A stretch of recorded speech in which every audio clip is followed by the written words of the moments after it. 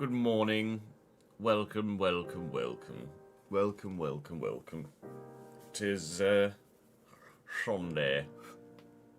'Tis Sunday.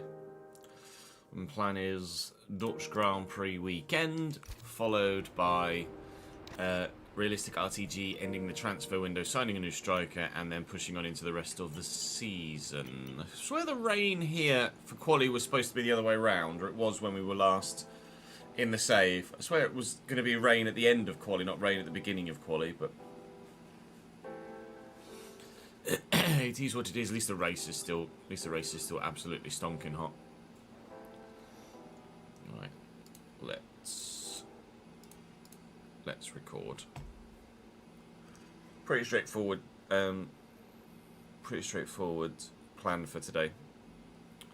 As has been the case recently, to be fair. An episode of the F1, followed by an episode of the FC. The end. Pretty straightforward. Finn, thank you for resubscribing for the 20th month, mate. 20th month, mate. That's very kind of you. 11 minutes ago, just before we went live. Blobby and Oxtail and Smudge, thank you for the follows since we were last live as well. Appreciate it. Right. Let's not waste any time, shall we? Ladies and gentlemen, welcome to the Dutch Grand Prix, the home of doot doot doot doot. So we hope to do well here. It's a really fun circuit to drive. It's a circuit that we could be competitive at, especially considering the aerodynamic upgrades we've brought to the car this season thus far. So quietly hoping that actually it's quite a good weekend for us, but it can go any which way at Zandvoort. You're either really competitive or you're really off the pace, and we shall wait and see which way round it goes. Max Verstappen's had a couple of indifferent results so far this season, but the majority have been podiums. To be fair, he hasn't won for 5 Grand Prix now. He won, obviously, everything up until Spain, apart from the one race he didn't finish. But things have started to turn around. His results have been still good. Third, second, and another second. See, Belgium was Belgium, where he binned it in the gravel. But Charles is closing a bit. Charles has had some indifferent results of late as well. It's been Lewis and Lando that have been the ones to really pick up the majority of the victories. Lewis with 2, Lando with 2, and then, of course, one for me in there at Spa as well, and then back to the norm in 15th in Hungary. So we anticipate, hopefully, being somewhere in the middle for the Netherlands, and if we can match the 7th in Canada or 8th in Austria, it would be very, very happy indeed. Any sort of points here would be great.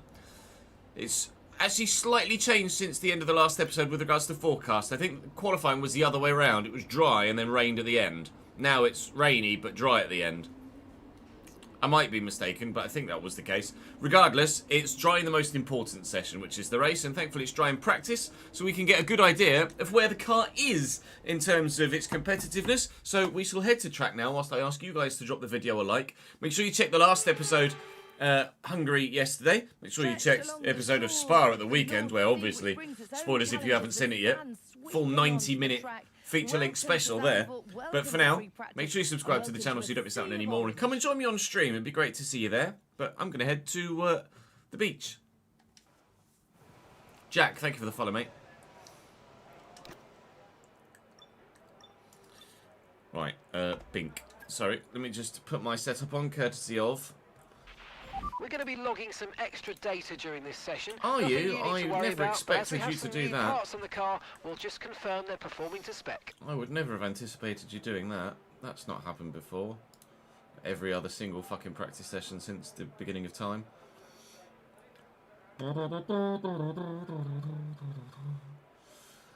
Yeah, I have a feeling we're going to have to prioritise speed here. So I'm probably more inclined to go with a slightly alternate setup to what is actually recommended.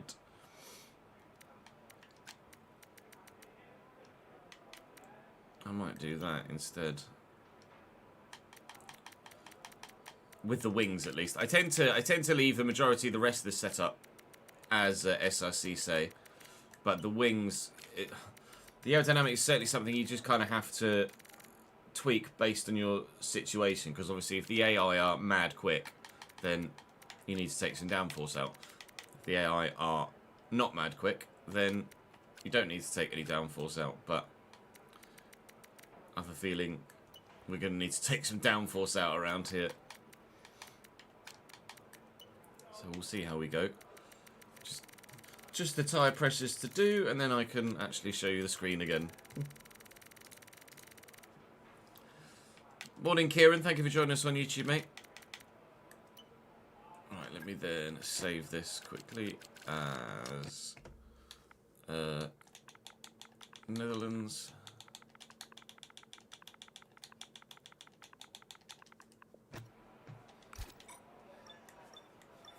Let's do... Come with a balanced setup, right? Yeah, 2 mediums. The hards apparently...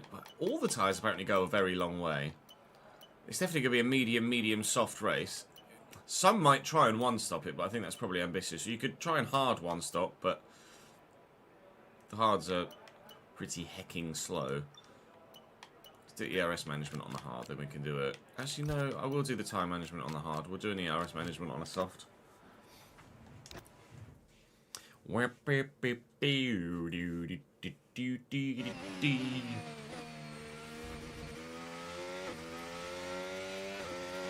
Thoughts about quali yesterday, chat?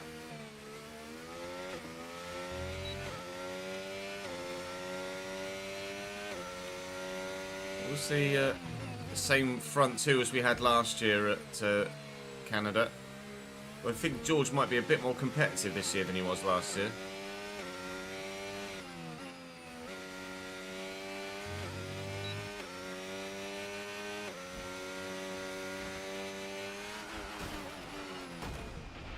Are you okay? That was a nasty hit. Turn the engine off and wait for the marshals. Well, that was not what I anticipated.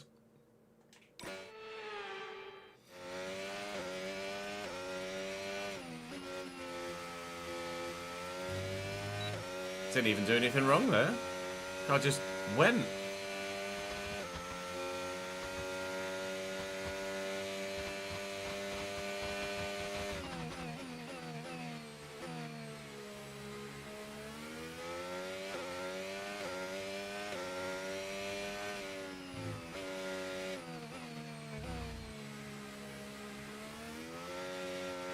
I don't know. I might need to put some more rear wing in this.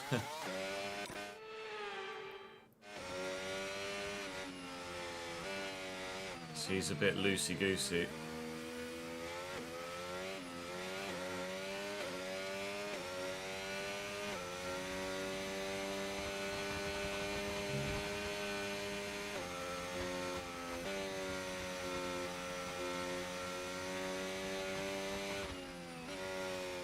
Okay. I forgot we were tyre management, not just hot lap. Switch back to Le Mans afterwards here. How has Le Mans been going?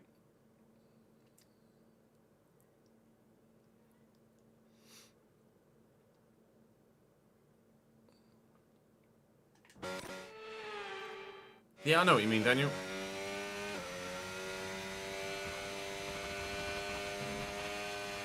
Obviously, tyre wear is going to be massively affected by how we take corners like that and this one.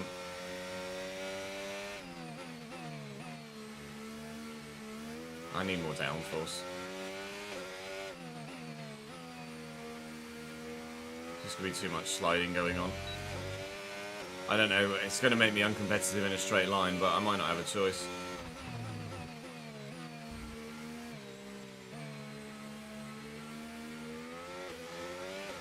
It's far too loose thus far.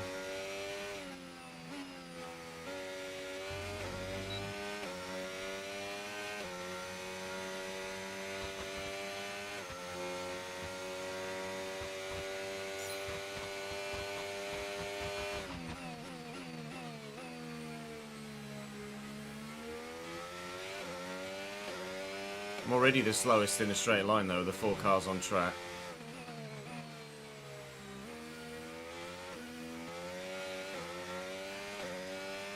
Trying and getting a purple, but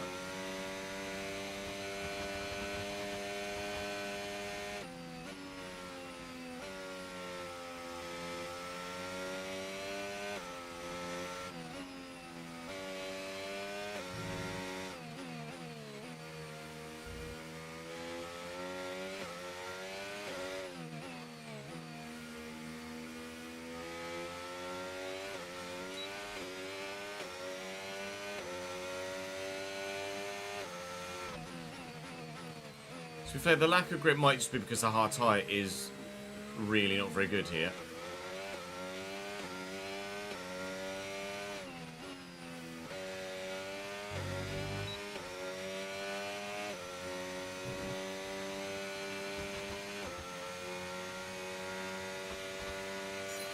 I'd saved tyres there, but I was 8/10 slower on the lap. Test complete, and that was a really good job indeed. We got a lot of valuable Ferrari information being very out of that. F1 Well Ferrari, done. but gotten lucky. Yellow high car teams had not had the raw pace in daylight those first.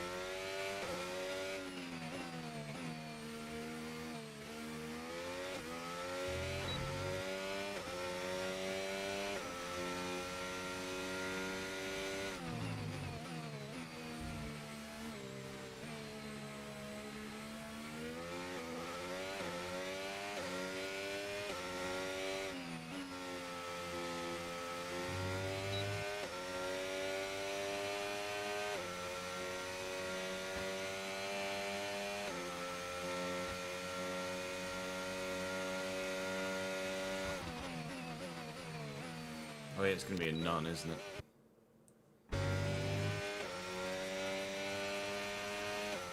Yeah, all good, thank you, Callum. How are you, mate? Hope it's the same your end, pal.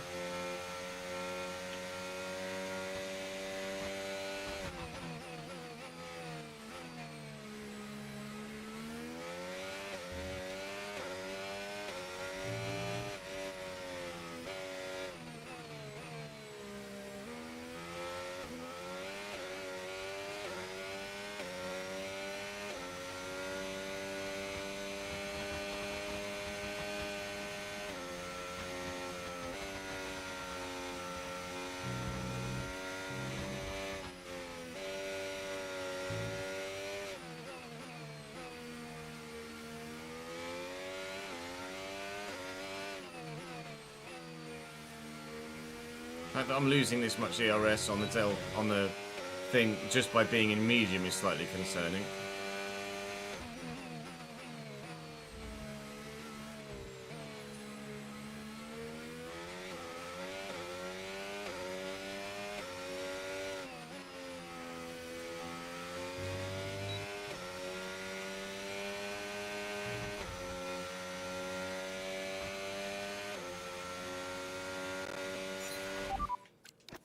Program complete and a job well done. We got some excellent Daniel. data with that run, so come on back to the garage and I can take you through the numbers. Thanks for joining us again on YouTube.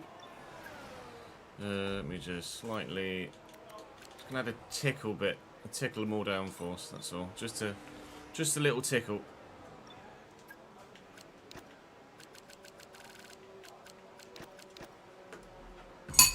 Oops.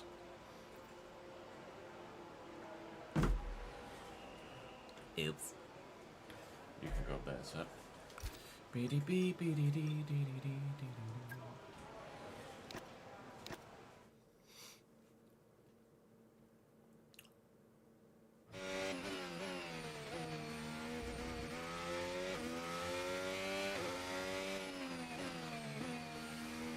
Hey Vince, what's how? Let's start again, shall I? Sure's not gone that well thus far.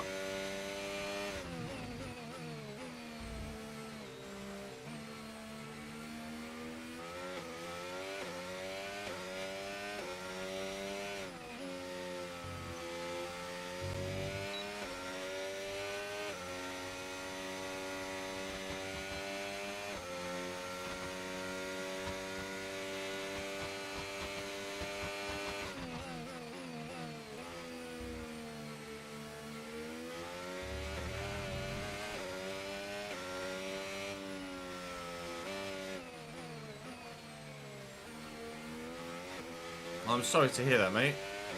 Obviously, all wishing a speedy recovery.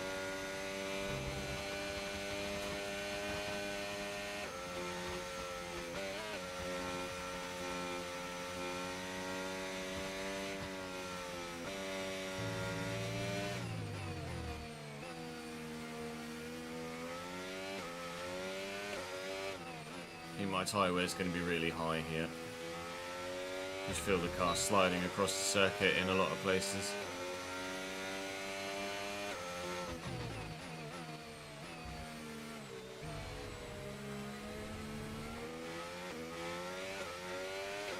Not going to be getting much dirty air really off the back of the Alpine, so it's not like that's contributing to it either.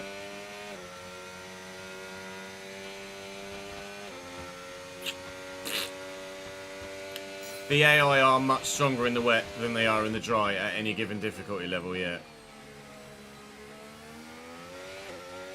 I'm not taking turn 1 correctly.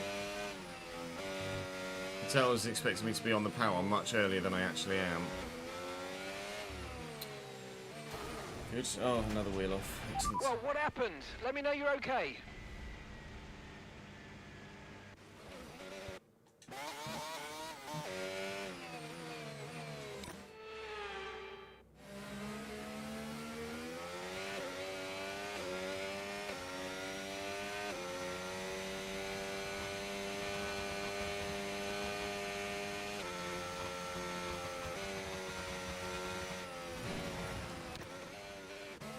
Why can I not drive so far? Morning, Reese.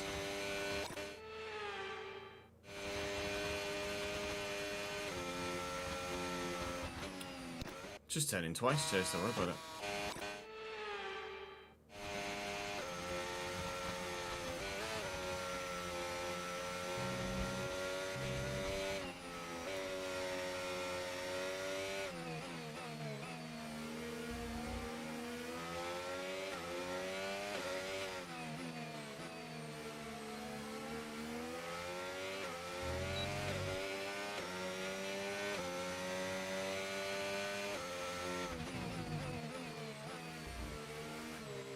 Really dialing in here very well at all. Still making some silly errors. Now I'm definitely going to get dirty air off the Alpine. I struggle to find a way past, really.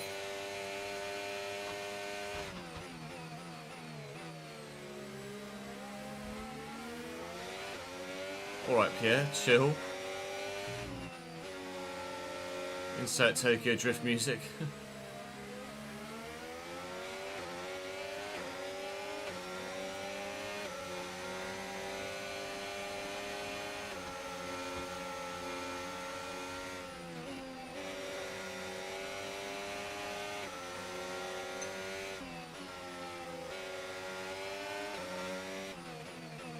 Give me Pierre. Fuck off.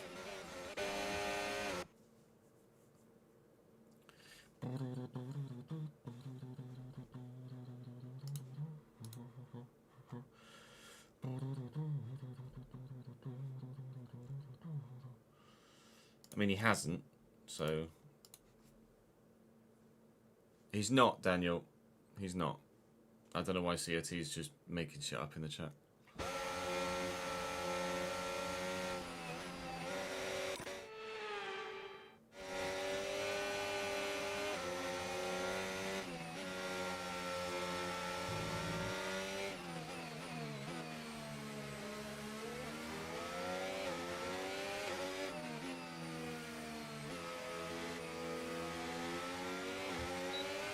Well, of course I did. I want to make sure I've not missed anything, but why be a dick in the first place?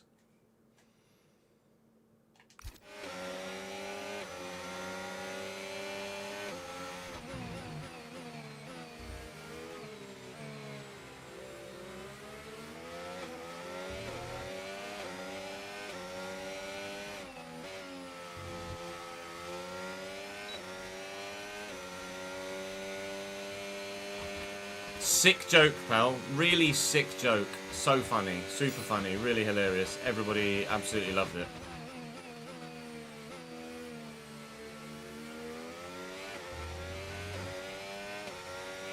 I don't understand some people.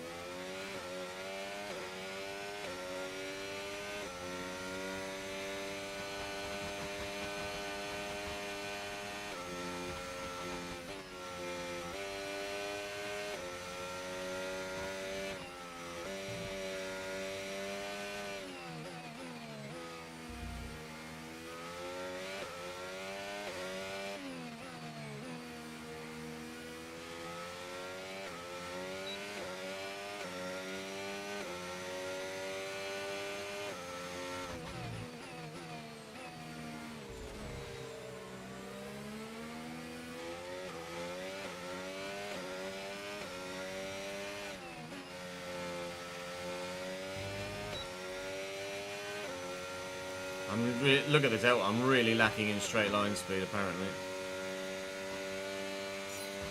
Doesn't bode well. I'm not using any battery, I suppose, but still.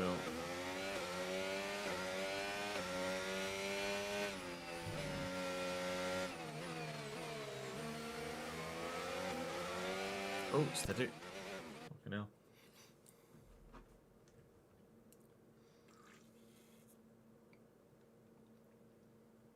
McLaren of San Hakkinen in your save. Nice.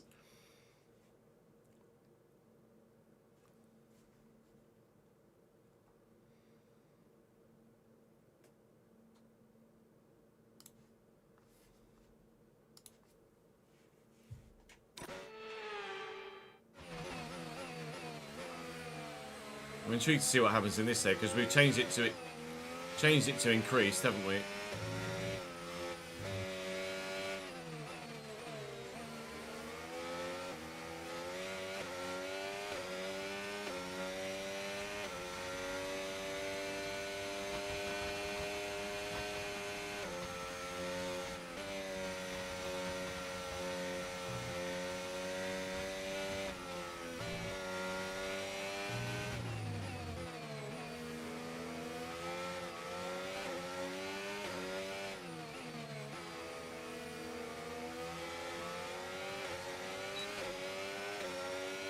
Yeah, all good, thank you, Ads, mate.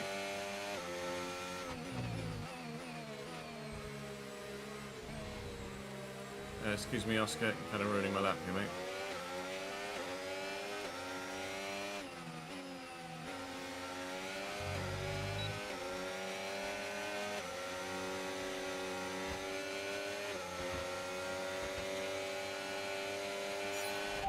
Only just got that. Okay, test complete, and that was a really good job indeed. We got a lot of valuable information out of that. Well done. Yeah, tyre wear super high. Not really surprised by it. I do feel like I'm just sliding all over the circuit, so not. I need to have.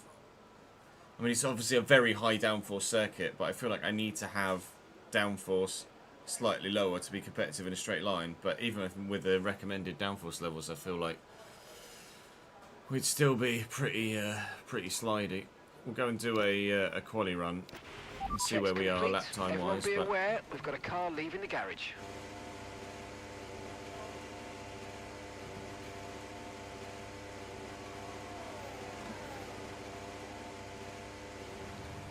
Engine braking is not a thing this year in the setup.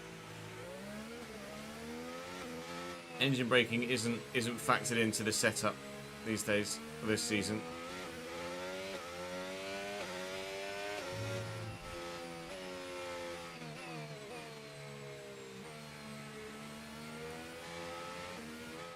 Can someone be your race engineer? Lap 14 safety car at Bahrain. Supposed to box 19 onto fresh softs, but what do I do now? I'm pitting a lot earlier. At Bahrain, there's not much difference between the medium and the soft, is there? So I'd say probably go hards if you feel like you've got the pace to be able to manage with the offset of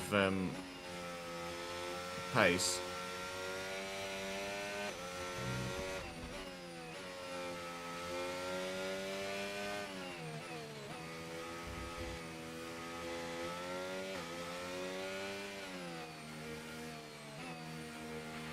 Right, we've got enough fuel for 3 more laps.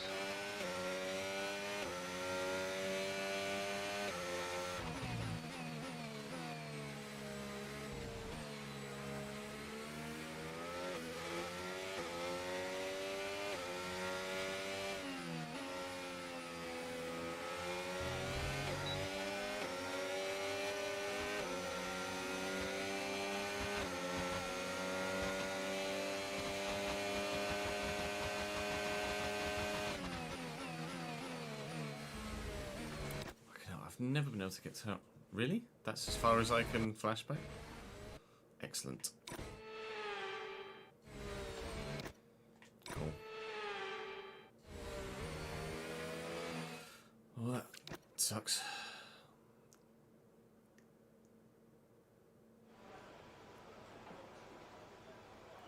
Thanks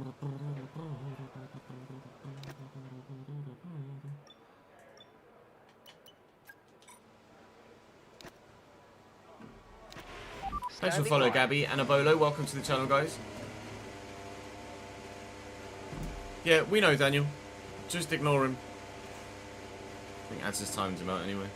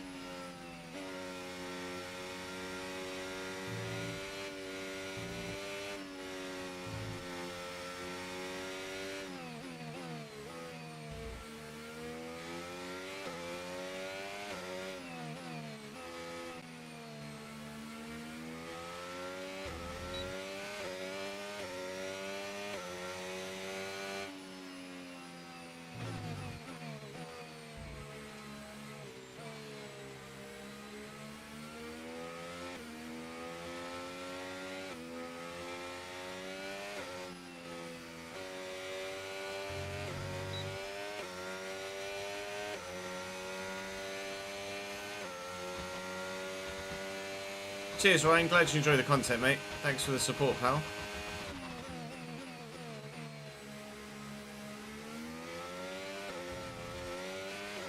Yeah, I'm really struggling around here.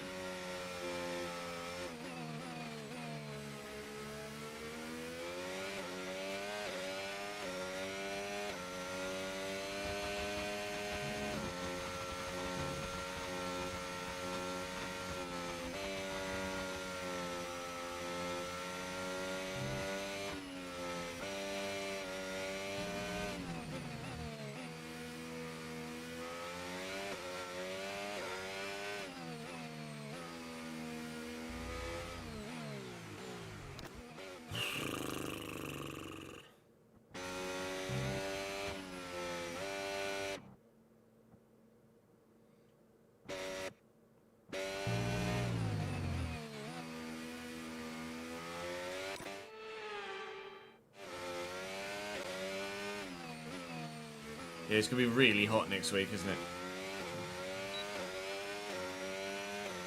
By our standards, for this time of year.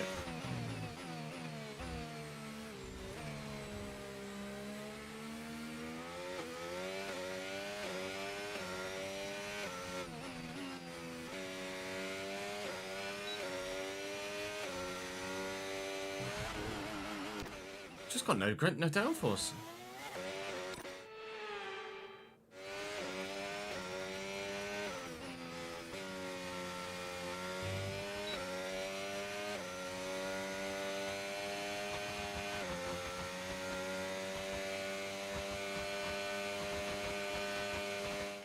We're 11-1. Not amazing.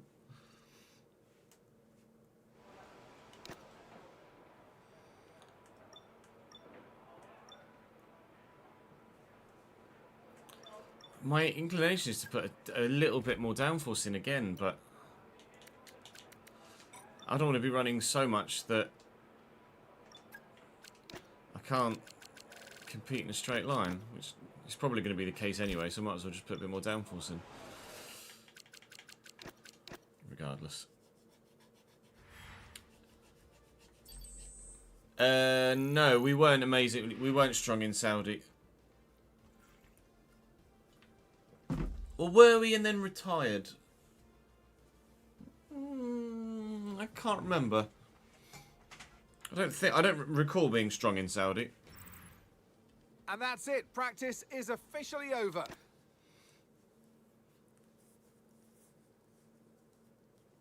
Morning, Davidinky. No, there's no difference between the PC and the console version, Ryan.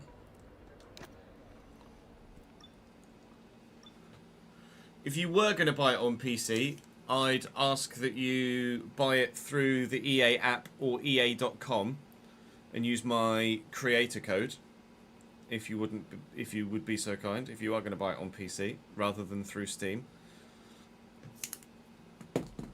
But there's no difference between the PC version and the console version. Yeah, where do we... Saudi. Yeah, Saudi we DNF'd. I can't remember the exact circumstances. No, you get a 15% discount at the moment with the Iconic Edition. But if you use the creator code on any other version of any other game, you don't save anything, but I earn a little kickback. There's a way to support the channel. But I think that at the minute, if you want to buy the Iconic Edition on PC, you do get a 15% discount until Monday, I think. Or maybe tomorrow. Maybe today. Let me double check the Discord.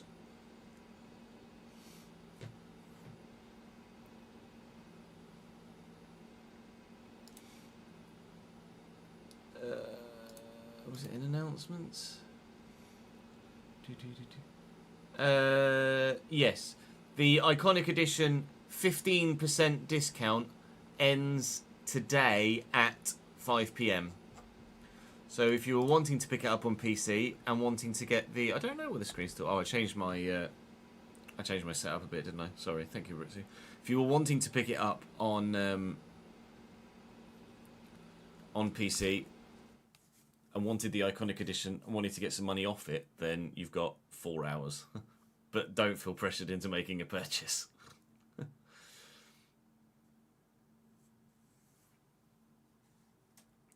Was that where we had the ERS issue, was it?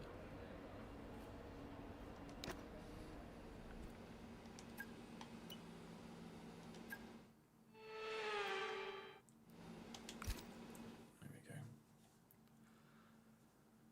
Tyre wear in Zandvoort is high. We initially were running slightly lower wings to try and be competitive in a straight line, but I think it's just meaning that we're sliding too much and burning through our tyres. So I'm going to have to make the sacrifice of being slower in a straight line to ensure that I don't just die with my tyre wear. So it could be a bit of a frustrating race weekend.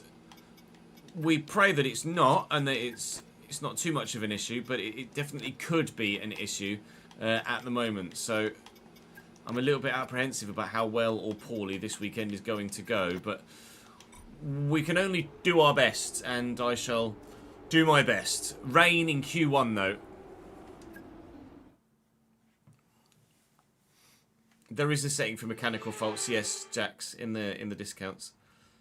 Just look at that sea of orange. No surprises if I tell you we're here in Holland at Zandvoort for the Max Verstappen celebration party. Or was it a gearbox in Jeddah, was it? And perfect for high speeds, high stakes qualifying. Welcome along to the Dutch Grand Prix qualifying day.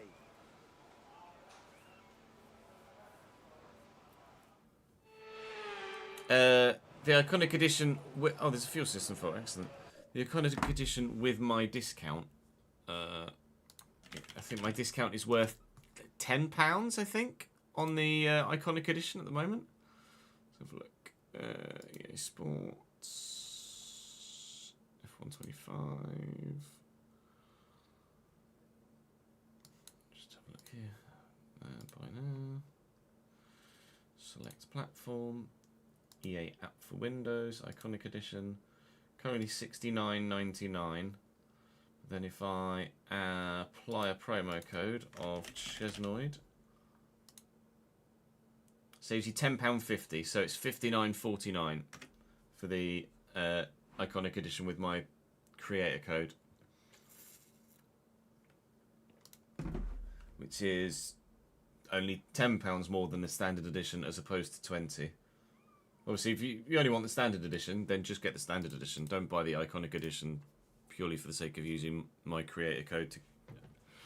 I mean, use the creator code regardless of what you of what version you buy. It's just that you only get a discount with a creator code on the iconic Okay, edition. I hope you brought something good to read today. There's an issue with the fuel system. We don't think it's anything terminal, but it is going to take some time to investigate and repair, I'm afraid.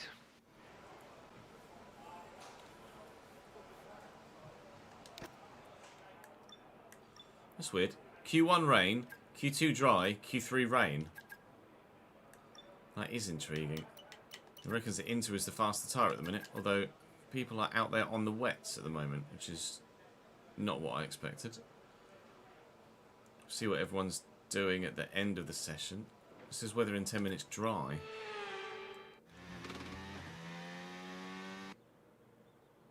Does look pretty wet though.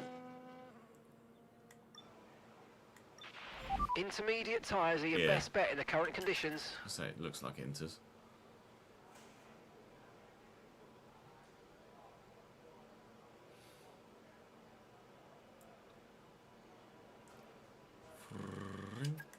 Inter's?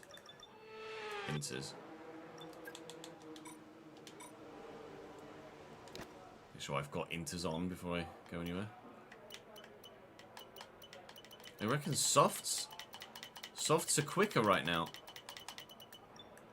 Is anyone going out on a dry tyre? Everyone's gone out on Inter's. It's doing 1 minute 20s.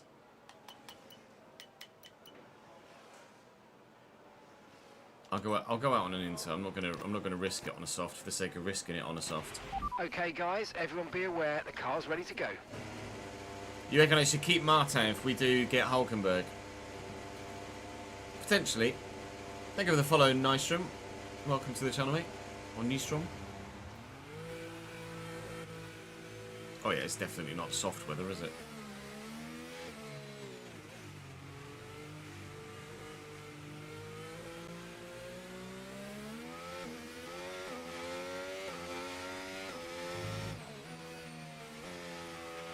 We've been pushed down to P22. I have a feeling I might be staying in P22, quite frankly.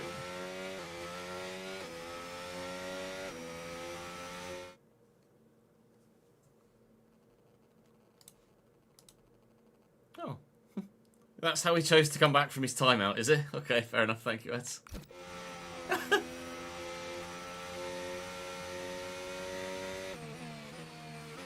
Cool. DRS enabled as everybody is out on their run. I'm going to benefit from that. Some won't. Some will. Or some won't as much because they've already missed the first DRS zone. So we might see a little bit of an indifferent lineup here. It's now stopped raining. The Inters are probably just about the best tyre still.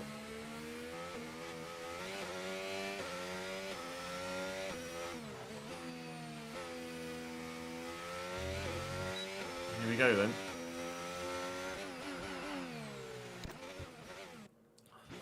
No.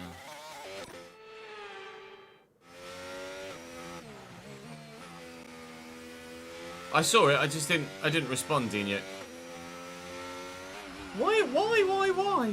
I'm running more downforce. How the shit is the guy just giving way when I'm not even... The fuck?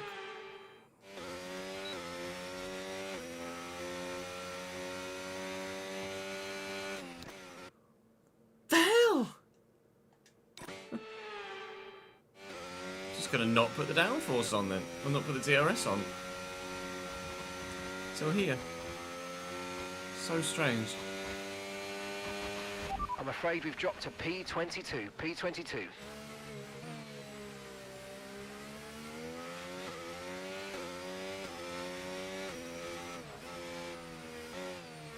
I've got no grip. Absolutely no grip on these intermediate tyres. I've got no grip anywhere around this circuit, it feels like, regardless of weather conditions or tyre compound. I am really struggling around Zandvoort today. I would have no confidence whatsoever if the conditions hadn't changed and DRS hadn't been enabled halfway through our outlap of getting through to Q2 here, but Jesus, even still. Really struggling just for anything and everything here.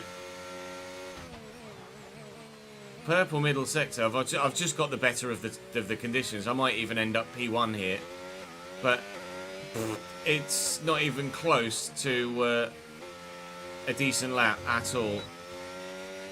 The car's just been letting go around this final turn as well with the DRS open for no reason whatsoever. I think we're going to go P1. We do, by probably a considerable margin, but that's not a reflective time of where we are, or respective. It's not a respective time of where we are competitively. That was purely just track conditions. I am not 3.9. And see, they all went out on wets again. For that second run, they all went out on wets again. No, they did go out on inters. They just didn't set a lap time. Why would they not set a... They would have been going faster. I'm so confused. That's not how the AI is supposed to work at all. Behrman, Alonso, Gasly, and both Saubers out in Q1. They would have been going faster on the inters, but just didn't finish the lap.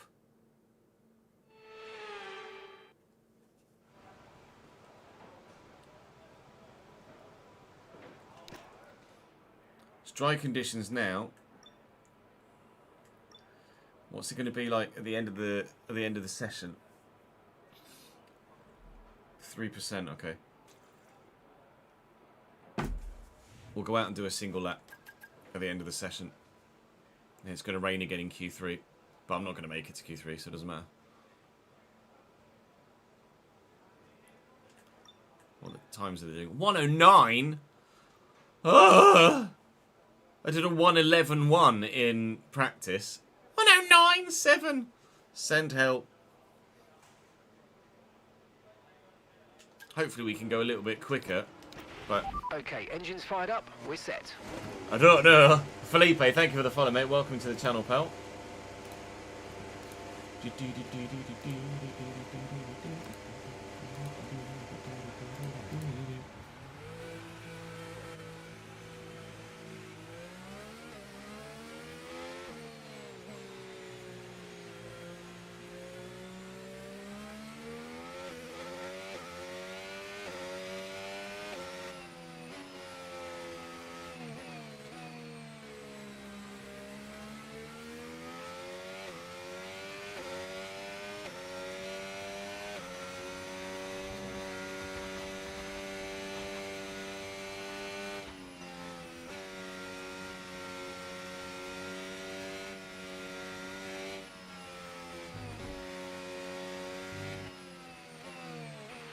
Okay, I'm afraid we've been pushed down to P16.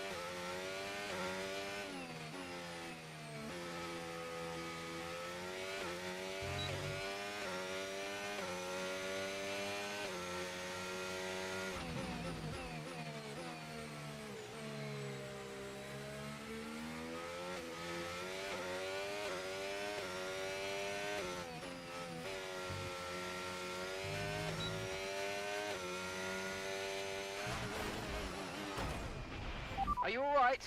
Engine off, engine off. Car just gives way.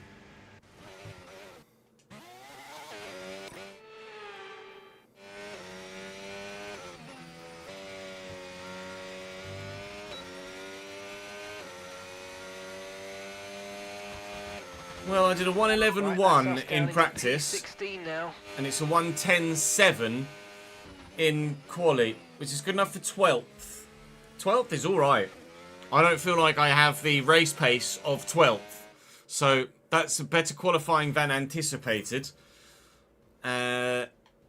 Kimi's out. Andrea Kimi Antonelli not through. Doohan out as well. Stroll and then both the V carbs. I was only a 10th and a half-ish away from making it out of that session. But a full second off the pace of those at the front, and that's before we've gotten to Q3, where the weather is about to turn again, I think. It was wet at the beginning, then it's dried up, and I think it was going to start raining again. So I'm not sure whether we'll have, or what sort of lineup we'll have at the front. It depends. If those that go out at the beginning of Q3 are going to be faster than those that wait till the end, I think.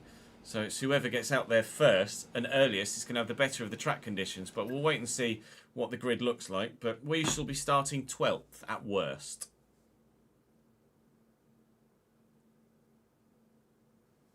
Yeah, we'll be watching the Canadian Grand Prix, of course. Lights out's at about 8, isn't it?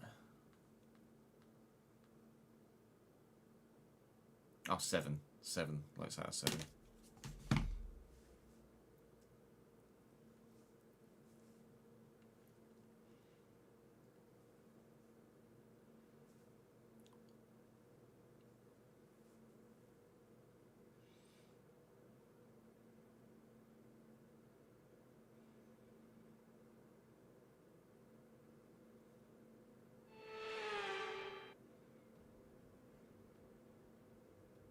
Welcome along then to the North Sea coast and to the Zandvoort circuit. We're 25 miles away from Amsterdam for today's Dutch Grand Prix. It's a race the great Jim Clark won on 4 occasions, lead off the back of a fantastic qualifying session. It's time to see how what happened weather-wise in Q3, and has there been a shock pole? No, there's not been a shock pole. 1 minute 20.7 though, so it was wet. It absolutely 100% was wet at the beginning of Q3. Tsunoda P3, that's a good turn up. Sainz P4 in a Williams is a very good qualifying position. And Lewis down in 8th. Piastri down in 9th. Doohan in 10th says to me that someone's taken a penalty because we start 11th. Saw that Doohan was right in front of us. Who is it that's taken the penalty then? Hadjar and Behrman. Hulkenberg and my teammate Zane Maloney. Alonso. Oh, Ocon's taken the penalty. I presume Ocon was one that made it through. He must have been. Ocon must have qualified 10th, taken a 10th-place grid penalty to come down to 20th, and that's why we start 11th, not 12th. Quite a lot of fuel. Here we go. I know what you can do. Don't let me down. Yeah. Apparently, there's only a second or 2 seconds worth of difference for me between a 2-stop and a 3-stop. I am not going to be quick here. Our tyre wear is going to die. George on the hards is a very intriguing decision. Esteban Ocon as well. Kimi behind me is on the mediums, but everyone else is on the soft. I would be inclined to run a medium tyre first. I'm gonna edit that. I'm gonna run a medium first, and then go medium soft perhaps.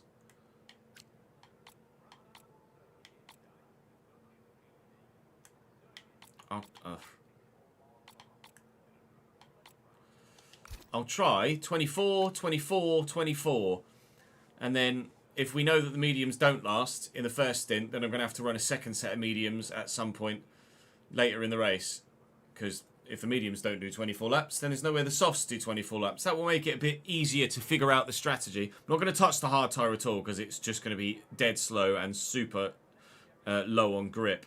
2.5 laps worth of extra fuel. I didn't really pay attention to the fuel, unfortunately, in the race strategy in practice. So I will leave it where it is for now because fuel has been really economical at some tracks and really quite thirsty at others. So if it's given me a little bit more here, I'm going to trust it and say we'll go with a little bit more fuel. Starting P11 then, on the medium tyre, which is bucking the trends to the majority of the grid, hoping to hang on in DRS and make that tyre work.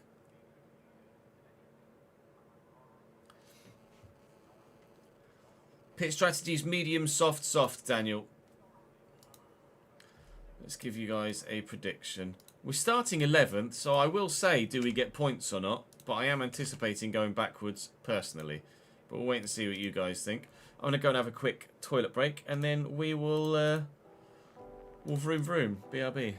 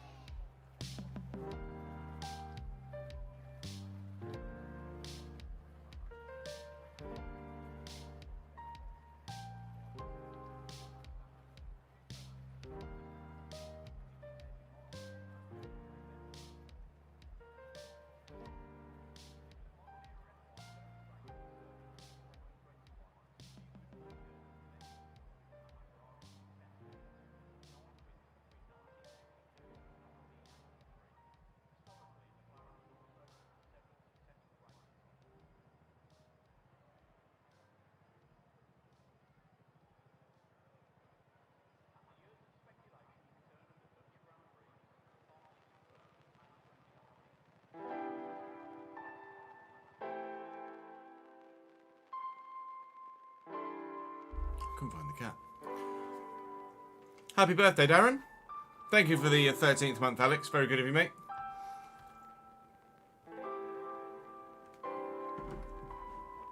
Nutsy, Peepo, and Taylor. Thank you for the follows, guys. Right, which way did you guys vote? Let's have a quick look. So, only a couple of you reckon I'll get points. Not many people involved in the vote this time. I guess it's hard to tell, isn't it, here? So, a lot of people not wanting to risk their channel points. Tom reckons I won't get points. Ed and Liam have gone for the DNF alternative, so we'll wait to see what happens on that front. But we go. Oh, no, let me make a note of my notepad. Hun Fairy, apparently, is what my brain decided to write there. Netherlands. Balanced tyre set. 2 stop, 2 soft. Fuel started with 2.5 laps over.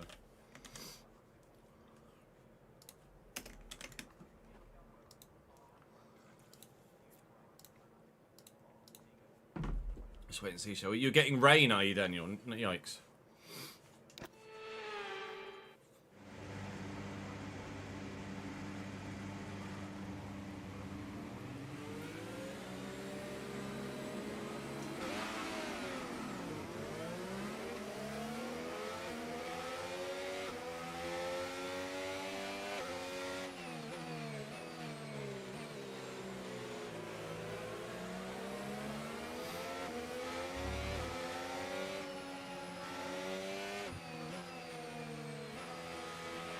No threat of rain for the time being. Conditions look good. Hungary will be out tomorrow, yes, Callum.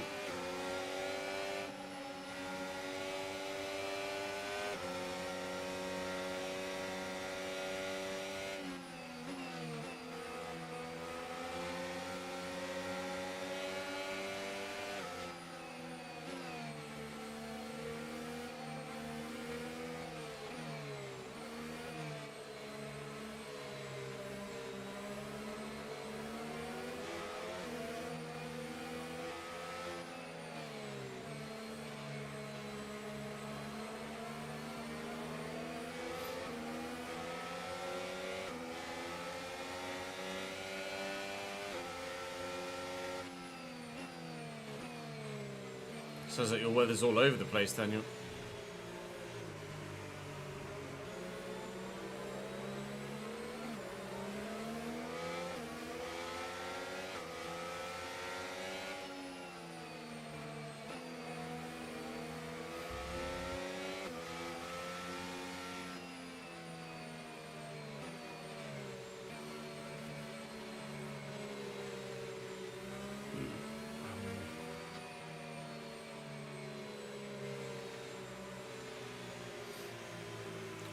Bad for me, Archie.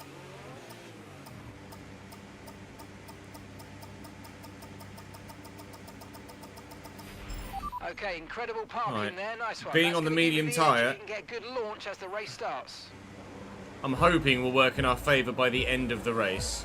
If we can get past Dewan, at the start, or maybe Piastri, then, oh, we're 3 wide, then maybe there is the opportunity to do something today. I'm trying not to run Piastri out of road, but I couldn't turn the corner. Oh, fuck. Oh, that'd been so good till then. Fine, sorry. I didn't expect them to brake that hard around there, to be honest. Ah, that's annoying. Being on the medium tyre, I hope it is beneficial for us come the end of the race. I was just about to say, if we can get ahead of Dewan at the start, that would be ideal. He's had a terrible launch, so we are ahead of Dewan at the start. Oh, fuck! Oh, God! Really sorry. Hopefully the medium tyre strat will work for us come the end of the race. We want to try and get in front of Doohan at the beginning if we can, because we know how slow he can be. Albon's had a pretty rough start there. Doohan is going to hold that, I think. Someone was thinking about going up the inside of me. It's Lance Stroll, but he's made the correct decision to hold his position. Brake so much earlier and harder there than you think they're going to. So we're down to 12th. I've got a car on my outside here, which is Liam Lawson, but he's going to slot in behind me. Oh, that nearly got very dangerous at the beginning there. Now, the point remains. I think getting past Doohan is going to be pretty integral to any possible point scoring today. Rephrase, getting past Doohan early is going to be pretty important for any point scoring today. But as long as the medium tyre holds its own against the soft tyre in this early run, where no one's really going to be able to make the most of the performance of the soft tyre with the nature of the circuit, I think we could do well here today, but only if we can stick in DRS of those in front. There was someone at the front that was running on the hard tyre. It was George Russell, who started second and has plummeted down to 5th already. You can see that Yuki was up into P2. George not having a great start on the hards. I've lost a position. George has lost 3. Kimi's lost 2. And Esteban's also lost 2. So those of us on the harder compounds haven't had a great start. We can now use DRS. DRS now available. But to be able to go to the softer compounds later, when we're going to have more free air to utilise the pace of said softer compound, I think it's not a problem that we've done things this way around. I'm going to try and hold this around the outside of Stroll here, but oh god, I can't, and I very nearly put it in a wall, and Liam Lawson's going to get me. Well, you could hear the revs shoot up there as the rear end just lit up coming off the turn there. Now I'm matching George Russell's. Oh no, I've lost 2 places, not 3 places from the start. Similar to matching George Russell's loss of positions at the beginning of the Grand Prix. Oh, if I could have just kept the traction around the outside there, then maybe we could have taken Stroll. As long as we're in DRS, I'm happy enough. The soft tyres are probably going to die very quickly for everyone else. I say very quickly, all of the compounds last quite a while here. Quickly in relative terms compared to my medium tyre. If you think you can get past, make use of the overtake button and see what you can do. It's 3 wide into turn 1, I think, in front with the Ferrari and the Mercedes. George might well be losing more positions here. We're not actually trying to earn many positions at the minute. It's just a case of staying with. It'll be later where we look to earn the positions. No issues with tyre wear for now. Keep taking care of them. So I think the soft stints that everyone's planning on doing are very similar to the medium stints that everyone's planning on doing. And obviously we're doing 3 24-lap stints is the plan. It's just that one of them is on the medium tyre and 2 of them are on the softs. I always think about throwing up the inside there, but it's such a late apex, but a narrow turn-in that sometimes you can get caught out and lose a bit of front wing. So far, even though we've lost a couple of positions, I'm actually quite happy with the pace. On the medium tyre, we're very much holding station with those on the softs right now. Although obviously, as soon as we get into more free air and the pack gets more elongated out, maybe we might start to find ourselves losing some relative pace to those around us. But battery-wise, we're all right. Pace-wise, we're all right so far. Okay, so we're leading our Happy enough as we begin lap 4. 0 seconds.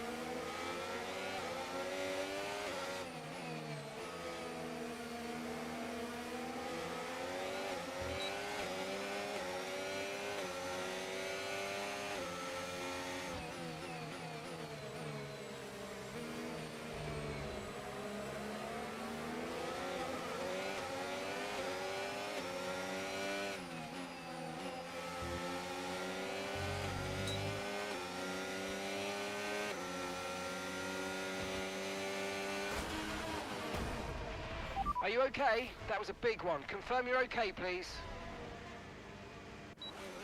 The car just goes.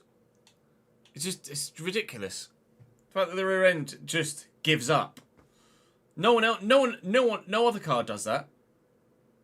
Not seen another car even lose any sort of traction, but the user car just goes, nah. Just gone.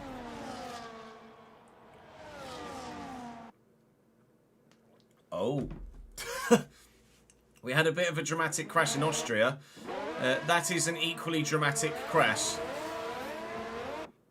Everyone else opens their DRS here as well. It's not like I should wait and open my DRS here too. I'm a little wide there, but not that much wider than Liam Lawson in front.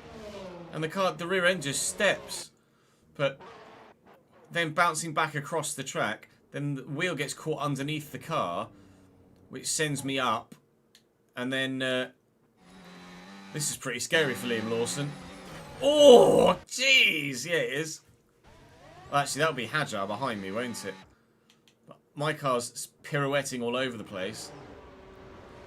And then up we go. And Hajar hits me there. Oh, mate. That is a scary crash. And that's a thumbnail.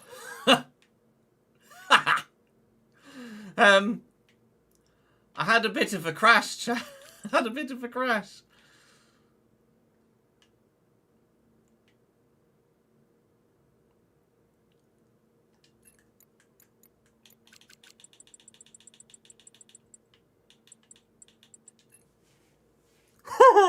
Oh dear.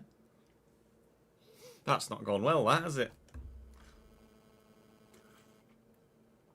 Gonzalo, thank you for the follow, mate. Welcome to the channel, pal.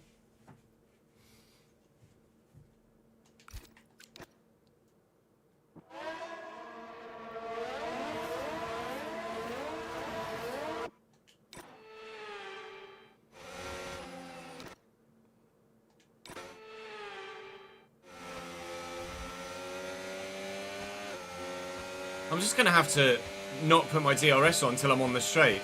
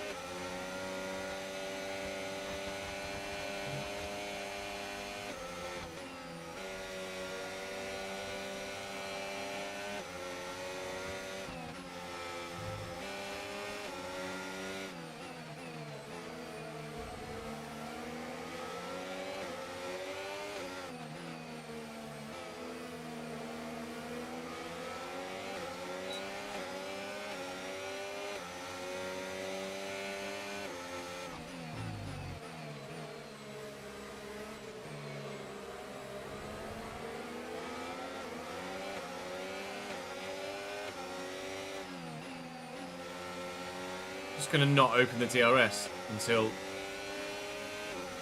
here. But it's just going to do nothing but cost me time the whole race.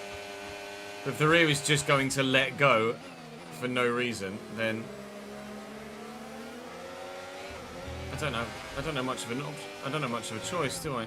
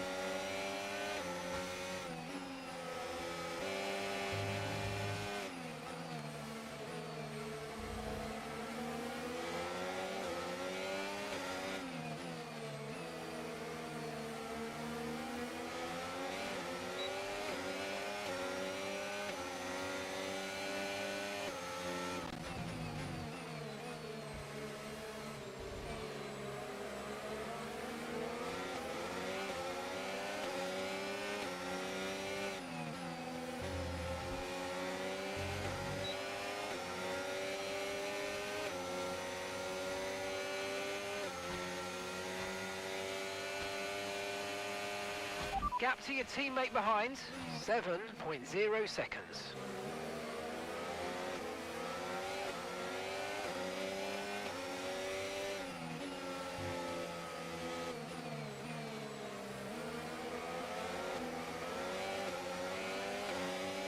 Nearly got a run on Lawson there.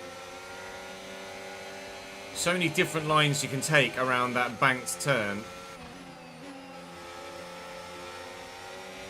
Doohan is starting to cost all of us here some time now. I'm going to go for it. It's a risky move up there, and you have to be absolutely confident that you can get to the apex first. But on that occasion, I was confident I could get to the apex first. There have been a couple of times where I've thought about it, where I wouldn't have made it to the apex first. Back up to P12 and past Lawson.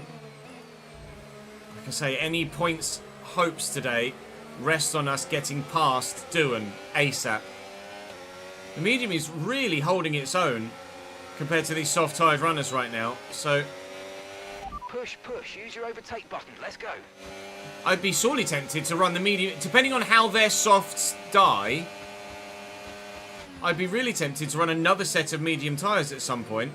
Because if I'm able to keep pace on the medium, and then the tyres wear, then surely I'd be better to go on the mediums rather than the softs. Because over the course of the whole stint, I'd actually be faster. I don't know yet. Tyres look like that after 7 and a bit laps. Stroll is now past Doohan. I need to do the same really, but I wouldn't have made it up the inside there. In front of Stroll is Russell, I think. Oh, I'm too busy looking at the mini-map. In front of Stroll is Russell and the Williams of Alex Albon. Russell on those hard tyres. Now that isn't the play. The hard tyre has not been the play, has it? At all. Russell's just lost so much time. He's qualified second and now runs about 7th or 8th. Hard tyre's not the one. Do not touch the hard tyre at all today. My mediums were holding their own, but Stroll is pulling away now. I'll try and get past Doohan and chase after Stroll if I can, but again, like we say, getting past Doohan is race critical, really. So I'm going to try and do that as soon as I possibly can. Because he's evidently, clearly quite slow at some parts of the circuit. Stroll is already out of DRS range as well.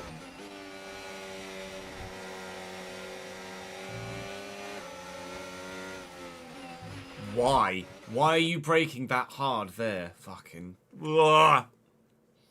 Stupid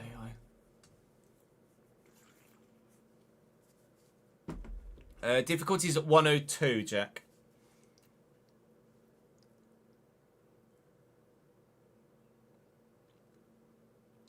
It will be Verstappen massively ahead, yeah.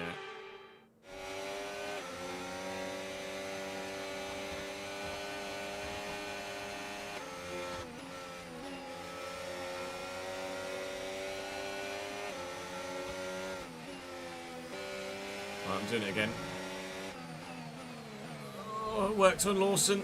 It's going to work on Doohan as well, I hope. He's held on really well there. But I've got the better traction on exit and the inside line for the next turn. And he's let me go. Right, time to try and close on Stroll, Albon, Russell if possible.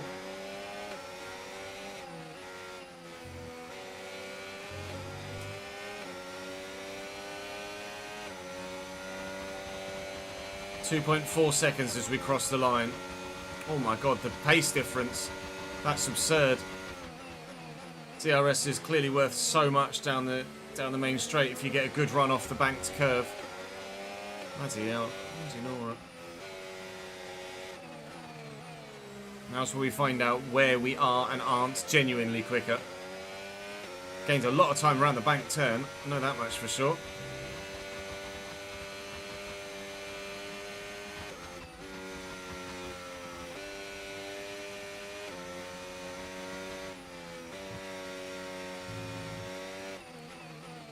They're definitely tyre saving like crazy in that part of the circuit.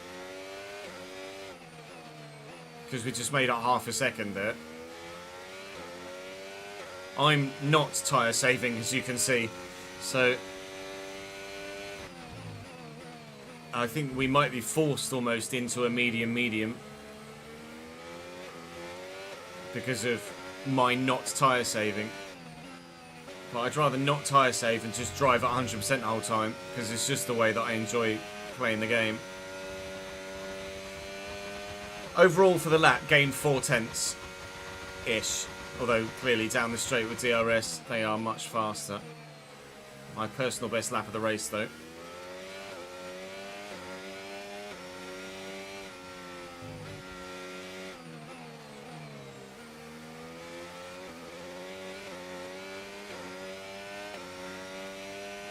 Chat, what would you do?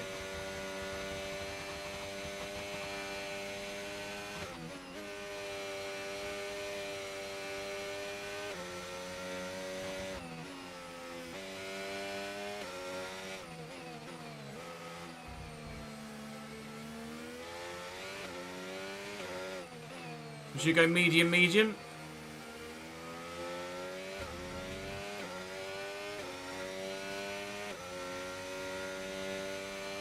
Would you go medium soft and then see what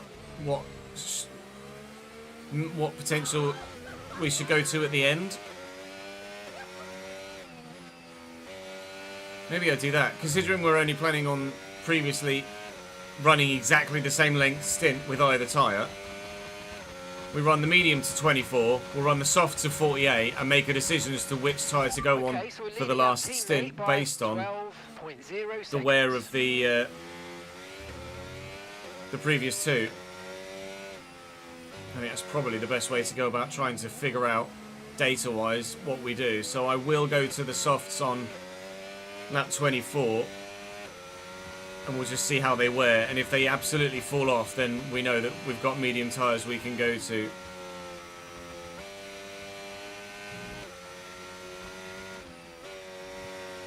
It's this part of the middle sector where they're all massively trying to save tyre wear on the left hand side of the car, and I'm just rinsing the rubber that I've got available to me. We've gapped behind, although Lawson is now past Doohan and will probably close. We are holding station, I think, with the cars in front now. I'm not necessarily gaining, but they're not necessarily pulling away either.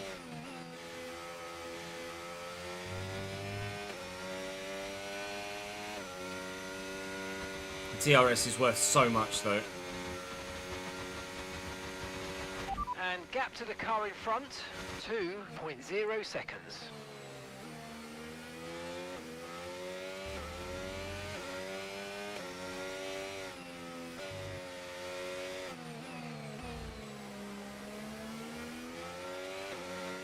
I don't know why they're so slow around that bank to turn 4.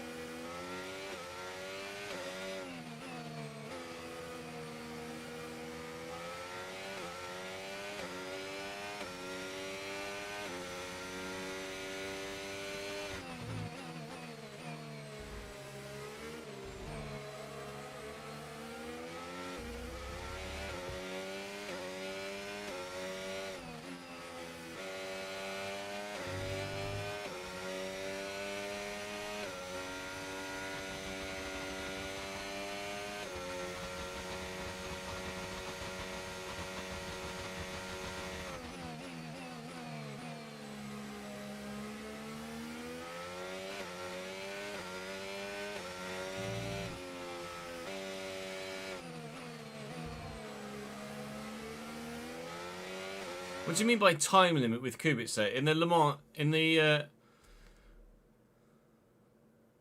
Mans, do you have a certain amount of time that a driver is only allowed to be in the car for?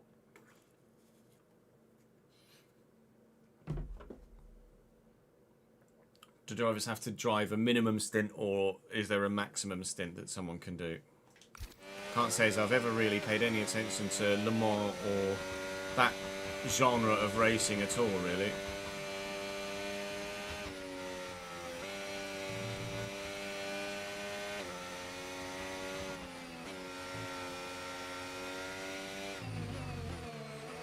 Well, we've got ourselves within TRS of Stroll and Albon now.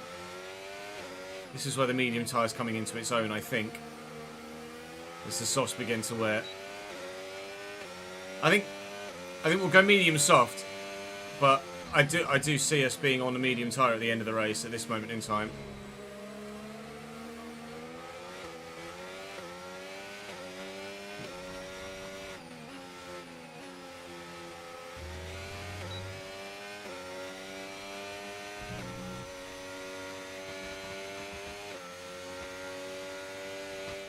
Uh, 4 hours in a 6 hour period. You can only drive 4 hours in a 6 hour period. Okay, fair enough.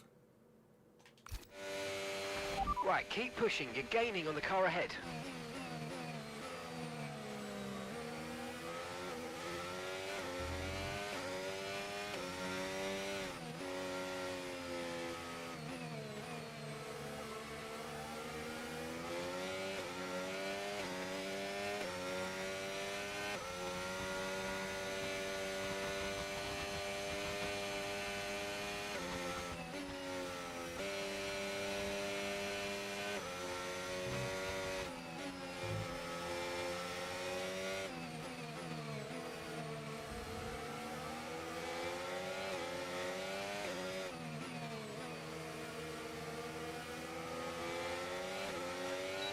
Russell must be one-stopping on the hards.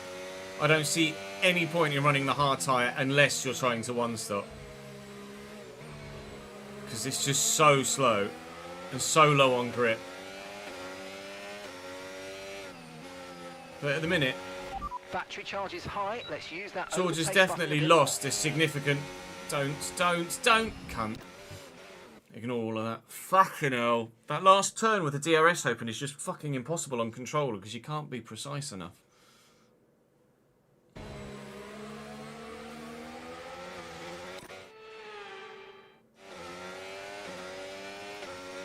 All it takes is the tiniest little flick with the stick and... Tyre condition still looking good. tiniest little change with the stick and the rear just steps massively.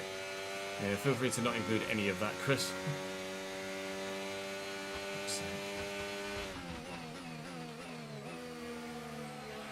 Gap to your teammate behind, 18.0 seconds.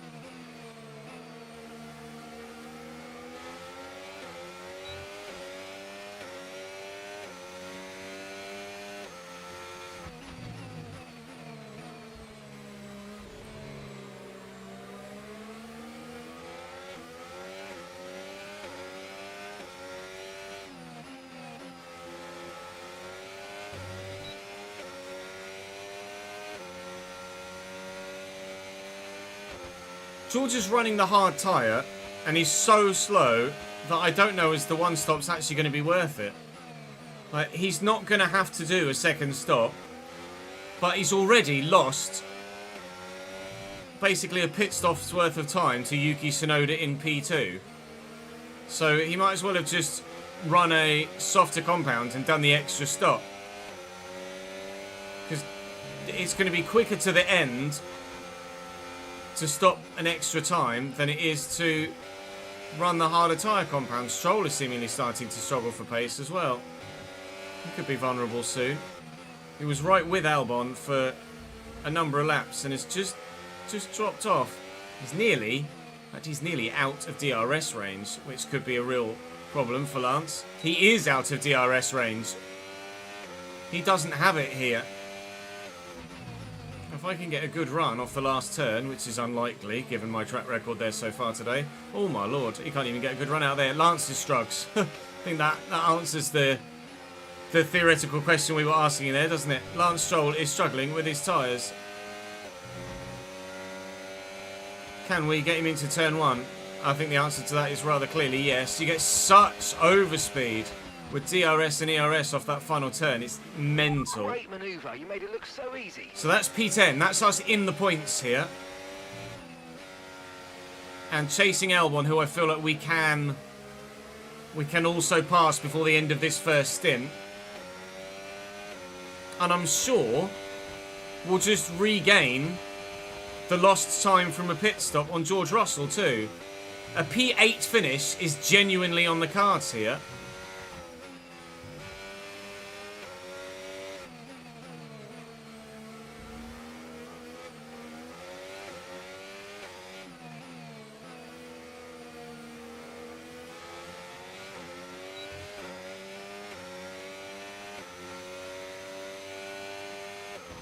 Max Verstappen is in the pits on lap 18. So I think Max is 3-stopping then. Good. Ask about the driver in front to try and find out if they're doing a 3-stop too. Mark doesn't respond to me at all. Max is the only one to have boxed. That's really strange.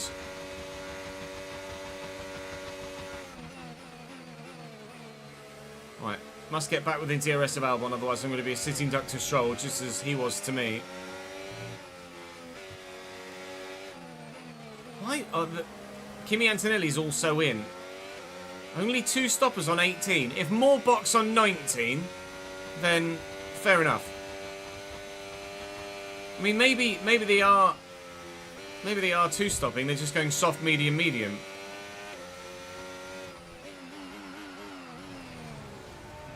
Feel free to cut after I finish saying soft, medium, medium.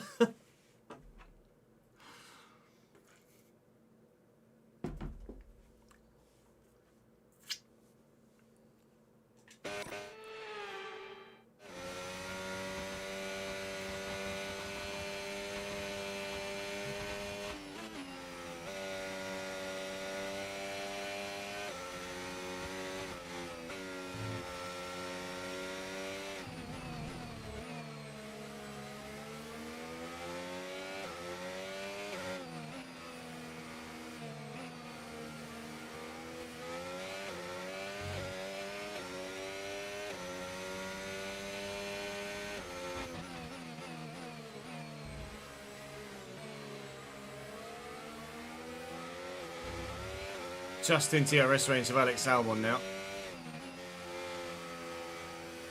Had to work hard to get there. And might not be able to stay here for long. No more in. They must be 3-stopping. Max has gone soft. I know he's boxed and he's still second. Max Verstappen is so bloody quick right now. Kimi's only run 18 laps on the medium. They're definitely 3-stopping. There's no doubt about it. I think... at the moment, I feel like Max could run a 5-stop and still win this race. He's so fast here today. Opens up basically a pit stop's worth of time in just the first stint alone. So for every stop he does, he could probably do an extra stop. So if he's doing a 3-stop, he could probably do a 6-stop and still win the race. Gap to George, still about 2.3, but the gap to Albon has come down, is what I was going to say. Yeah, fuck it. Too busy talking and not concentrating on driving.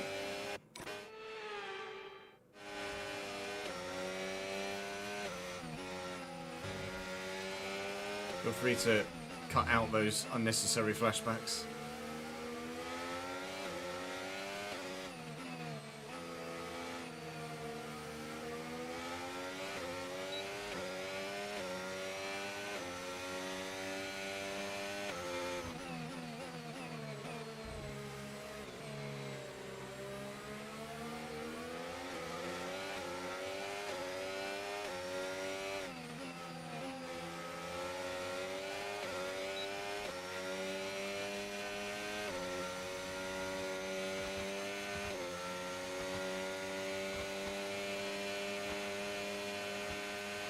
Okay, so we're leading our teammate by 26.0 seconds.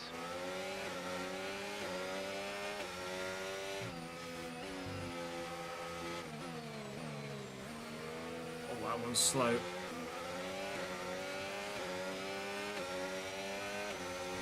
I'm definitely running a second set of mediums. There's just no doubt about it.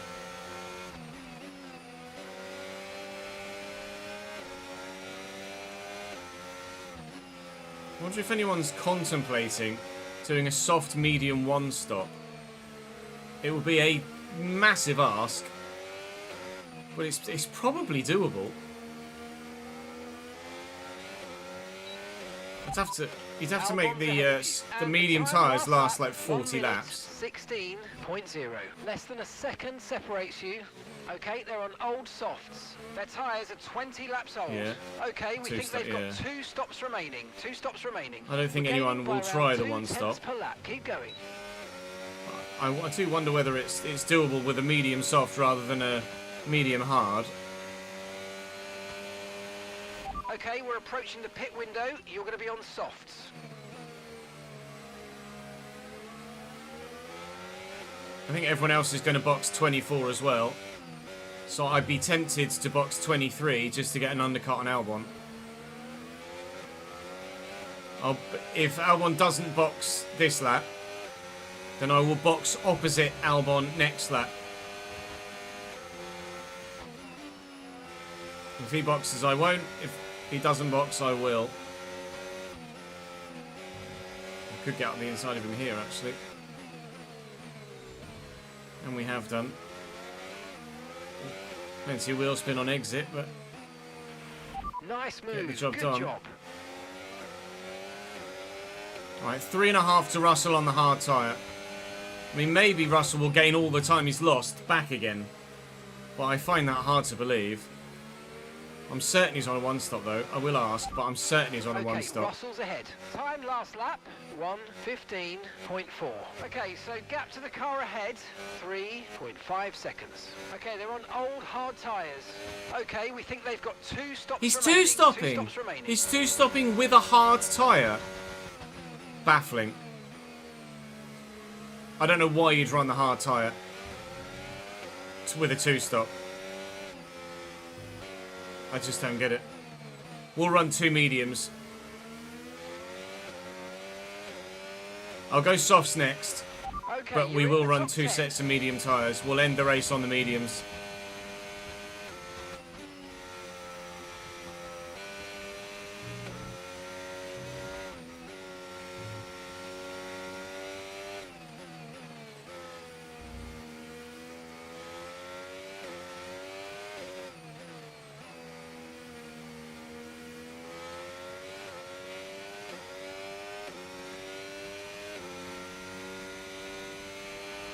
Okay, keep an eye on that gap ahead, please. 3.0 seconds.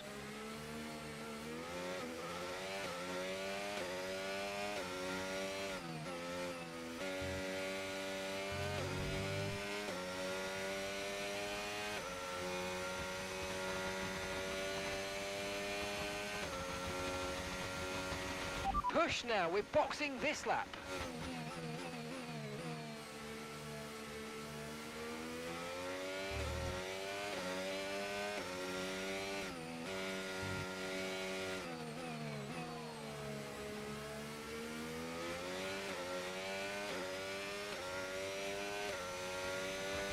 Might have taken a harder allocation.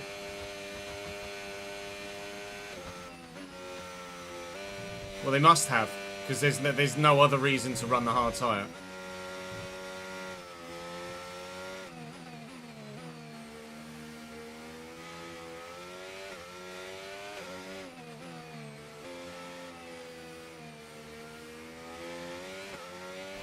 Okay, we can take you this lap.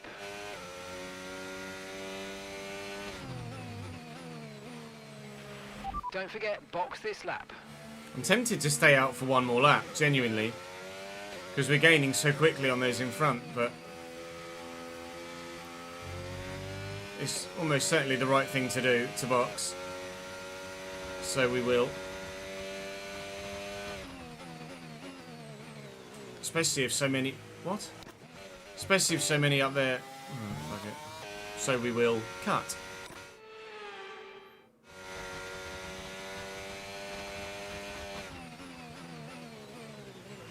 Why is the car just not stopped there now?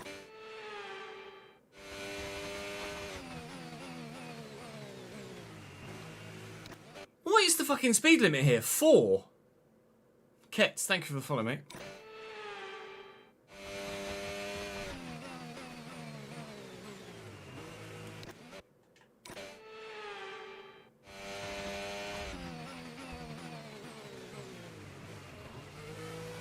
Bloody hell. So Piastri's in off his softs. A lot of soft runners are in here. And they're going soft, soft. So we're now not going to have the tyre advantage that we previously had. Slow front right, really slow front right. Wheel. I know it's not ideal, but let's try and put it behind us now and get back into this race. That wasn't great. One stop to go. Just one stop left in this strategy. We nearly lost the place to Albon in the pits because of that. We've just managed to come out in front of the Williams. This cost us a lot of time. Gap to Piastri's 4.8. It was about 2.5. Not that we were planning on closing Piastri at the beginning of this stint. He's a McLaren on brand new soft tyres, so he's going to disappear. I'd be tempted to maybe look after the tyre a little bit on the front left in this stint to make the softs work a little bit better for us. The plan is to box lap 48, and I will go to mediums because you saw how the softs died. There's no point running another soft set. I'm going to go mediums. I'd be tempted to even go to mediums slightly earlier than 48 and get as much of an undercut as possible. Doohan is absolutely dying on his soft tyres. He'll be boxing this lap, I'm sure. Let's use overtake and burn off some of this energy. Yeah, Doohan in. As well as... That might be George. Or is it Antonelli? Here comes Albon. It is George. George has gone hard soft. Albon took the inside line and then didn't fully commit. But is going to hold the position, I think. I'll try and hold around the outside here, and we've done that well.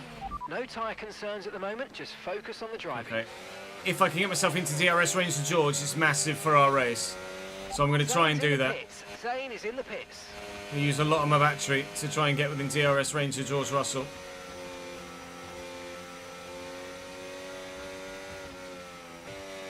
I have to use up a lot of my front left tyre to do so. And it's just got a bit of wheel spin there. Not quite going to be there. Okay, so the car ahead's come in and fitted the soft tyre. Please. No, I'm not there. I'm not there. Ah. It was worth the risk. It was worth the risk. I have to use even more of my battery now to try and stay ahead of Alex Albon down to turn 1. But we'll be able to do it. Okay, this is our stint then. So lap 46 probably.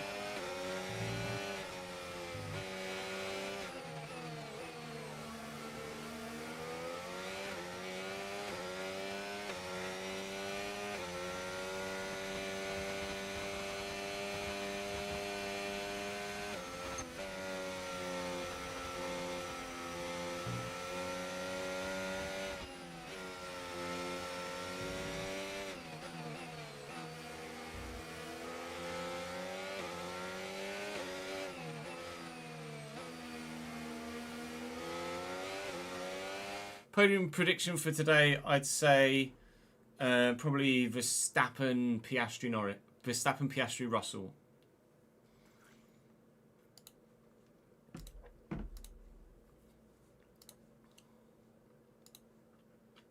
I guess. What would you guys say?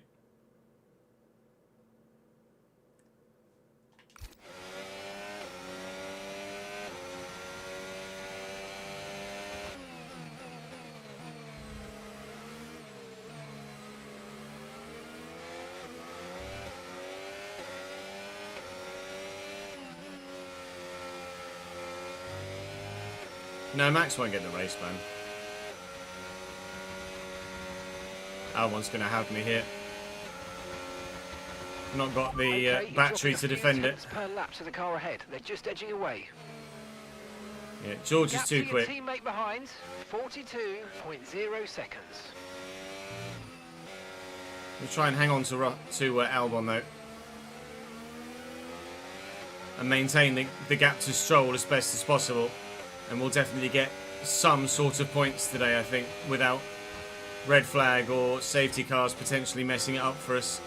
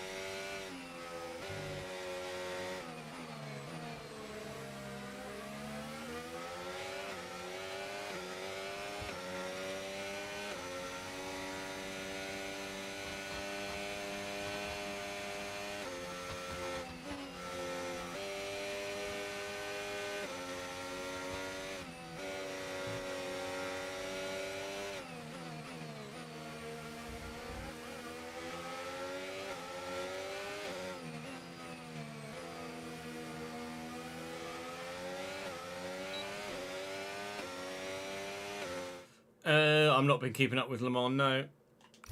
I don't. It's weird. I absolutely adore Formula One, and I love playing iRacing, but I don't show an interest in any other form of real-life motorsport other than Formula One. Don't know why. Just nothing else really appeals.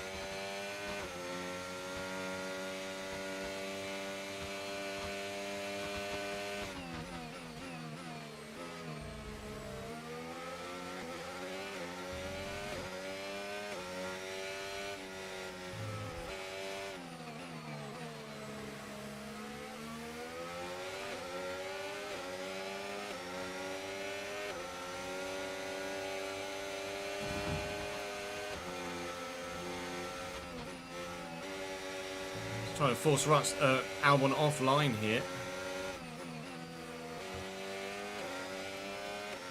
Wasn't the best of things to do overall race pace wise, or race time wise, but if I could have snuck past Albon there as he was slow off the banked turn, then might as well just DRS swap with each other and try and extend over those behind.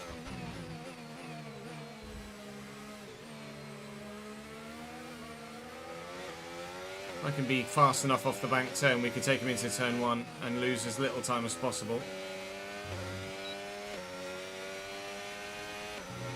I'm not going to be fast enough off the bank turn though, so don't worry about it. Get past, make use of the overtake button and see what you can do.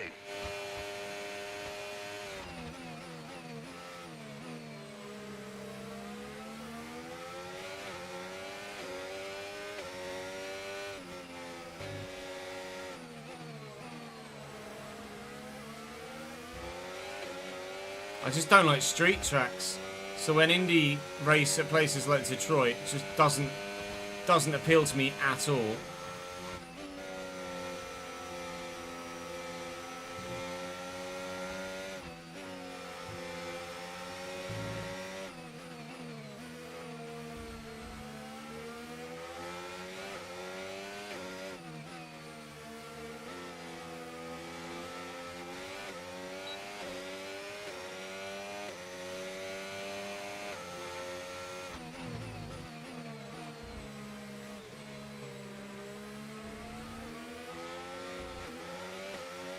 No, I've never watched Bathurst. I'm not saying I wouldn't, I'm just saying I never have.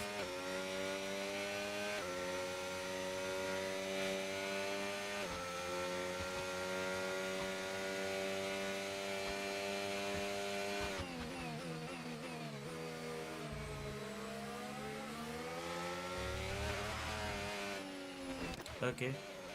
It's getting fucking hot in here again.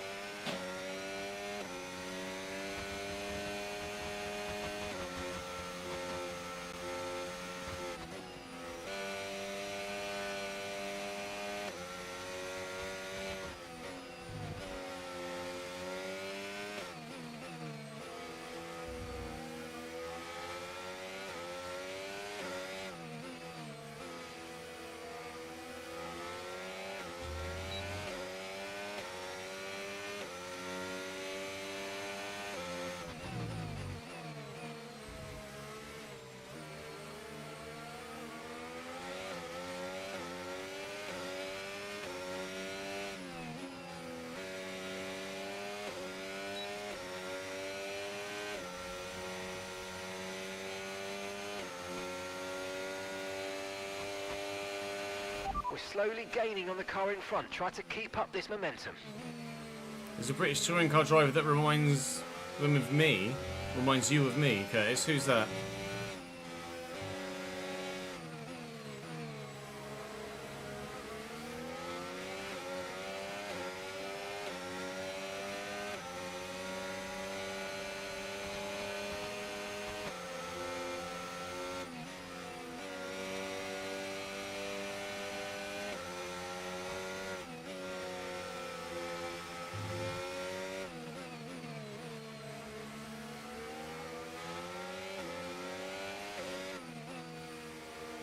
Adam Morgan. Okay, no it. I'm gonna have to call the office now. Fucking hell. Melting in here. Oh my god. Oh, it's so fucking hot.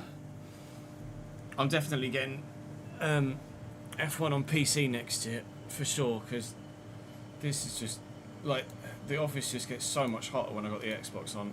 It's just unbearable.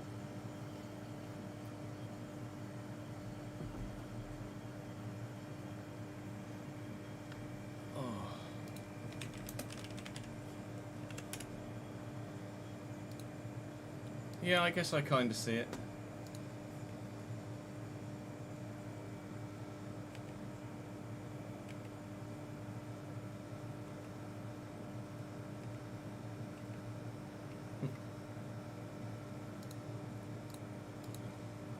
I see it. Oh man, it's so fucking hot.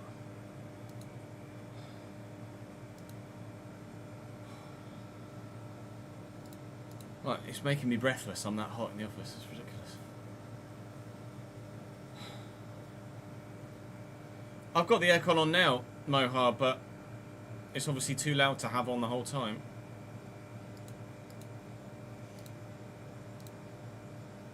We don't have aircon in our houses like other countries do.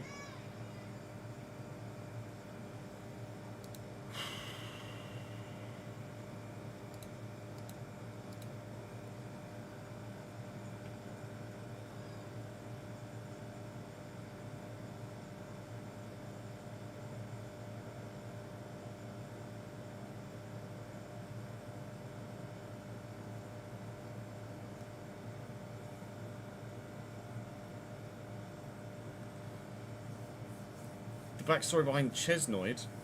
I've been Ches since I was about 14. Because when I was a kid, I looked like someone called Chesney Battersby on Coronation Street, which is a soap in the UK. And then someone randomly once called me Ches Lloyd. Like, around the time I was setting up the YouTube channel. I was like, Ches Lloyd, meh. Ches Noid, meh. Why not? It just kind of stuck in my head.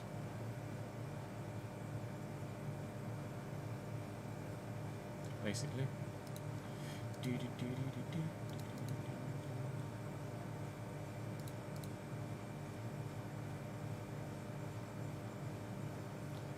quick toilet break and try and cool down a sec. BRB.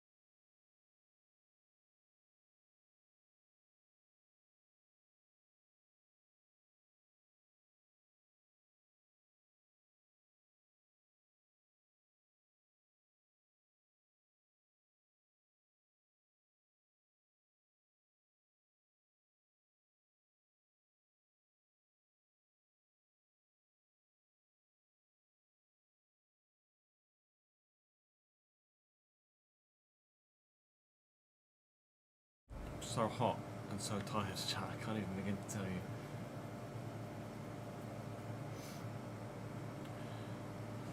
you. My setup has barely changed, Ryan, for like 12 years. It's just PC, 2 monitors, consoles, monitor. With TV above. It's just 3 monitors and then one up, a TV up there. Which just happens to be another monitor. Oh, oh my god.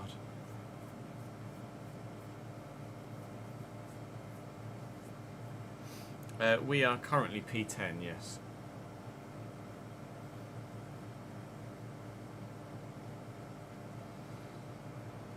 On lap 33, I think.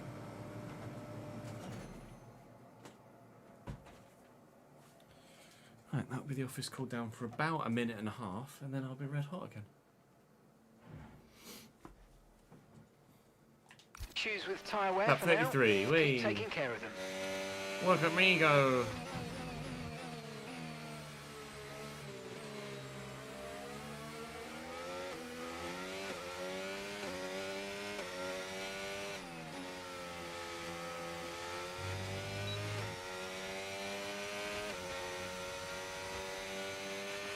Use your overtake button more. It's time to utilise some of this energy. Come on.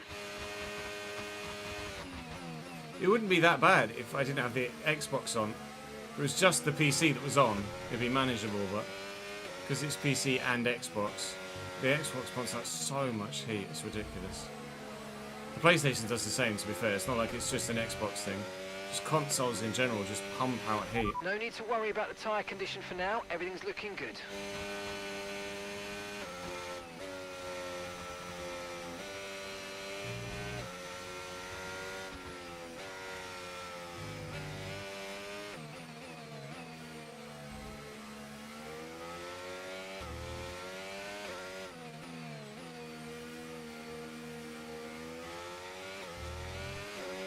I'm starting to lose a bit of pace to Albon in a minute.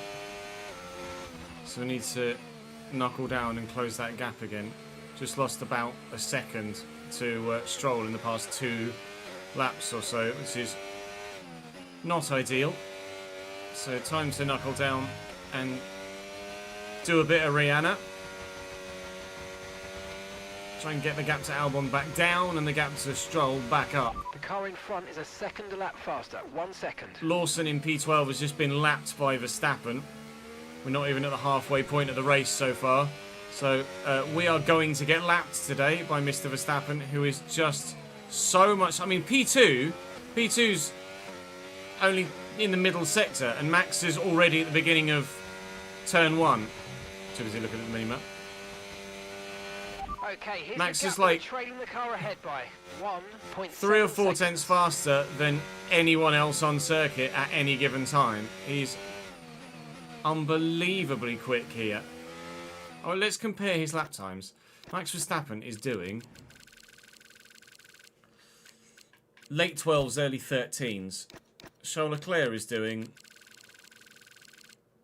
late 13s in times. Probably battling with Tsunoda. Yeah, they're mid 13s. But in that first stint, it's all 14s there. It's all 14s there. And Verstappen is just all 13s. He's just unbelievably faster than anybody else. Mad. He's so dominant here at Zandvoort. Thank you for the follow, Theo. Welcome to the channel, mate.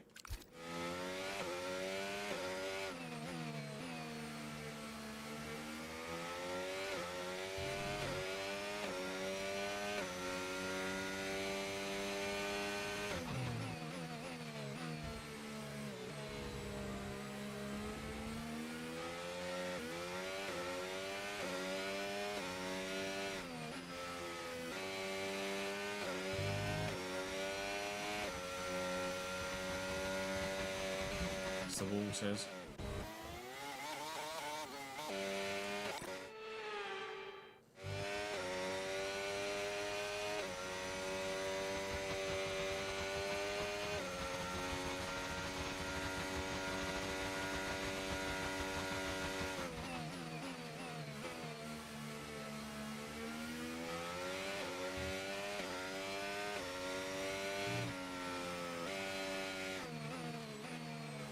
Tyres are done.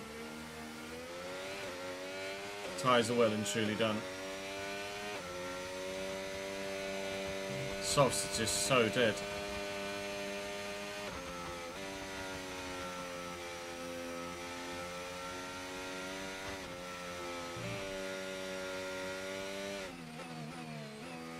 Two sets of mediums is still better than two sets of hards, but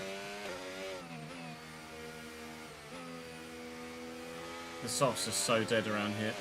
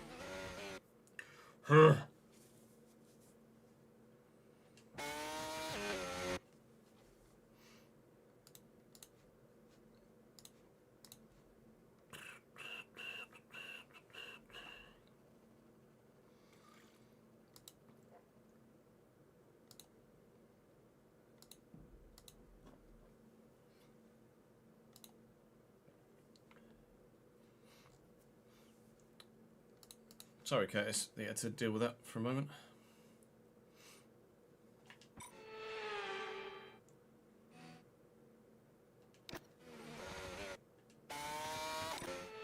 Hey, Tomasi, how are you, mate?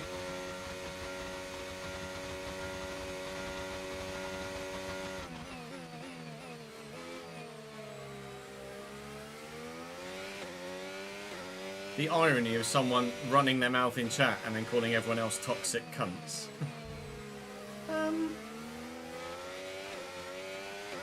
Have you seen a mirror? They are out in force today, aren't they? Yeah.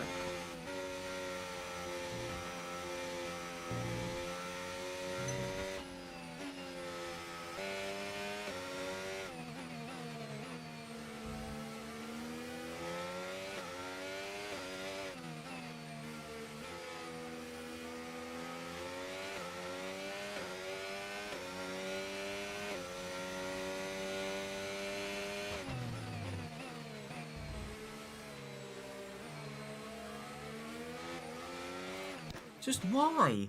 I swear the rears just decide to let go at the same throttle angle, same throttle, just the same parameters lap to lap, but at some point they just fucking decide to go.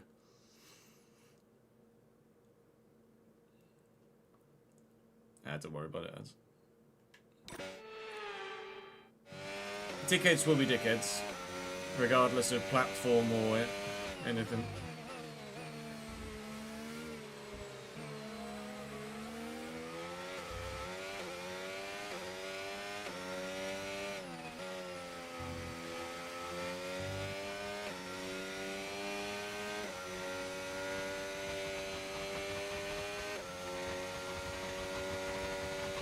Yeah, the softs are not great around Zandvoort. To be fair, I'm struggling with all compounds at all sorts of tyre life for grip around Zandvoort. I'm just struggling for traction and grip everywhere all the time. It's a yellow flag in sector 1, or actually at the end of the lap. It's I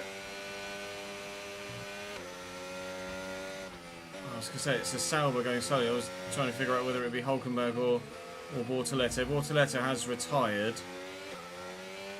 We're back within DRS range of Albon. This is literally going to be the first bit of DRS we get on him. We have gapped Stroll a bit more. We almost have a free pit stop to Alonso, although it says I'd come out 16th if I were to box.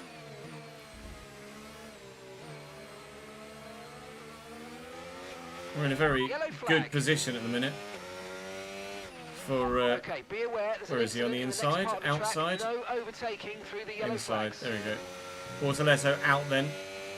We're in a very good position to score at least a point today. Green flag. Probably won't be any more than a P9, but we could score 1 or 2 World Championship points today. Still planning on boxing at 46 for another set of mediums rather than going 48 and for another set of softs.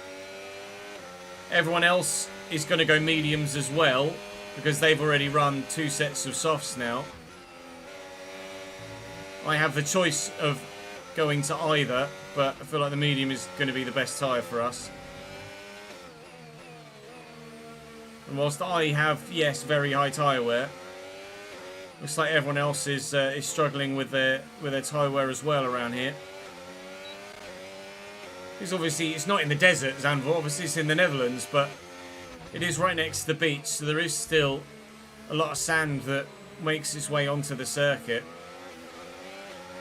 Doesn't help with the abrasion of the tyres, and obviously being quite high-speed turny, if you know what I mean. Does put a lot of G-force and a lot of effort through the tyres. And the traction is just hard to come by in most areas of the track. The gap to Stroll had started to significantly come down, but he's, to be fair, he might have been lapped. No, he's not been lapped yet. Max has boxed. Maybe he did get lapped, and then Max boxed, and now Max is coming back through again. I'm not sure. Has Max boxed? Max has boxed again on his 3-stop. So, yeah, that's why the gap to Stroll has grown a bit more than you thought it might, or a bit more than I thought it might have done. It was at about 6, it's now 9.5, and that'll be because Max lapped him and then boxed, and he's now going to come through and lap him again. We will get lapped at some point, but it might not be towards the very end of the race at the moment. We're not worried about fuel at all. We're past the halfway point now and have only just passed the halfway point of using all the fuel we had. So I've got no concerns with fuel. I'm glad I didn't take any out. Had we taken some fuel out, we might have struggled for fuel at the end of the race, but we're alright. We're pretty comfortable right now for a points finish. Would only be the 4th, I think, points finish of the season. We had a P8, a P7, this might be the 5th. Dropping back by about 3/10 a lap. We've had 2 P8s, a P7, and then obviously the win in Spa. And here's going to be a 9 or 10. You'd like to say 9, but I can't guarantee being able to hold Albon at bay if I were to overtake him. We're very evenly matched on pace. So it's just a case of who's able to take advantage of the DRS down the main straight. It might just be a case of timing an overtake at the right point where we then can't get taken back again before the end of the race. So we might genuinely be sitting behind Albon for another 30 laps and then hoping to just overtake him on lap 72 to take the 9th spot away from him come the end of the race. But obviously if there's other cars in front that are going to go slower or have more pit stops to make, or there's a red flag or safety car, then that could change things yet further still. Very comfortable where we are. Don't feel threatened behind. We're not really doing any threatening in front. other than Albon. So it will be 9th or 10th for us at this stage, I would imagine.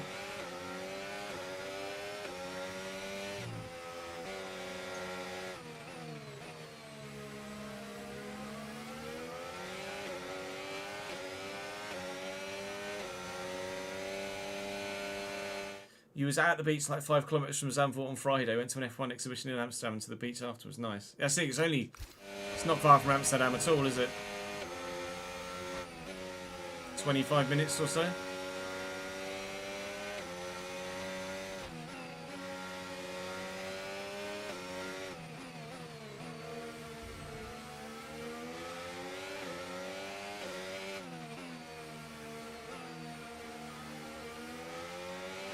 Obviously, the Netherlands isn't a massive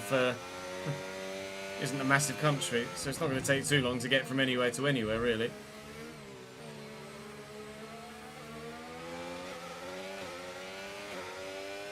Pit lane start for Gasly. What have they changed on the car? I can't remember where he qualified, actually. Did he go out in Q1, Gasly? The RTG will be on when we finish the race, Dylan, so probably about 4 p.m. It's less than 1 second now. Well done. Let's try and get past in the DRS zone. Anywhere between 3:30 and 4 p.m. will be on the RTG.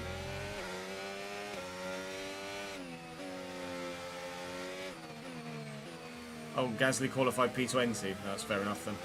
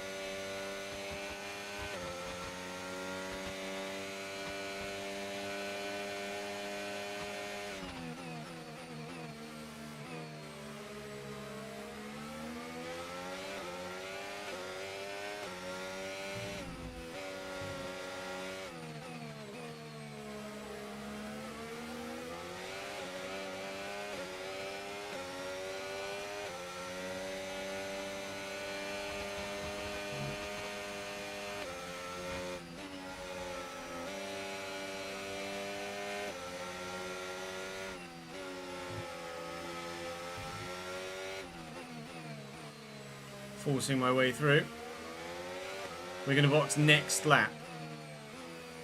Stroll is actually just genuinely struggling for pace because he's not been lapped again yet.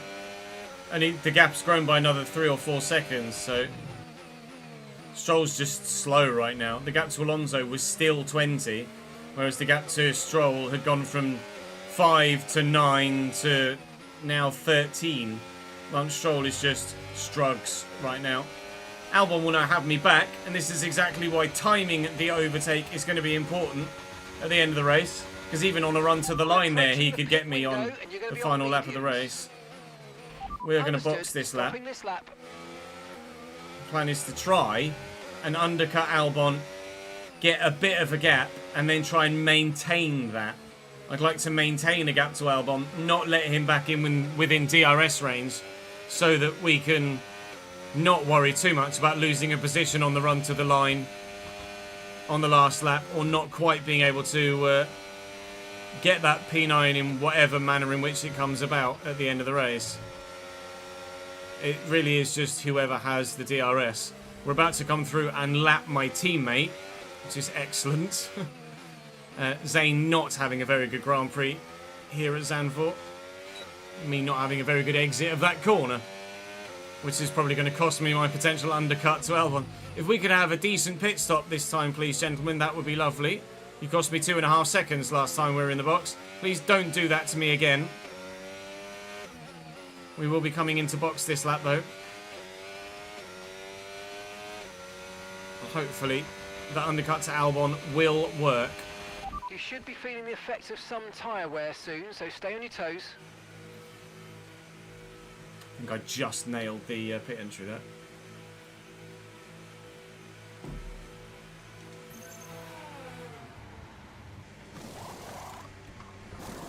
Good pit stop. Right, let's Thank you, go. gents. Come on. Perfect job on the turn in there, mate. Looks like a nice stop time. We're happy with that one. Here comes Alonso around turn 1. We basically had a pit stop, almost a pit stop in hand on Fernando Alonso. That's mental. The field spread's so big here. I didn't expect Zandvoort to have such disparity in pace between those at the front and those at the back, or even through the midfield. But there is a massive disparity in pace between those at the front, those at the back, and those in the midfield. So we are massively more competitive here than I thought we would be. We had a race on F124 here where we were able to be super competitive in the wet. If you think you can get past, make use of the overtake button and see what you can do. But that was only because I had to run more downforce in the dry to be competitive throughout the course of a whole lap. And then it just so happened to rain, so I was able to be faster in the wet than they were on their dry weather setup. Worried about losing the rear end here. Alonso might box. He's not going to. He's going to go very defensive, and he's not going to be able to maintain the position, I'm afraid. Okay, Thank you, Fernando. Ahead, but remember, we need to get to the end of the race on these tyres. Now, the gap we want to drop most is the one to Albon. Yellow flag. That would be for position for us if someone is retiring there. And it's Piastri. Oscar Piastri is retiring from the race. That's an extra position for us. So now we should be fighting for 8th or 9th, okay, as opposed to 10th or 9th. So that DNF has earned us an extra position in the Grand Prix. He's pulled off to either side of the track up here. That's not a great place to park it, in all honesty, Oscar. I'm surprised that isn't the VSC, really. Gap to Albon has dropped significantly. George Russell's in the box, expecting Albon to be in the box this lap as well. Everyone going to the medium tyre. Albon is in. So we've got a 2-lap undercut on Alex Albon. Stroll might well be in this lap as well, unless they're going to prioritise Alonso. Stroll is in this lap. Albon's gone to the mediums. Have we undercut him is the question I'm asking. I actually don't know. I think we might have just... Okay, so the car ahead's come in and fitted the soft tyre. We have. And, crucially, thankfully, Alonso is between us too. So we're running P8. I envisage us finishing the race here, in this position. Russell ahead is soft to the end. We've got a gap of 2 seconds to Albon. So I need to try and keep that above a second for the rest of the race. There's another DNF happening. No, it's just the yellow flag. It might have been my teammate going slowly to let someone through, to be fair. I think Tsunoda was lapping. Tsunoda was lapping my teammate. It might have been Max. I don't know which Red Bull's which at this moment in time. I think it might be Max, to be fair. Just light years ahead of everybody else. Teammates in the box now as well. Gap to Albon 1.7. That's the one to keep an eye on for the rest of the race.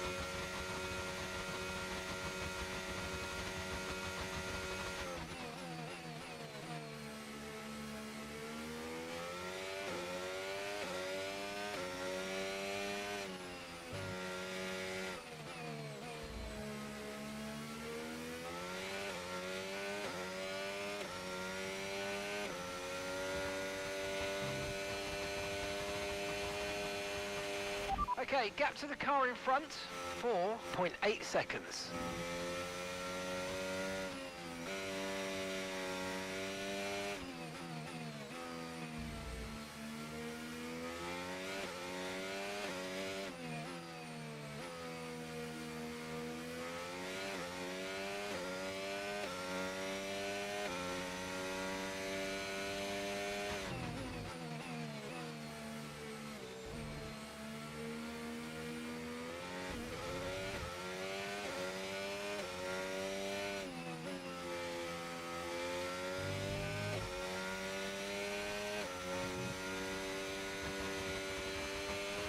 Okay, Zane's coming in for his stop now.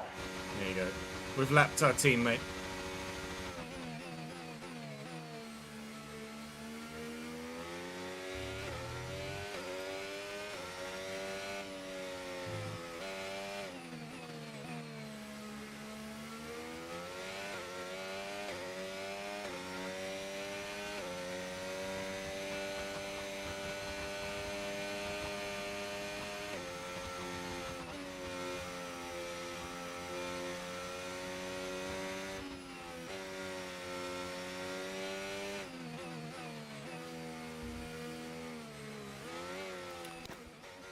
Ah.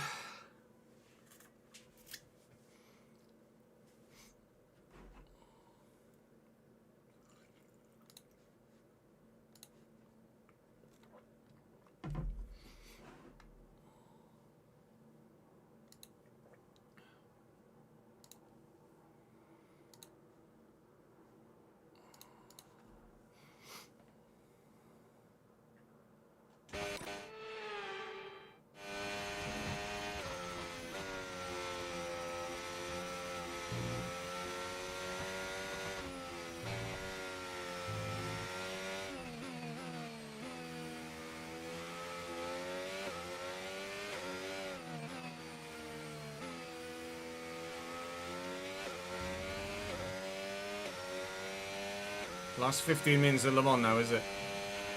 Okay, gap ahead, 5.3 seconds. What's the gap between P1 and P2?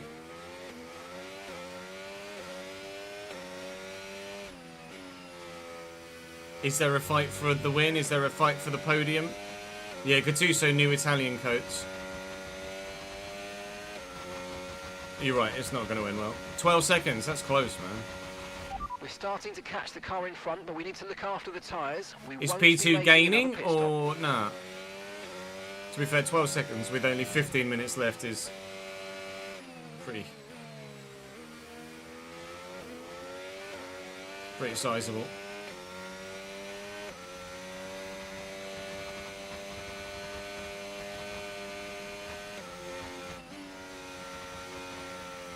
Who are the drivers in the car that's leading?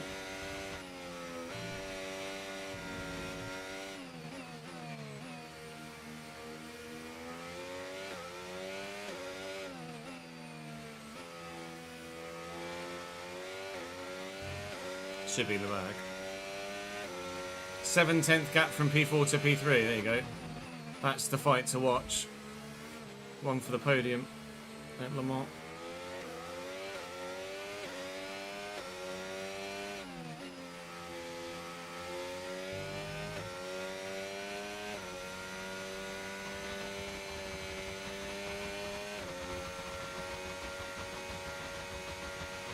The car behind's gaining on you by 0.5 a lap.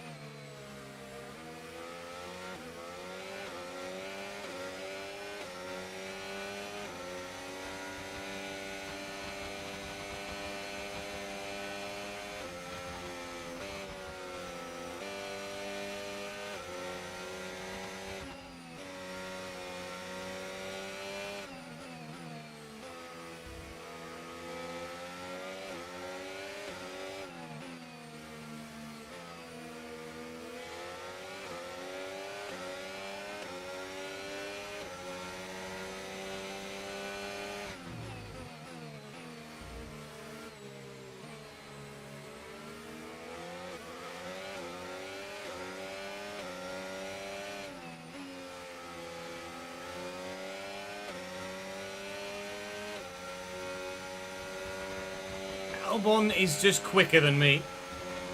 I can't really do anything against him today. We are just going to be battling, well, not battling with him. I'm basically just going to be trying to hang on in his DRS for the rest of the race and then trying to make that opportune overtake, as we mentioned previously. Helps if I don't drive like an absolute friggin' moron, though, doesn't it, really? Oh, it's so hot. 29 degrees in here. Kubica, Yefei Yi, and Philip Hansen.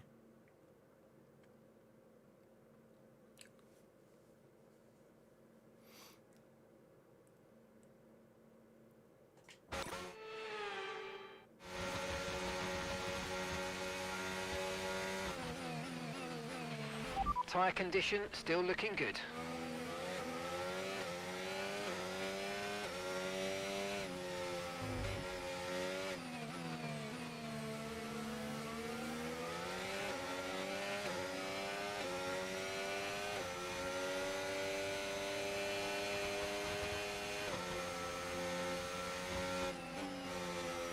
Stroll is so slow, he's just been overtaken by his teammate.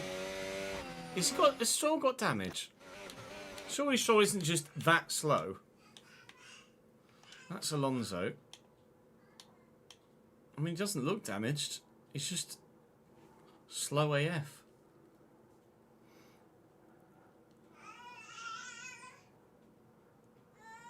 It's gone from last to P2. That's a hell of an effort. 383 laps doesn't seem like a lot. I mean, it definitely is. A circuit like that. What's the lap at Le Mans? It's 3 minutes something, right?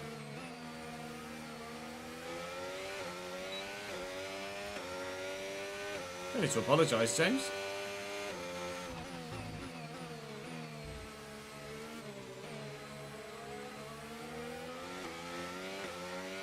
.325 is, yeah.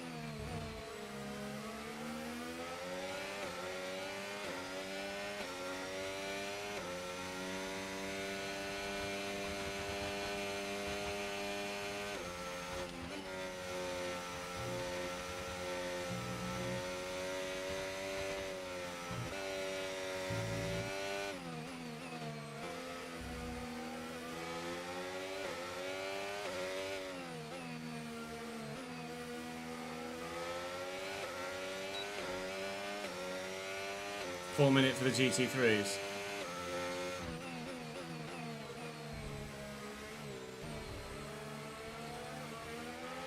Is Le Mans on iRacing? It's not, is it?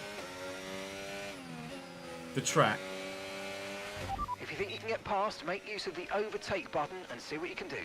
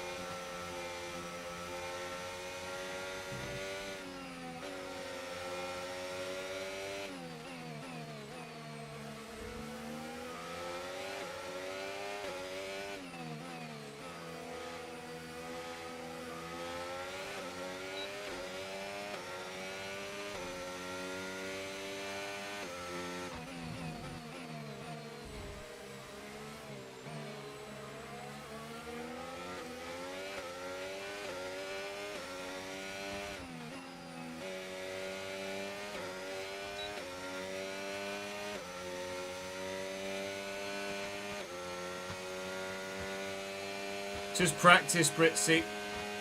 Practice, practice, practice is the best way to get better at F1. If you can practice running as few an assist set as possible as well. Practice with no traction, practice with no ABS, practice with a manual gearbox.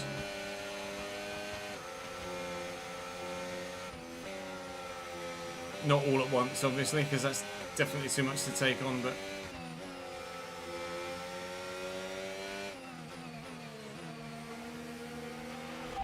flag. We lapped our teammate in the pits.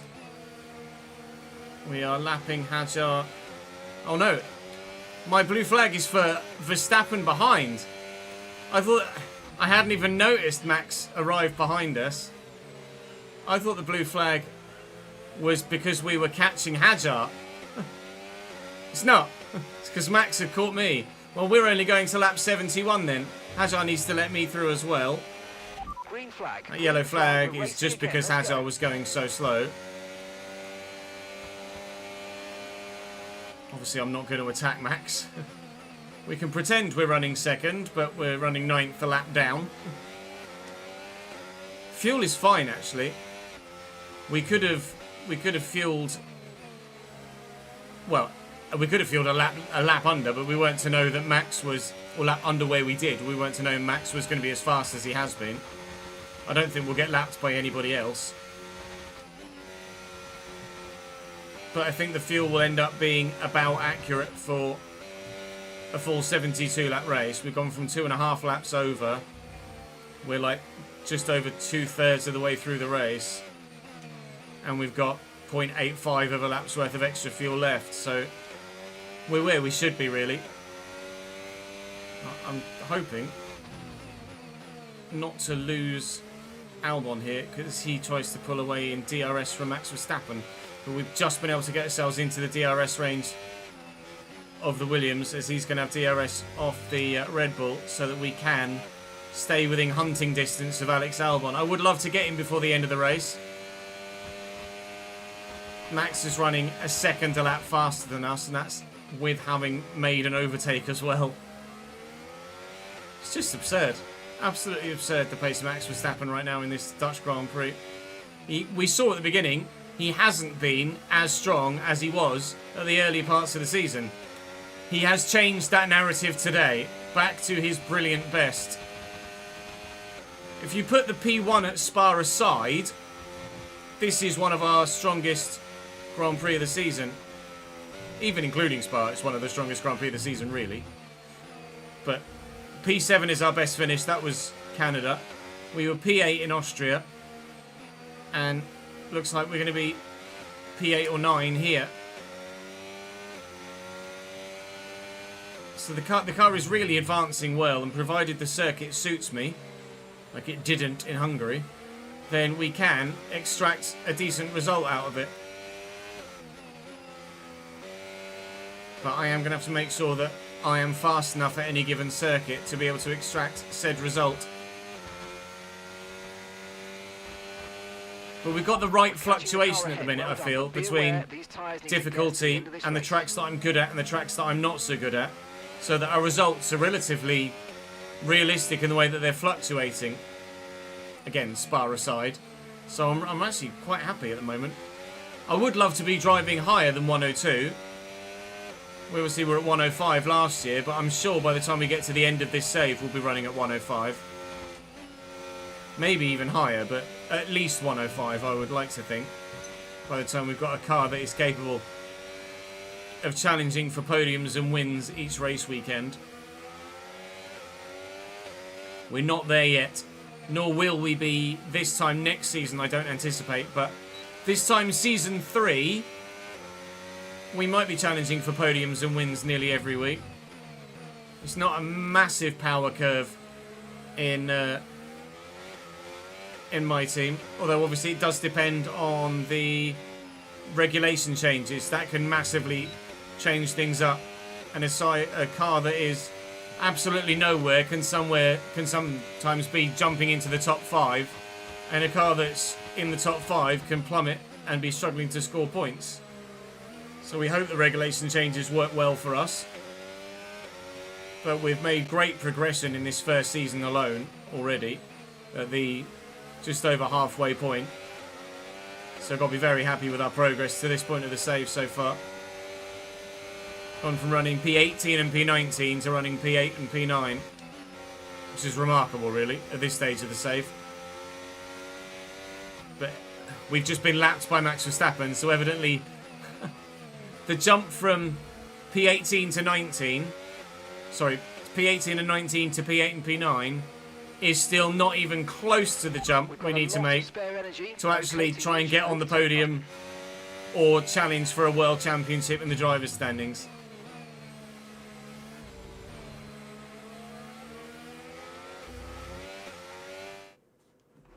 What are my worst tracks? Oh God, Monaco.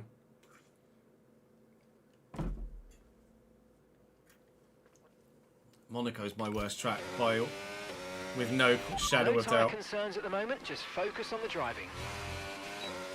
Callum, thank you very much for the second month in a row, mate. I'm very slow at Saudi as well. Bahrain I'm not that strong at. I enjoy it, I'm just not very good at it at Bahrain. Hungary I really enjoy driving, but I'm no good at. And I'm talking too much. 102, ran you.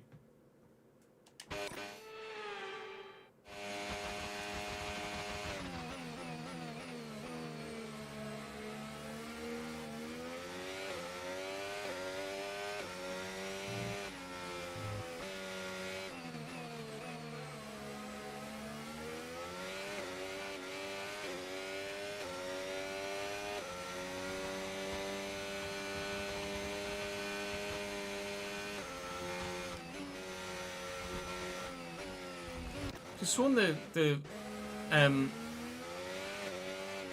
distracted by it. The flag monitor was flashing then as we came round here. Does that flash? Could have sworn that flashed. Was it this one? No. I could have sworn one of them flashed as I came past.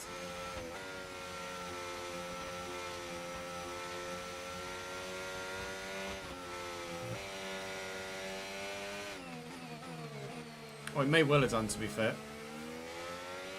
The leftovers of the blue flags for Esteban Ocon. Or Behrman, whichever Haas this is.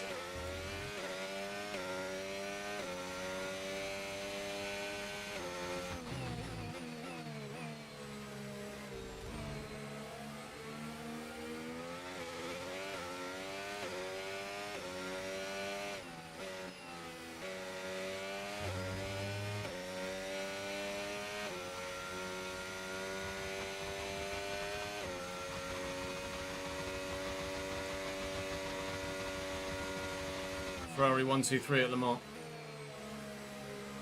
Customer teams though, right? Not the manufacturer team.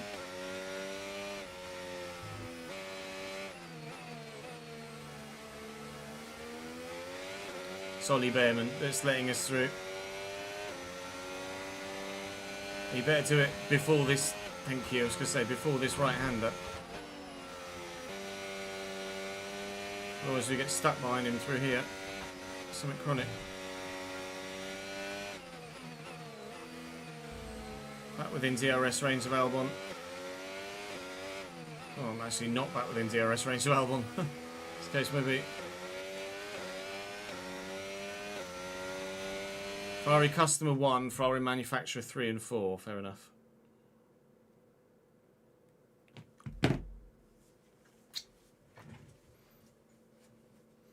Porsche for P2, the ones that started last.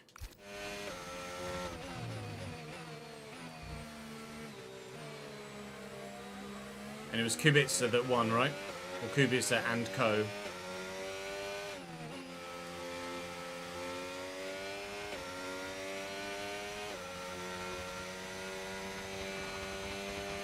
Yeah. GG, Bobby. Keep managing your tyres, manage your tyres. Bobby Bitzer.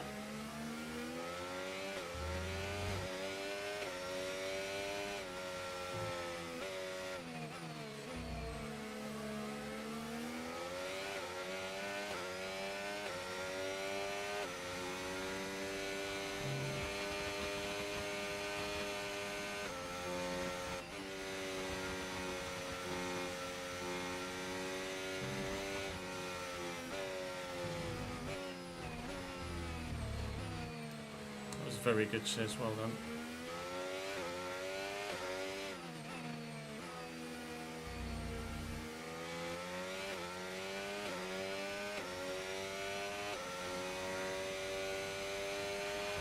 And gap to the car in front, 1. Oh, Jenson Button was racing today, was he, in Le Mans?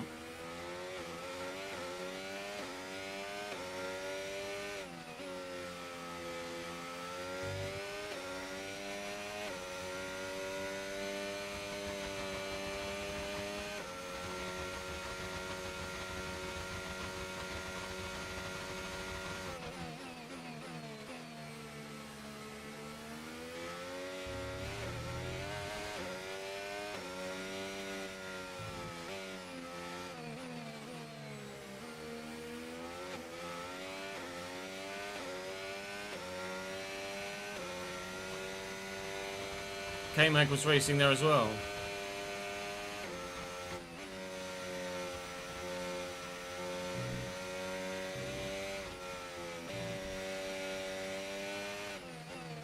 I'm going to try and concentrate and catch up to Albon before the end of the race, but it's going to be tough.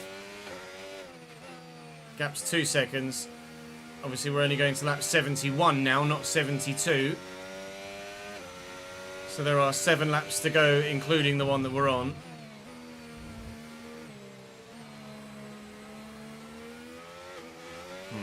I think P9 is what we're going to get here. Albon has just been a little bit too quick for me, and I've been a little bit too mistake prone. I'll give it a go, but it is going to be a monstrous challenge to close down that 1.8 seconds in the final 6 laps.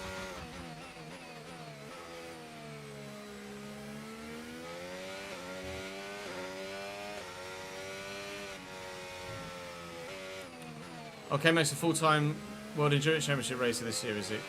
Nice.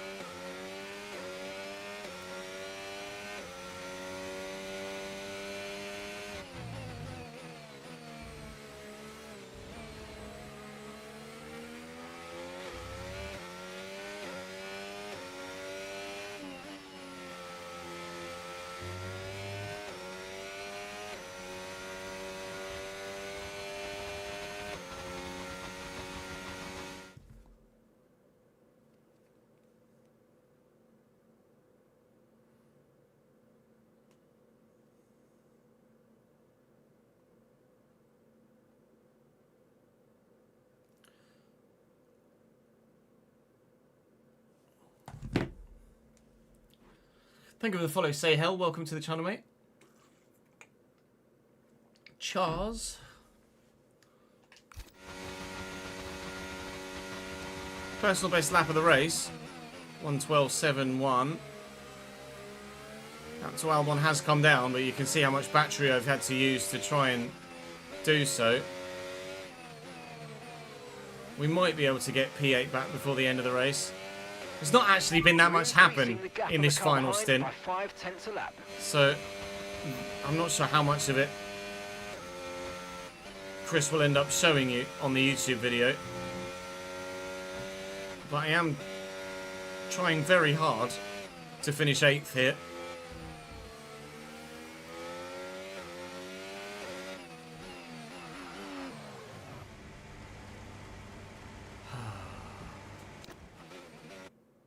Don't worry about including that, Chris. That's another highlight gone.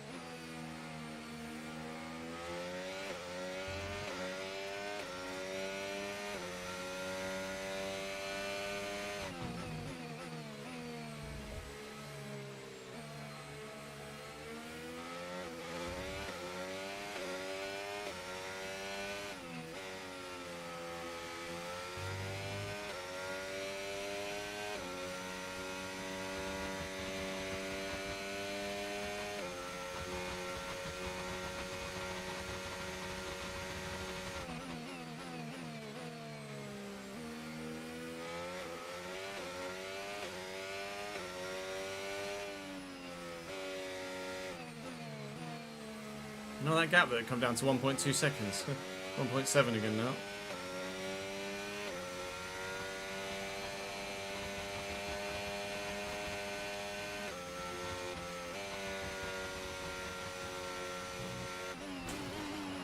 Fucking Nora, just why? Just let go. Okay.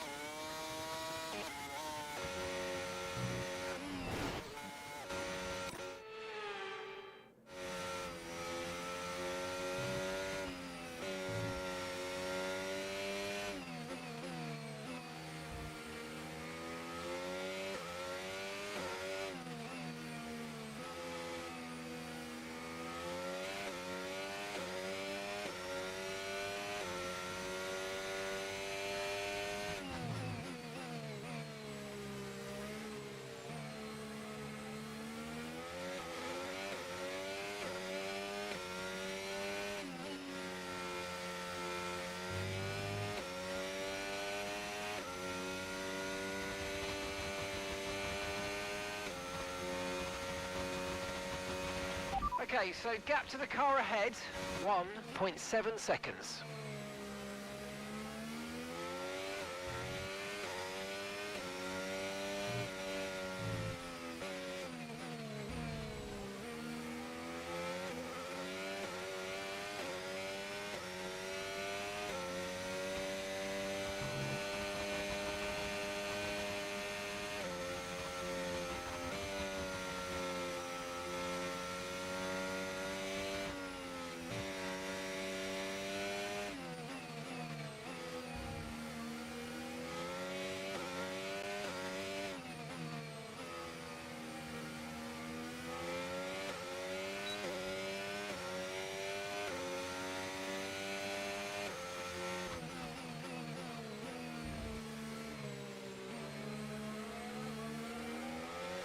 Right, DRS on Albon acquired. But 2 laps of race remaining. And not much battery. It's going to be a tall order continually to try and grab this P8 away from the Williams driver. Williams having a good Grand Prix here, running P7 and P8. That's not going to help. Come on. Get it done, you idiot. I've been really poor today, driving all over the place. Too many mistakes. Way too many mistakes. I wouldn't have caught Sainz even without them. But I really have just made too many mistakes, really. I'm still pleased with a P9 if we get it. It goes without saying that the extra 2 points for P8 and to take 4 back to the factory rather than just the 2 would be huge. Especially now we're chasing and battling apparently Aston Martin in our rivalry. And oh, fucking hell. Never mind, I'm only going to finish P9. And oh, Jesus Christ. And Alonso's going to pick up 1 point. Yeah, it's gone. And that proves the point about how many mistakes I've been making. Just not being consistent enough to warrant deserving that P9. So as we start our final lap, Pace is strong, but be aware that these tyres of all the laps to tell me that my pace is strong, and be aware the tyres have to go the distance. There's literally 1 lap left, Mark. I wish they were a bit more race scenario aware, those radio calls. So we're going to finish in P9. Max is just down the road here. I say just down the road. He's halfway through Sector 1 in a minute. P2 is just coming across to start their last lap, such as the gap Max has. I'm going to spin here. I could just tell that I was going to get on the grass there. We'll just ride it out. Rear left got on the grass as I was looking at the minimap. So we will finish P9 and just be happy with it. I didn't anticipate qualifying as high as 12th. I didn't anticipate finishing in the points. Max Verstappen wins. Okay, keep an eye on that gap ahead, please. It was our, 6.6 albeit seconds. we were worried about tyre wear before the race. It was actually our strategy of tyres to run the 2 sets of mediums that worked in our favour to earn us positions here. And it turns out running the 2 sets of softs wasn't the best way to go about it. We'll take the P9, but obviously I've not driven that well, so I'm not gonna toot my own horn too much about that. Or about that. But P9 will do. We'll be happy enough with it, and we'll head back to the factory.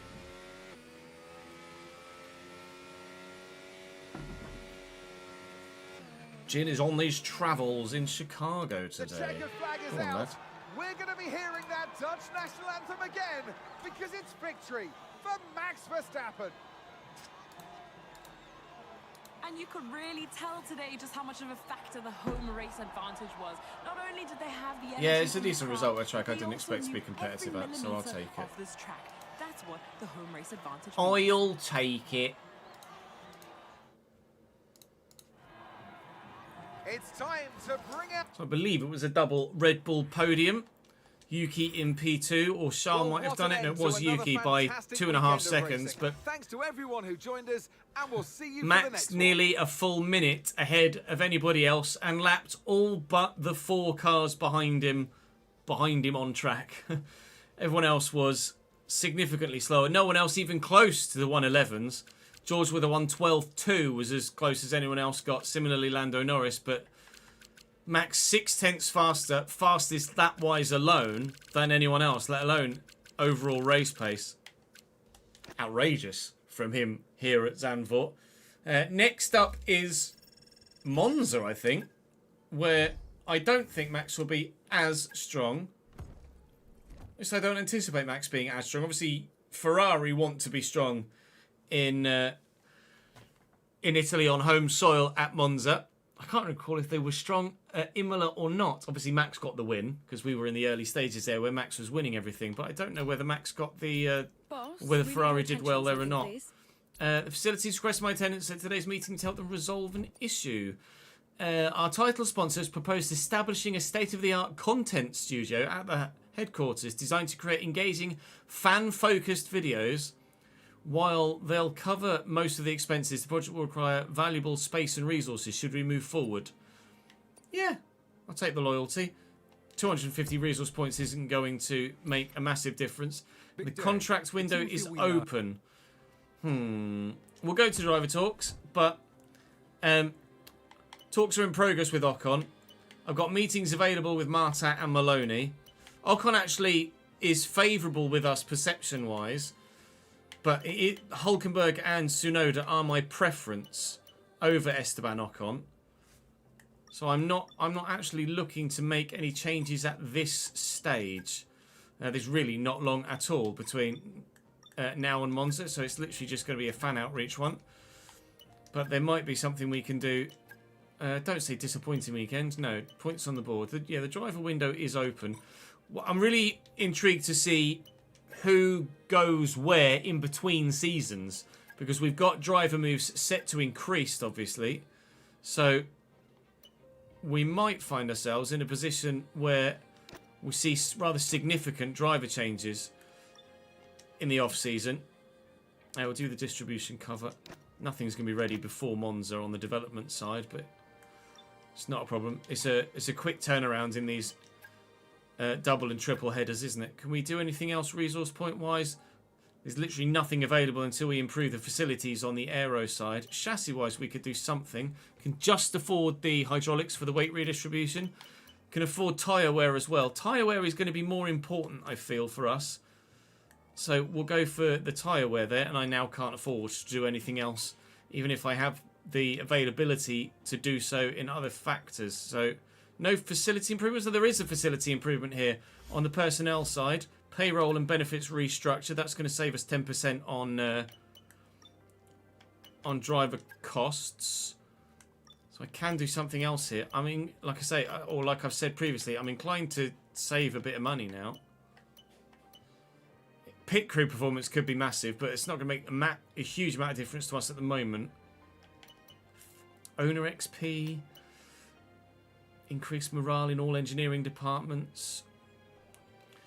I'm really inclined to start saving money. We do need more aero parts available to us, so we could do with an aero breakthrough here. So that I will do, because that's going to affect genuinely our pace. Outside of that, I'm still leaning towards saving money at this stage of the season. 1 passes, 1 fails. Fan outreach activity Hey, Chief. goes well. We have a part or two ready for Can development. it go because onto they the car? finished It search. can. Excellent. Let's get that in motion, shall we? So the Head DRS to engineering for more slot info. gap can get done. We've got so much on the aerodynamic side to try and upgrade. There's a lot of performance that we're currently missing that isn't that far away. DRS slot gap we will add to Martin's car. Maloney should have significantly better pace for the next round of the championship as well. And judging by our performance at Zandvoort, that shows that we are really where we are on the performance index, doesn't it? Red Bull monstrously ahead of anybody else. Big jump there. Mercedes, Ferrari, and McLaren just kind of hovering in that P2, 3 and 4 spot. Then there's a jump again down to Williams, then Aston Martin, ourselves, Alpine, bit more to Haas and VCAR, but then Sauber still languishing behind.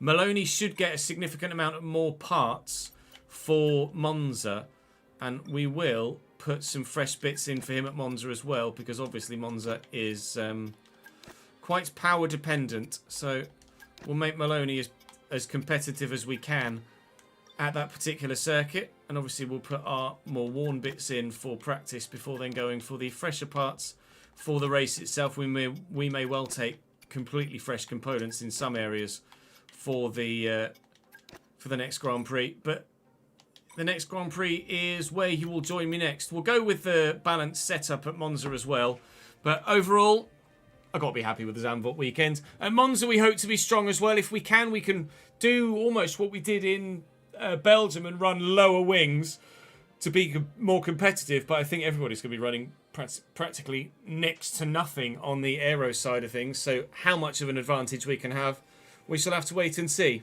But that wait and see will happen tomorrow. That's all for today. Thank you very much for watching. Drop the video a like. Do subscribe to the channel. I'd appreciate it very much. And please do come and join me on stream. I'd appreciate that too. I'll see you next time. Right. Verstappen did win in Monza, did he? Let's save that footage. F115 Netherlands. We can set that to upgrade. I'm going to go and grab some food before we switch to FC. But I am going to get a thumbnail quickly from the highlights package of that episode. So I'm not going anywhere just yet. So that's what I'm going to turn the bloody AC on as well, because it's fucking stunking. Continually pushing 30 degrees here in the office. 29.5.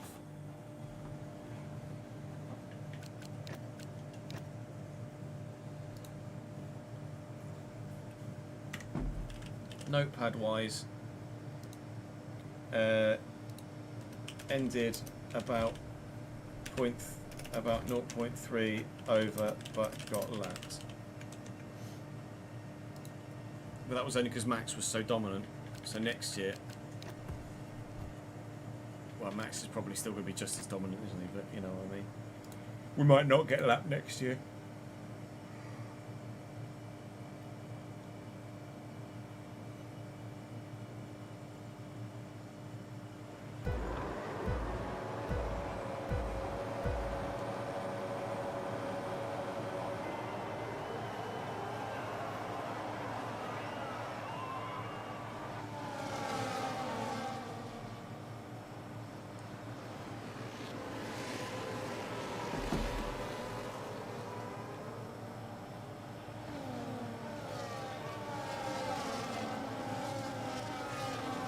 That's where you got very close to the back of the Alpine, wasn't it? Oh, actually wasn't as close as I thought it was.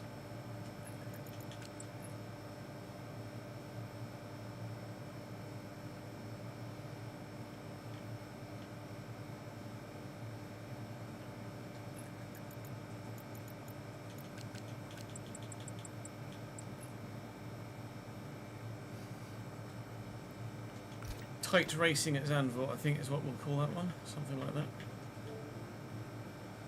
Thank God I can turn the console off. My God, is it hot in here. Mein Gott. We'll do the payout. We'll do the payout. We said points on that, and yeah, points. B9. Sirius Bonner, thank you for the follow, mate. Welcome to the channel.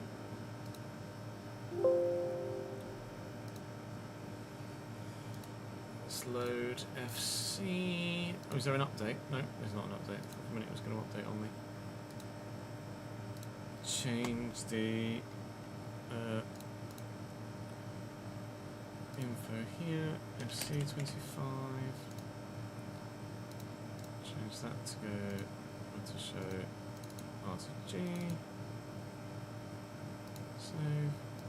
And I'll restream. Go. Realistic Rtg career. FC25 category. Save.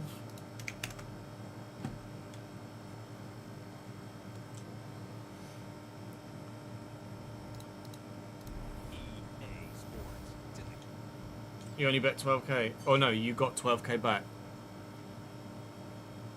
Yeah, it could have gone either way though, couldn't it, Zambot? I could genuinely have just fallen backwards. And got nowhere near the points.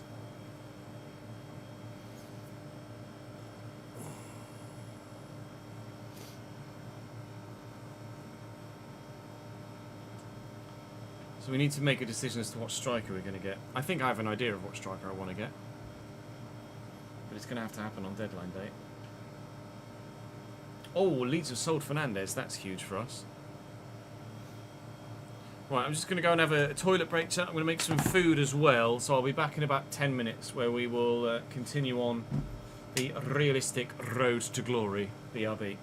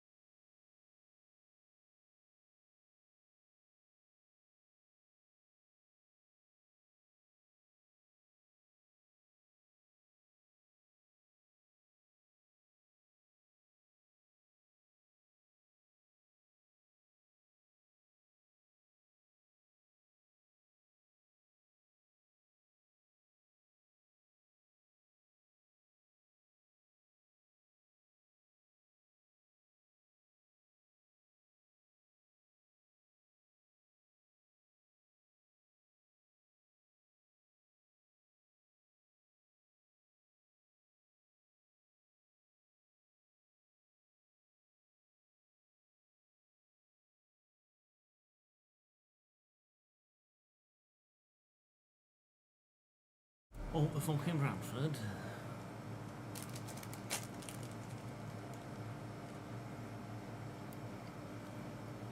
Yeah, that that 15% F1 discount expires in an hour and a half's time. For reference.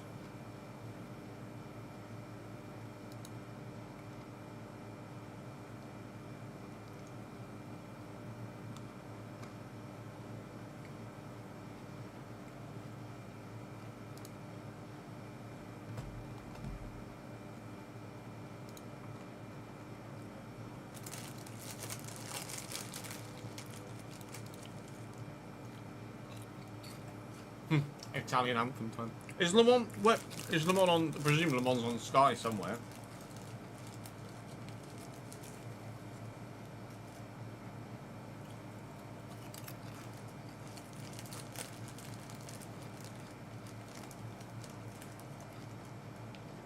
Oh, TNT and Discovery Plus. Oh yeah, TNT 4.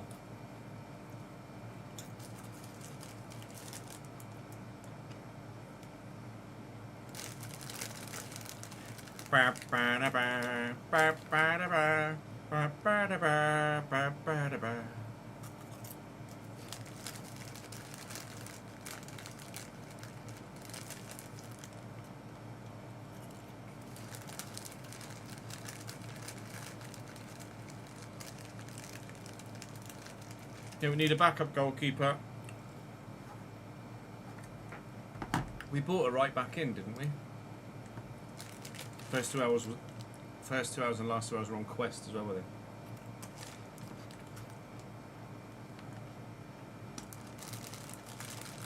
Oh no, we bought in Deaditch. Forgive me, we bought in Deaditch, didn't we? Exclamation mark sliders. Grace.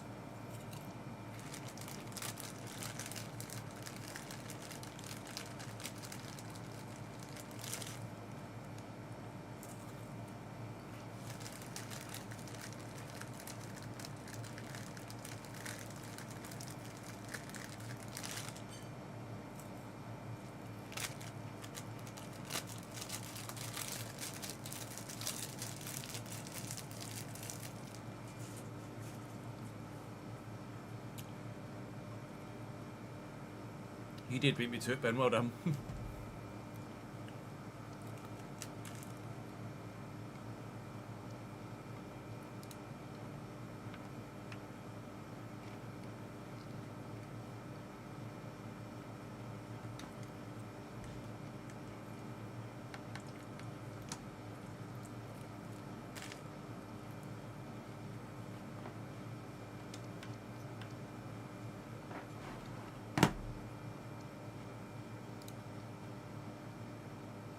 Check the comment section.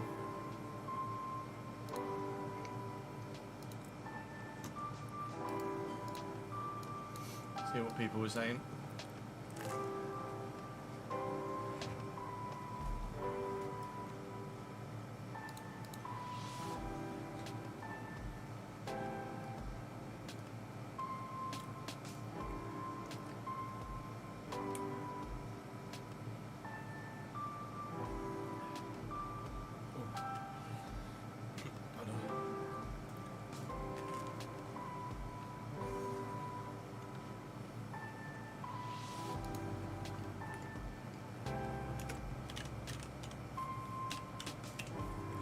I presume Emiliano or Francesco Pio.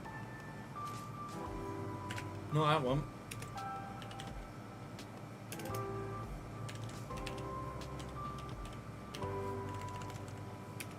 Francesco Pio.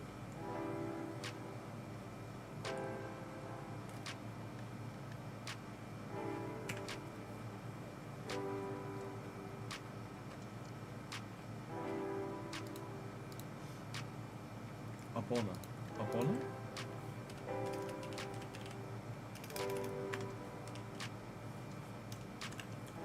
Bando?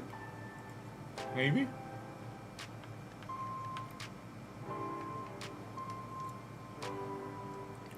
Francesco Pio. Yeah, I knew that. I knew they were brothers.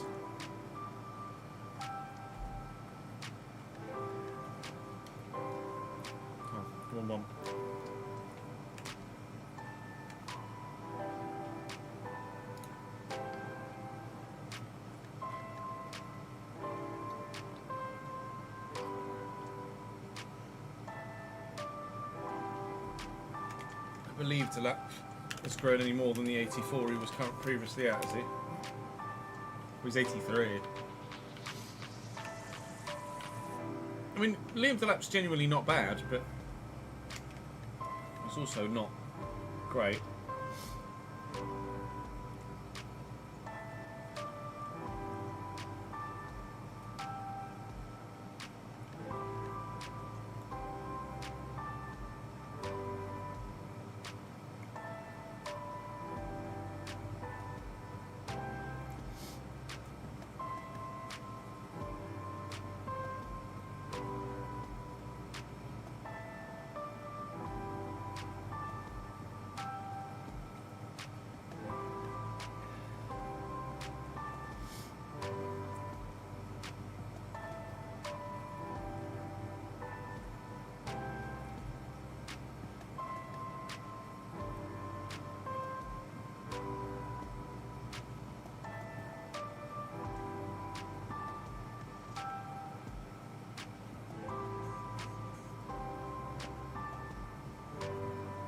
Marmouche has declined, hasn't he?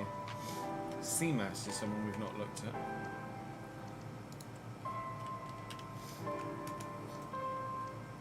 That's why. Samu was too high. I think Openda was 87 as well, wasn't he? 87, yeah, can't do it. Can't justify Openda, unfortunately. You're afraid of chickens, Mangwa? What? Yera, thank you for the follow, mate. Boniface was too high. Duran wasn't good enough. Sammy was too high. Harder we weren't sure on. Or Skit Gittins or Yildiz to improve the wing. Yeah, we could well have plenty of room. Moist King we haven't looked at actually.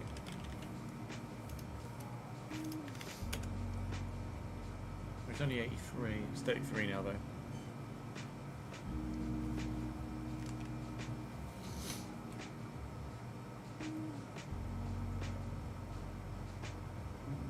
Solanke's not going to be the one.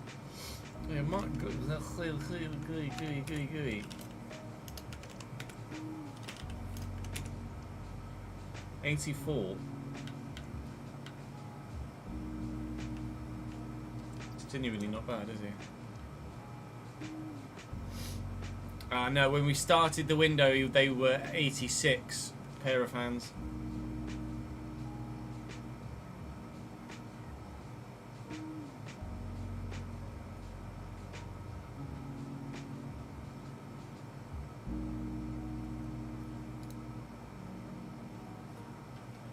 So we have, get the spreadsheet up. It's the wrong spreadsheet, just.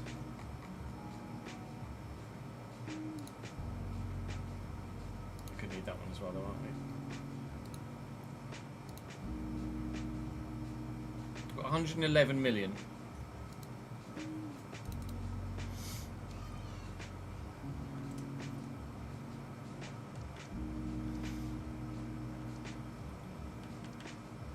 Probably going to go for Bayer.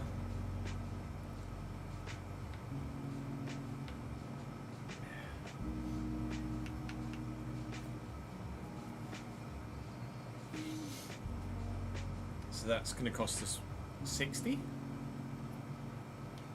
Maybe? What? 22 and a half? Mason Melia won't be good enough. I think we got, even though we've got 86 as a limit, I think Bayer, if we can't get Bayer, we'll go for Costulas.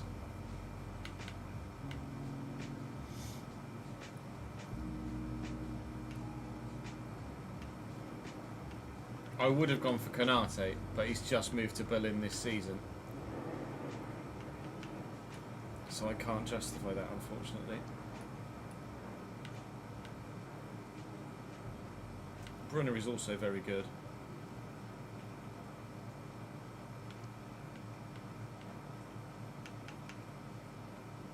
If Killjoy had better finishing,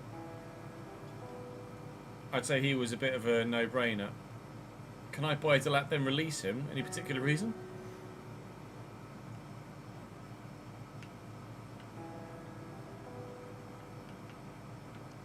And Yildiz. I think a slightly better finishing. Could be very good too. I could do Bayer and Killjoy. I wouldn't mind doing that. I've no idea how to pronounce his name really. Where's Forvo?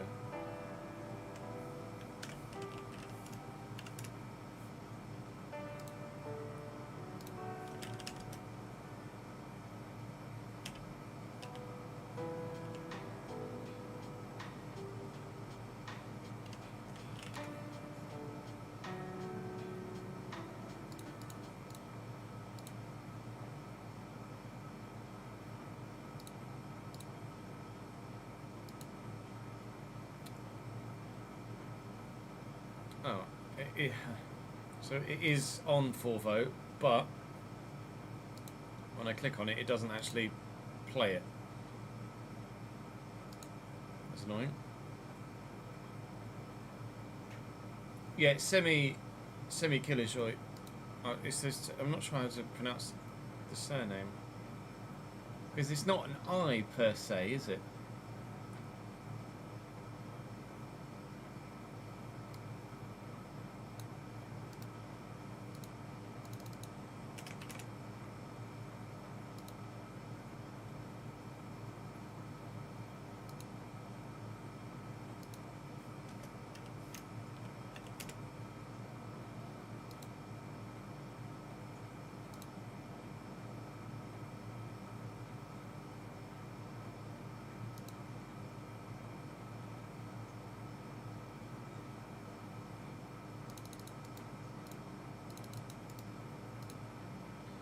I need to search for it on YouTube.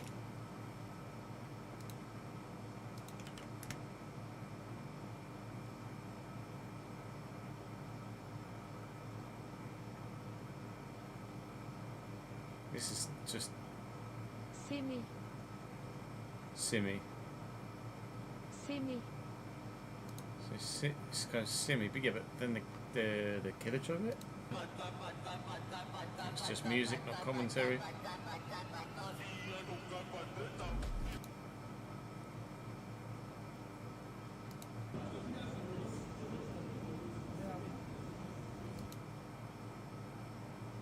Bugünkü maçı kalite üzerine okuyacaksak, yani şunu da söyleyebiliriz ki bence kendisine de bir analiz açmamız gerekiyor. Semih Kılıçsoy. Mükemmel bir pas attı penaltı pozisyonunda. Ama gerçekten o pas atmasından önce de bence yani oyuna girip yapabileceği... I think you're saying Kılıçsoy. Neredeyse yapmıştı. Ben çok iyi. Yani zaten mükemmel bir pas attı penaltı pozisyonunda. Ama gerçekten o pas atmasından diye bir analiz açmamız gerekiyor. Semih Kılıçsoy. Mükemmel bir pas attı penaltı pozisyonunda. He says it there. Really listen. Semih Kılıçsoy. Açmamız gerekiyor. Semih Kılıçsoy. Semi Killjoy, I think ish.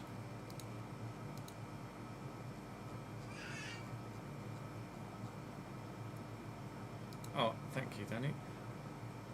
Ah, hang on, I'm getting all sorts of fucking cookies. This is going to be a. Please tell me there is a reject all button. There is not. Good. No, no, no, no, no, no.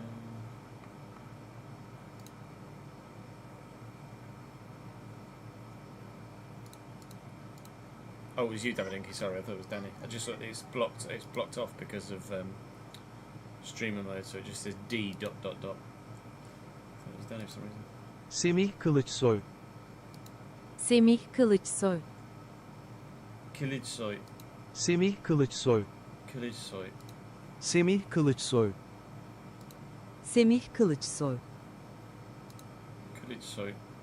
Okay. So I could get Bayer and Killjoy. Cloud, thank you for the follow, mate.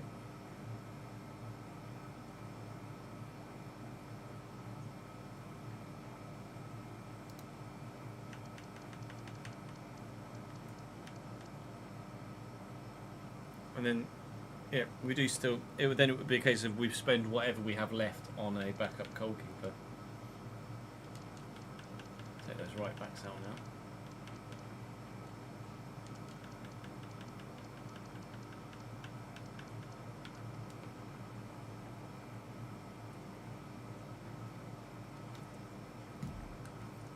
And what have we got for the remainder of the month? Brighton, Villa, Newcastle. I think I sim Gillingham, Villa and Torino and play Brighton, Newcastle, Monaco, I think.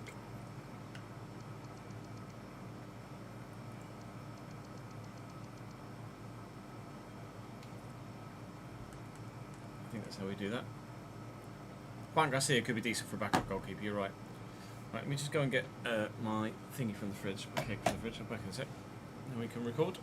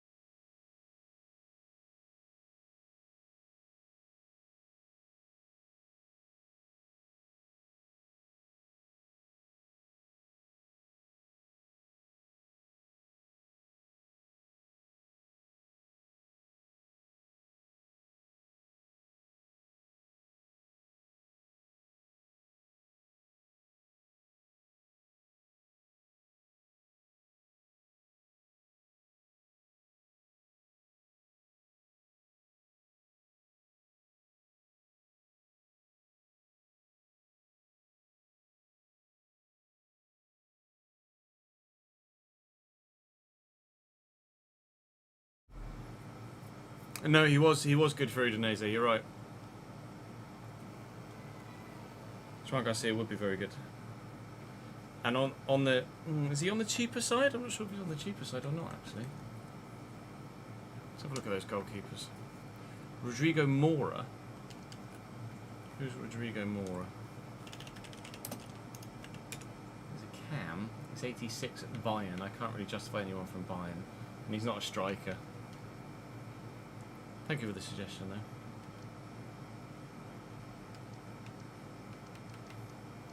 though. Goalkeeper-wise, we had Wakun we won't get. It'll be too expensive.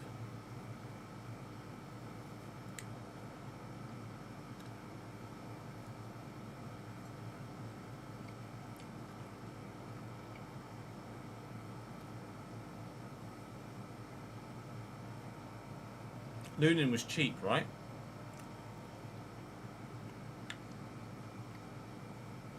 Lunin was cheap.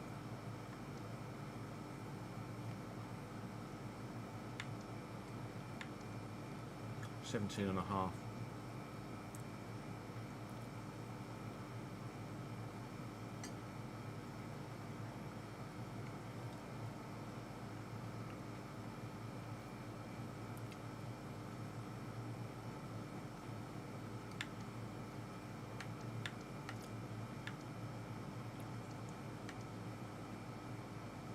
Yeah, Luna's contract was running out. Burkhart was about 83, I think. Yeah.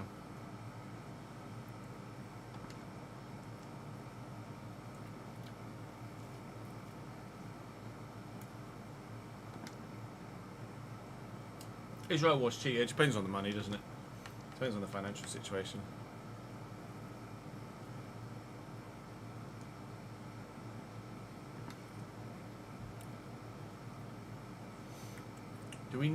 Do we need Killage Soy though? I mean, maybe.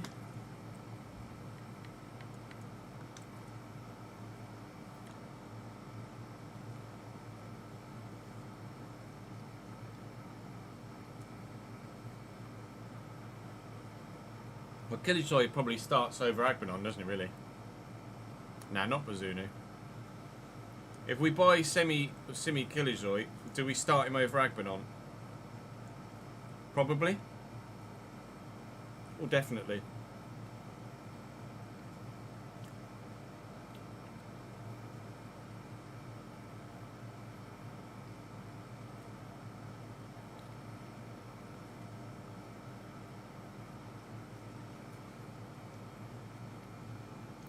%.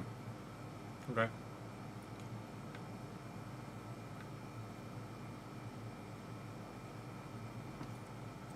What have we gotten out of Agbanon? Where is he? Literally the last one. 18 goals, 12 assists. 30 contributions in 69 games isn't bad, is it really?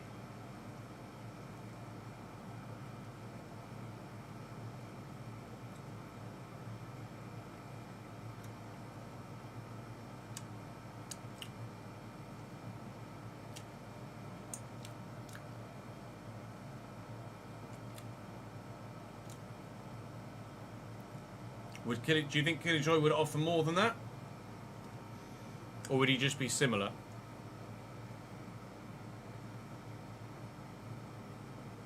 I feel like he'd probably be similar, right?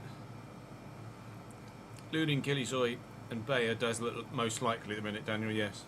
But do hold fire until we've done it.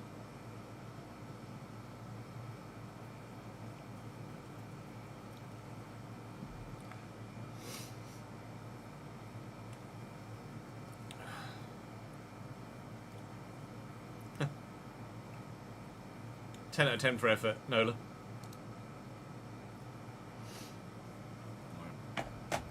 Just put these back in the kitchen and then we'll record.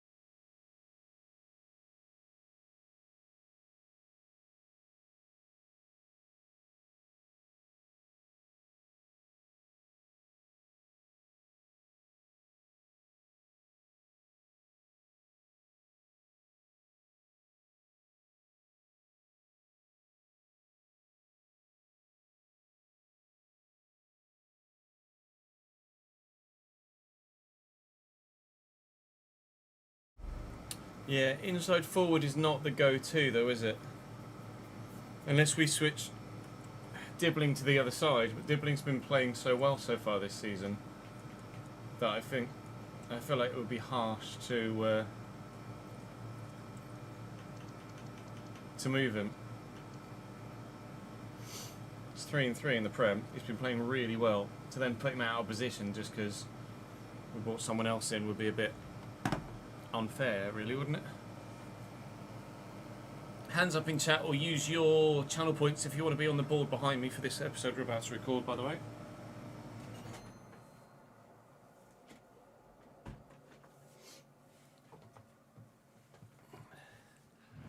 I'm going Max for the Grand Prix today, Nola. Max Piastri George is my podium prediction. Max Piastri George.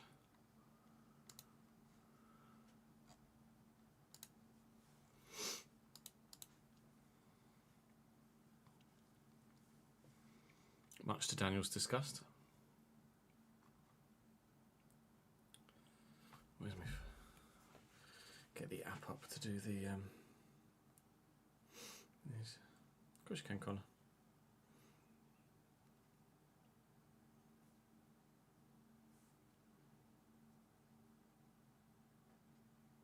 You reckon 2 inside forwards?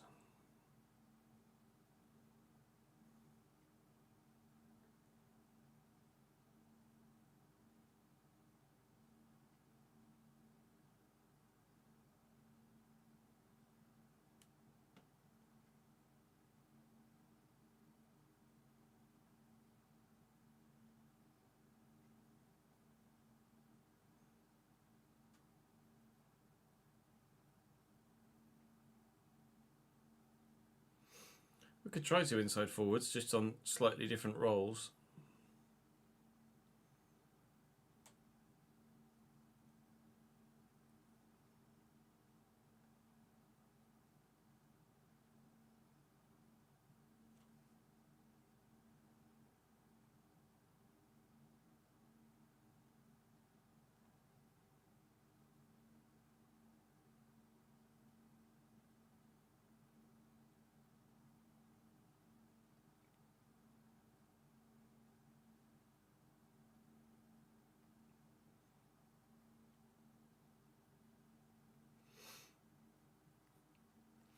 I don't mind giving it a go. Switch to the right thingy.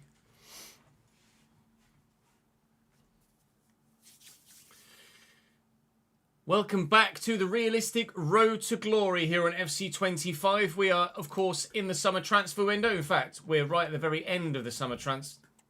Start that again.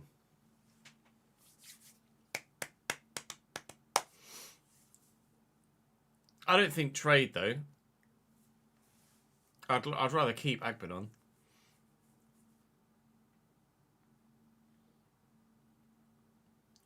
Welcome back to the Realistic Road to Glory. Season 10, summer transfer window, 10 hours remaining on transfer deadline day. And if you missed the last episode, that happened. Biggest deal of deadline day thus far. I will go on record as saying that it's probably the biggest deal of the entire window thus far. Will Lancashire, at the age of 28, with 2 Premier League golden boots in the bag, has earned himself a £140 million move to Paris Saint-Germain.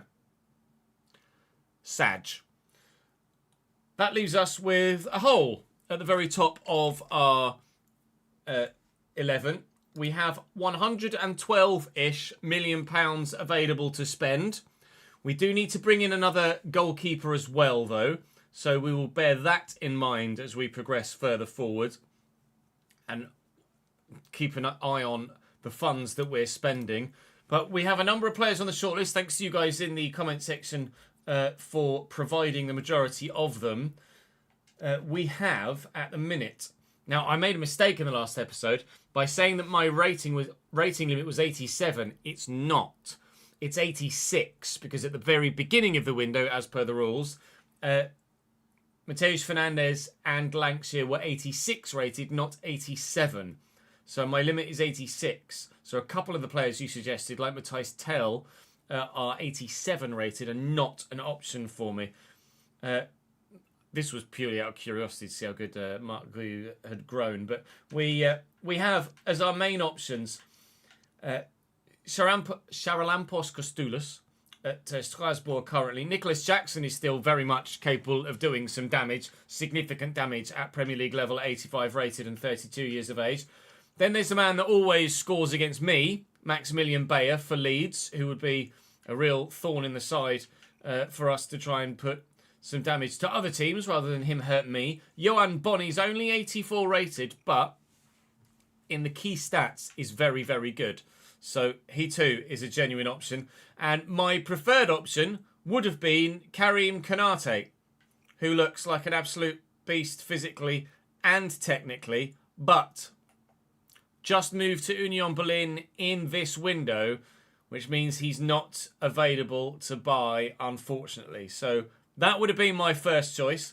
Bruna is here as well, Paris Bruna, who also looks very good, but the balance just really makes me query as to whether he's actually going to be worth it in-game. 95 agility is obviously off the charts, but 67 balance probably ruins the high agility, doesn't it? Excellent finishing and dribbling, though. That's not to be discounted. So I think I'm going to go for Bayer. He's a tried and trusted Premier League level striker who has done plenty of damage to us over the years for Leeds United. I am contemplating also getting Simi Kilichoy as well.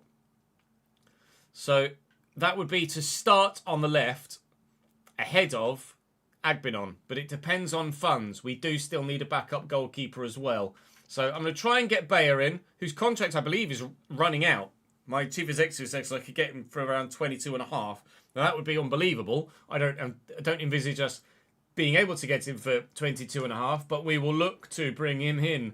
Now obviously we'll probably have to pay slightly over the odds because they're a local rival, aren't they, Leeds United? So I'm anticipating having to pay a decent whack here for Bayer, but we know he's got the quality. Saying thank you to Connor, to Dylan, and to A Safe Pair of Hands on the board behind me for your continued support on streaming in the YouTube comment section. Hopefully, we will be signing A Safe Pair of Hands a little bit later on in the episode when we bring in a backup goalkeeper. I'll start at 35. My chief executive reckons I could get him for significantly less than that, but Leeds will say yes at 35 million pounds. That's a disgustingly good deal. His contract must be running out. He's on 110 grand a week though, and almost certainly would want a pay rise to come to us challenging at the top of the table. Crucial is the role we will offer him. I did see the comments saying that we should give Rodrigo Ribeiro a run as starting striker, but I would say Ribeiro is still a great backup striker, but he's not going to be the man to lead the line. I'm going to go £145,000 a week and a £500,000 signing on fee. Big bucks for the man that hopefully will fire us to glory this season. £145,000 a week, our new highest earner, but for a bargain initial value fee.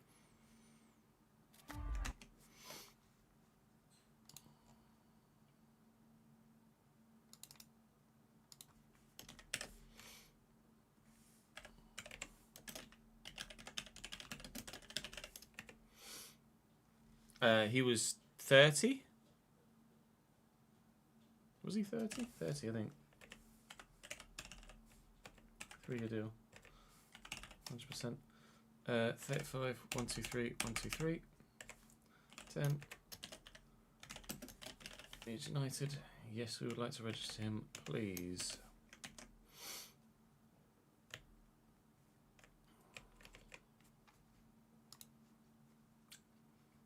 So I've still got plenty of money left. I've got nothing in my wage budget.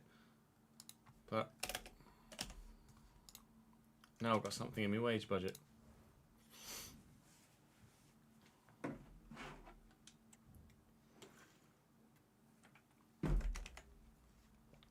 you're right, signing bonus.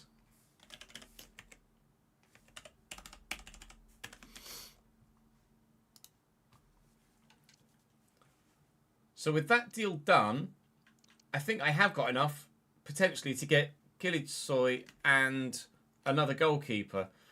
We currently sit at 69 million available in the budget. 69 million, surely. Simi isn't super expensive from here, although he is going to be on the top end of where he's currently sat, I think. We'll try 46, we'll try valuation and see what Bologna say. Bologna obviously been performing very... Oh, they'll say yes, valuation. Bologna have been performing very, very well in this save, but I feel like the draw of the Premier League is bigger than the draw of the Champions League with Bologna. He's not going to stand the chance of winning the Champions League with Bologna. It would just be a case of, I get to play in the league phase, oh joy. Whereas, obviously, he could test himself to the very highest level in the Premier League with ourselves. So, no release clause, please. He's on 93 grand a week. I'll offer him 110. And again, that $500,000 bonus. Almost a month's worth of wages up front. And Kilitsoy says yes. So, from Bologna, we've made another signing. We've been able to spend most of our budget so far. Still with more to come.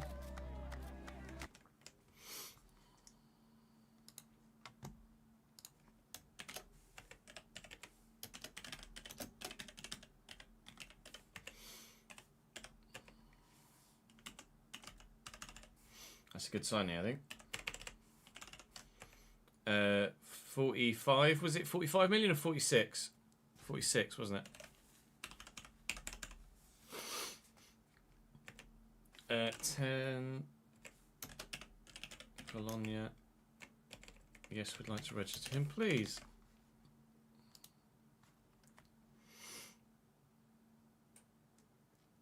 We do still have wage budget remaining as well.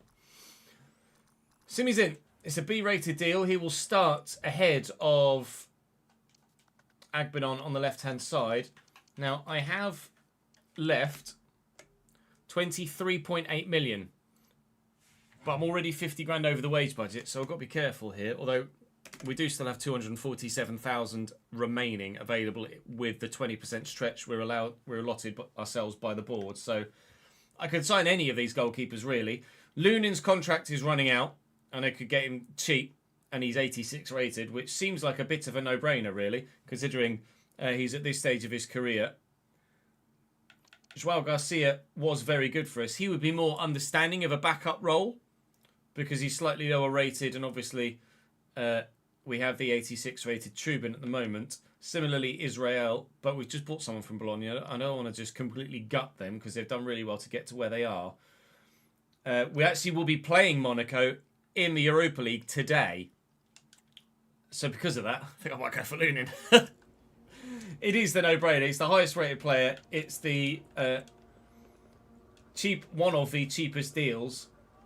I don't want to let Ando go, though. But they do seem keen on actually getting a decent fee for him. That said, they have accepted something under valuation, albeit by £100,000. Lunin looks like he's going to come in. What was he on a week at Monaco? I can offer him crucial, really. I'll try and get him to accept important, but he's only saying crucial because he's 86 rated, not because that's what he actually would expect in real life of a role at the club. But it is what it is. The game is the game.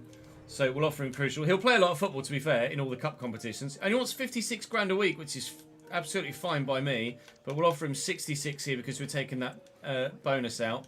66 grand a week and £400,000 bonus. Welcome to the club, Andre Lunin. We have ourselves a full squad now with 10 hours to go on transfer deadline day. We have spent all of our pennies.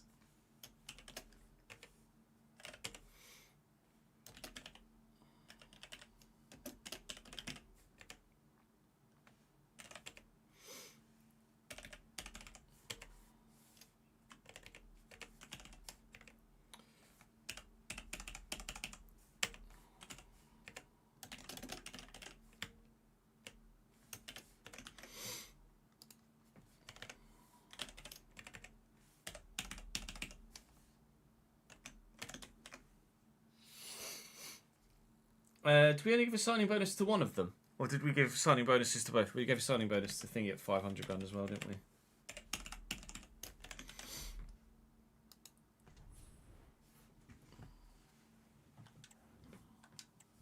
Yeah, we've got 2 Ukrainian goalkeepers now.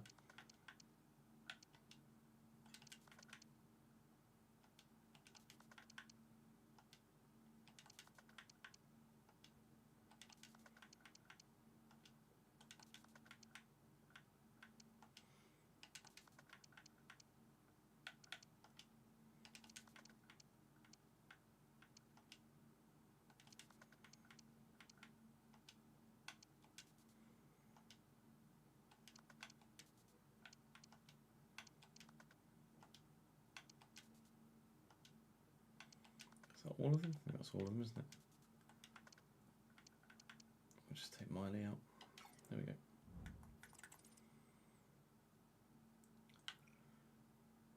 So let's see what else happens on deadline day. Any other big deals to go through? Roger Fernandez has left Leeds to go to Torino, who actually were playing the Europa League this year. So I'm hoping that he doesn't come back to bite me in another competition as well. We'll be rejecting any bids for our players on deadline day unless, as was the case with Lancashire, they come from a significantly powerful club. Rumours of Trevor Young going to Montpellier, but we'll wait and see if anything actually happens to that. Well, it's not going to happen there, so there's no point waiting and seeing. I'm going to reject it. So, 8 hours to go. Colwill might be moving clubs. He may well have already done so. Barras is a Patreon player, moving from Osasuna to Monaco. Paul has moved for £74.1 million. In fact, we shall probably play against him in that game against Monaco in the Europa League later today. Carlos Baliba has moved from Lille to Wolfsburg. Wolfsburg, obviously, high achievers in Germany at the minute. Rizzo, bid for him, but Shempong, a bid for him, plus Skelly Alvaro, but saying no to all of that. Thank you very much. Xavi Simons might be leaving Arsenal. That would be a big deal if he does. But will it be massive? I don't think so. He's aging now, isn't he? He's probably, to be fair, he's probably still about 89 rated, isn't he? So he's going to go up. Ben Dokes left Fulham to go to Union Berlin. And there is Simmons at 30 years of age for £86.2 million, going to Stade Rennais, as we presumed that he would be. Right, now City came in for Ouattara. It might have been January last year. And they wouldn't pay the fee. Now, we are like 3 hours for the end of deadline day. I don't have much money in the bank to find a replacement. I can't just reject it outright, but with 4 hours to go on deadline day, they have to pay a significant premium fee. They just aren't timing this right, City, and I'm not going to get taken advantage of. And it's just not happening. Pep, we've been through this before, mate. If you're not paying anything above £45 million, you're not having him. And they're just not going to pay the fee. I'm not going to lose my best left back for value only with 4 hours of the window left. It's just not happening. Sorry, I'm not just gonna get taken advantage of like that. Carvajal has moved to Trabzonspor. That's not the Carvajal you would expect it to be. Serginho Dest moves from Porto to Nice. Now Lyon have come in for Ouattara and offered me Aymar Oroz as well as part of it. That we shall be saying no to, though. City just don't know what they're doing, do they? Ben Bessemer, Patreon player, might be moving to Leeds. Now, if PSG have come in for Yarrick, I might be forced here. Now, Newcastle want Ouattara as well. But again, we will reject for Newcastle, certainly. PSG have come in for Yarrick. Literally, was it 1 hour? 2 hours to go. Now, it's PSG, so I have to consider it, as we did previously. But because of the nature of where it is in the window, they're, again, going to have to pay a premium fee.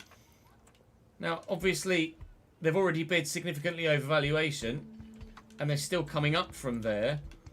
But Luis Enrique, you're gonna have to pay an amount that allows me to bring someone else in, and they'll pay 41.5. But I don't know if that's going to go through in time, and I hesitate to advance because I then not have enough time to bring someone else in. but I hesitate to bring someone else in case when I advance it doesn't go through. I'm going to advance. We'll see what happens. And if it's gone through with 1 hour to go, then fares. But, or Desiree Doué leaves Paris Saint-Germain to go to Juventus. Doué was a player we were thinking about, striker, but have not done. Daniele Gallo has a bid for him. It looks like the Yarrick deal is not going to go through in time. So we negotiated a fee, but Paris Saint-Germain have left it too late. Yarrick will be staying at the end of this summer transfer window. Now, of course, we get a bid for someone else the moment the window ends. But sorry, Cesc Fabregas, you're not having my man on loan. 200 emails will be the one about Yarrick transfer talks end. Sorry, Yarrick, you're going to have to stay with me, mate, I'm afraid. So we've Brighton to come. We will be playing Brighton today. We'll be playing Newcastle today. We'll be playing Monaco today. And we'll be simulating Gillingham, Villa and Torino in the middle. But for now, the squad for at least the first half of the season is decided. It is done. The squad has been built. Now we just need to wait and see if it's good enough to get us what we want this year in terms of a league finish. Bayer leads the line. Kilic Soy now out on the left-hand side, and I've been asked by chat to play him as an inside forward on attack. No, on roaming, and then dibbling on attack. That was the change we were asked to make. So we shall give that a go. We're playing two inside forwards, but inside forwards on different roles. But the side has significantly improved between last season and this. We've obviously lost our 87 rated lead striker, but Maximilian Bayer should certainly be good enough to fill the void. We'll show you a quick rundown of the full transfer window. I need to go and update the Patreon player spreadsheet as well for people that have moved, and then we can go and play some games. Dagboy, thank you for the follow, mate.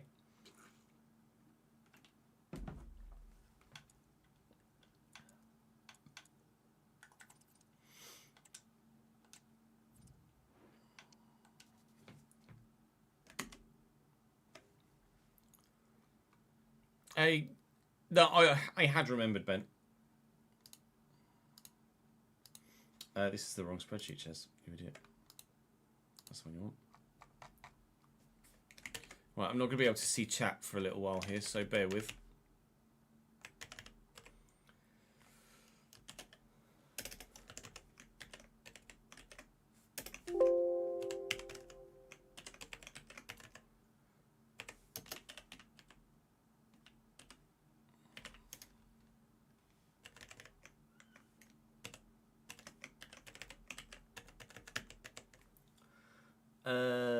Thomas at Leipzig, yes. Emmett at Real Madrid, Thomas at Leipzig, RB, Leipzig, Real Madrid, Daz at Bari, Sociedad for Rashidi. No, Rashidi's moved, okay.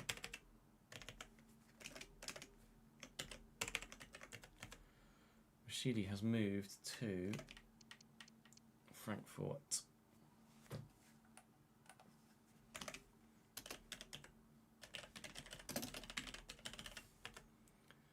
So I'll make that one green.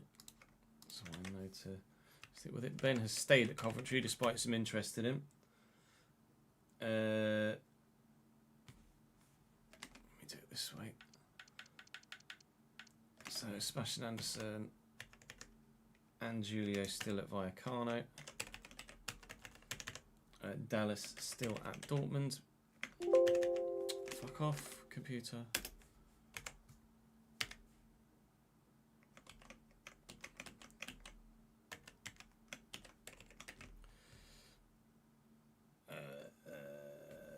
Alex O'Sullivan at Lazio. Transfer or loan? Okay. Apparently that was already done. Let's see, make it green now because I've got him down as Manchester United from last season, Alex. Spencer Rice is still at Stuttgart. Mike is now at Norwich. We've done that one already. James Tourish has gone out on loan to... Is that the Valvike? It is. RKC Valvike. Loan. They do love a loan for James at the minute in this save. Really do.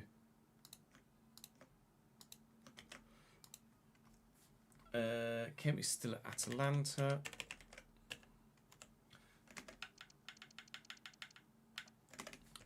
Chris, AC Milan still. Aiden at Hamburg. James is at Atleti. Oh, wrong button, cheers.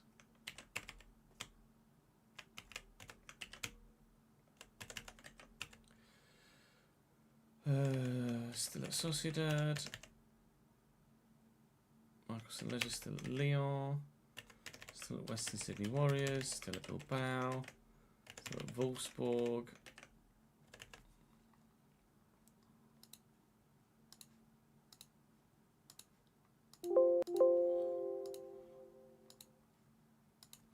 Come on, fucking, what the fuck?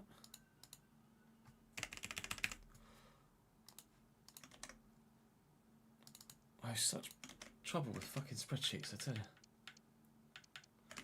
Callum at Hull. Oh, Cameron, sorry, at Hull. Davison at Fortuna. Permanent or loan? Permanent. Fortuna Dusseldorf.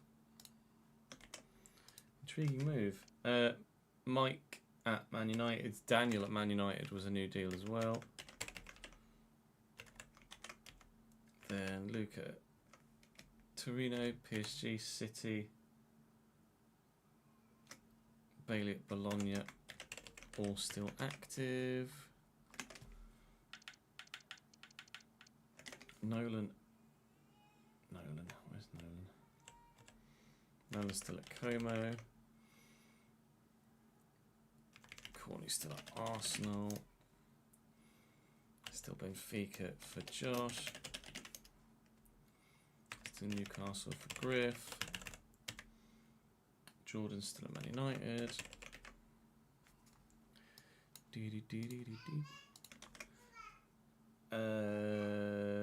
Paul had moved from Osasuna to go to Monaco,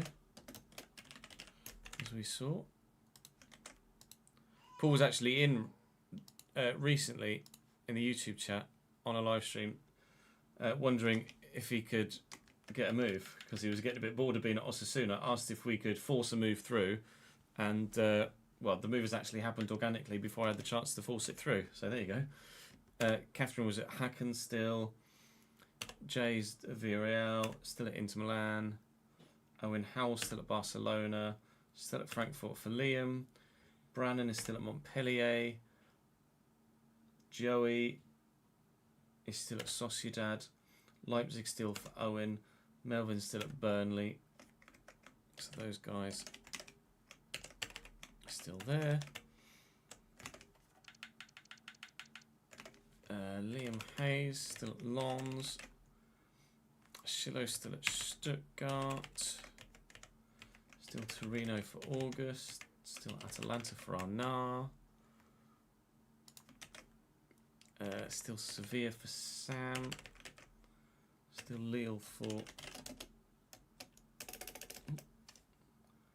Still Lille. Well, I'm literally, it's literally typing in a box that I'm not clicked on.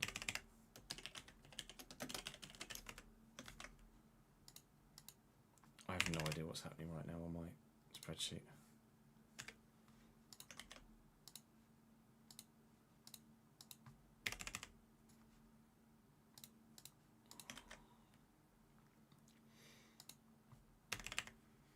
Justin. We got Hazard. Hazard is still at Venezia.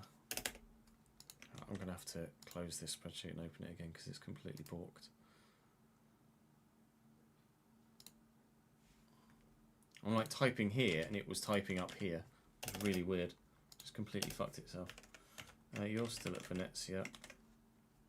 Changed. Marcus is still at.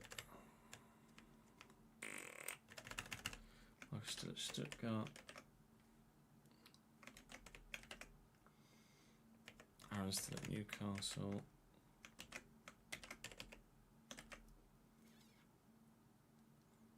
Wimp's still at Lille. We did. Should be red.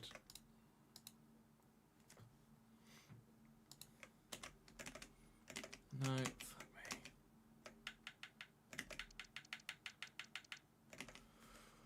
Waldo's still at Leganés. Braden's still at Brighton.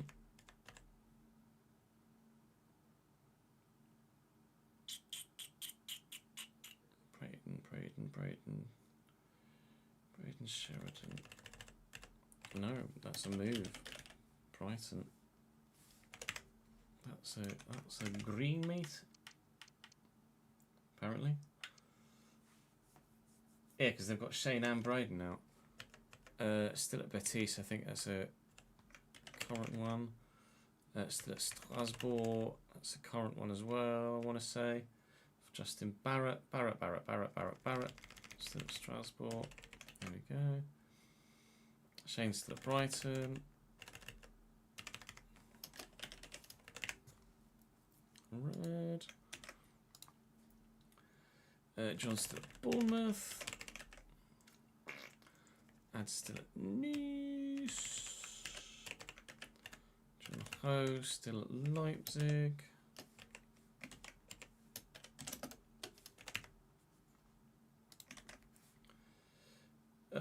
Chris still at Monaco. Chris.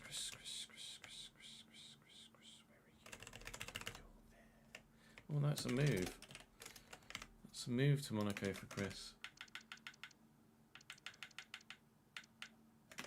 Davis still at Atleti. Still Bologna for Brandon as well.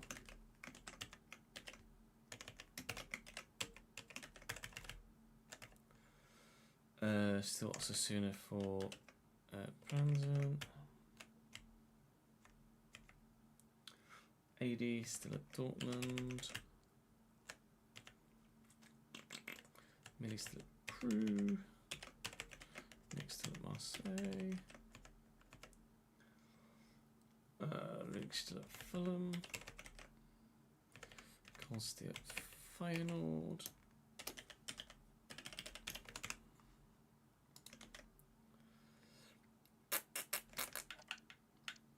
Yella and Nick still where they were.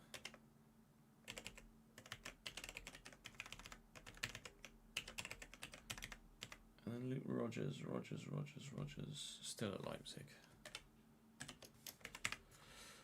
Right, done. Bloody Nora.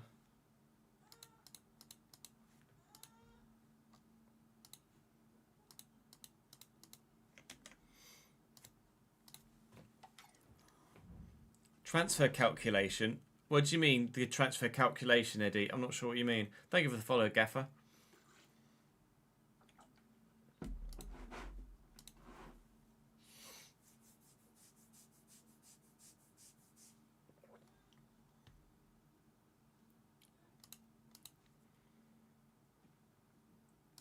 We do use the Youth Academy manual, yes, just not regularly.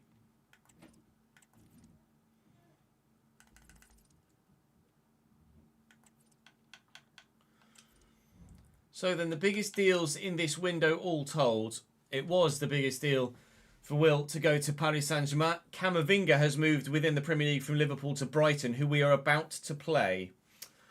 Oh. Chris Taylor, Patreon player, has moved for 111.2 million to Monaco, who will play later today. Theo Arch has moved from Villarreal to Newcastle. He's not a Patreon player, just a regen. Soule to Arsenal. Christopher Kruse has left Chelsea to go to Mainz. Xavi Simons we saw go through. Saka to Newcastle, who will play today from Liverpool. Liverpool letting go of a number of their best players. Thiago Moreira going as well. What are Liverpool doing to themselves? Rafael Albert is new at Leicester. He's one of the league's top goal scorers so far. We saw the Desiree Doué deal go through on deadline day.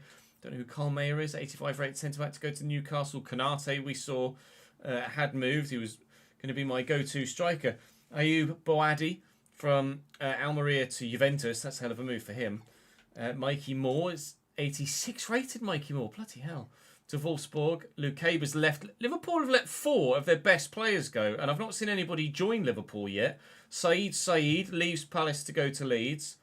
Rashid Joseph is a Patreon player. Paul Barras is a Patreon player. Farhat Shelia has gone to Bilbao from Inter. Farhat Shelia, the Basque player from Georgia. George Elenakena has left Leicester. Ben Doak's gone to Union, as we saw. Jacobs goes to Wolfsburg. Elise moves to Girona. Intriguing one. I don't know who Adam Amar is. Destiny Udogi to Osasuna. Osasuna doing well in the window. Newcastle letting some go when signing some in. Rig was obviously us. Fernandez, you saw. Van Bommel. Actually, we did look at Van Bommel when looking at a winger, or backup winger, but obviously we've made a better signing. A 34-year-old Martin Erdegaard moved to Osasuna for £58.4 million. Mickey van der Ven. Oh, I would have loved to have gotten to the point of being able to use him. Vicente Rivero moves to Monaco as well. He must be decent. 84 rated centre mid. Hoyland leaves Liverpool. Liverpool have sold like at least 5 of their better players here, and I still haven't seen anybody join Liverpool on this list. Julian Alvarez goes to Atalanta, and Arsenal have weakened themselves in that area. Jeremy Doku, 86 rated now at Torino from Inter. Osman has left Brighton to go to Strasbourg. Ravella to Union. Obviously, that one's us. Levi Colwill joins Liverpool at 85 rated. That is a good signing for them. Niels Hoffman joins Liverpool at 85 rated. That is a good deal for them. They're replacing some then. Zacharian leaves City. Sven Winter, 81 rated only. Centre mid. CDM goes to Chelsea. Duran's joined Leeds, so that must be their, or that will be their Maximilian Bayer replacement then. John Duran, who was one of the names on the suggested list. Alexander Isak was suggested. He's too highly rated at 87 and has just moved in this window as well to Freiburg from Bayern for £44 million. 44 million for an 87 rated player is just ludicrous, isn't it, really? Morgan Rogers was us, and then we're down into the smaller deals. Antonio Malambo is a player I've not familiar with. Matthew Davison is a Patreon player. Fiorentina to Dusseldorf. And speaking of the Patreon players, let's show you who's moved where there. Rashidi you saw. Sociedad to Frankfurt. Another loan deal for James, who Villarreal, I think, purchased earlier in the season, or earlier in the save, from Colchester. Then they loaned him to Angers in France, and they've now loaned him to Waalwijk in the Netherlands. Manchester United to Lazio for Alex. Free agent to Norwich City for Michael FIFA. Chelsea to Man United for Daniel Weiland. Fiorentina to Dusseldorf, as you saw there, for Matthew Davison. Osasuna to Monaco for Barras, as we saw. Grimsby to Chelsea for Jack Thornton, who's been at Chelsea for 9 seasons and finally gets a move. Sporting Lisbon to Monaco for Chris Taylor, as we saw on the list as well. Braden Sheridan, Mallorca to Brighton at 86 rated 2. So Brighton have got a very, very good front line again. And we were about to play probably 2 Patreon players as a front partnership for Brighton in the first game of the episode. There's been a lot going on today already. And now it's time to actually play some football.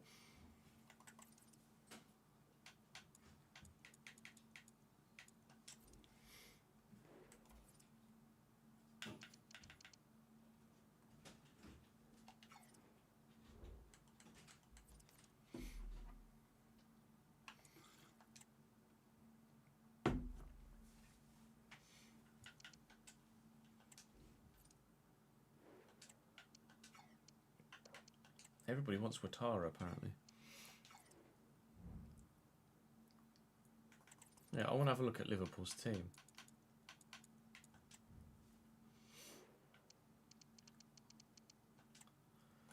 So they've still got Mamardashvili in goal. They've still got Jonathan David up top. Cade Gordon, I think, is going to be their go-to winger. Oh no, Gordon Duff. Apparently not playing at 89 rated. Well done, game.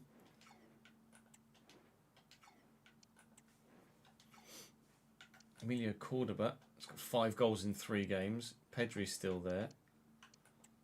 Leon was like 85 rated, he's now 87. Lira 81, Archie Gray's 87. Nils Hoffman's 85 and has played 3 games. Hamza Ali at right back. Herrera, Baldo, Owen Beck. Morato at centre back, 82. And they've only got, I thought for a minute they'd only got 2 centre backs. They have only got 4 centre backs, so they Levi Colwell as new, House and Ignacio Lopez. Oh, they have got a good team still, but they have let go a number of their better players regardless. They're still significantly weaker as a squad, Liverpool, than where they were, but they do have still some quality players. Trent was an 85 rated right back. He's an 89 rated centre mid. High. Wow. Yeah, love that for you, Trent. Love that for us too. Deep line playmaker. 89 rated centre mid, Trent Alexander-Arnold. I like that. Let's go and play Brighton.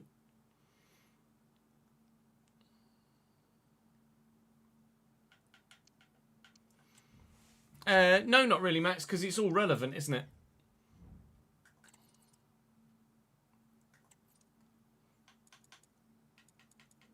That's the academy, Chess. That's why you can't find your fucking office, you type.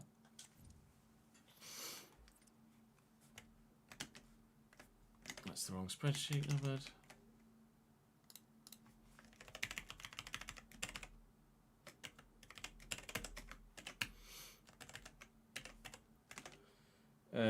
Shet says 8.43, it's just 2.1 something, so I'll just 2.1 it. Wages, what are we paying on wages now? 1,604,350. Wow. 1,604,350. Spending £1.6 million a week on wages. You can do international management, Mangui, yes. I just choose not to. Trent's on the bench at 89 rated. It's pretty mad, really, but we did only buy him as a backup.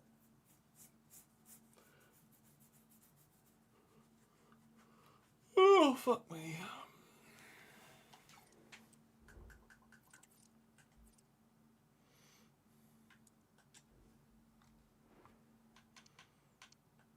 Ashempong now 84, which is good.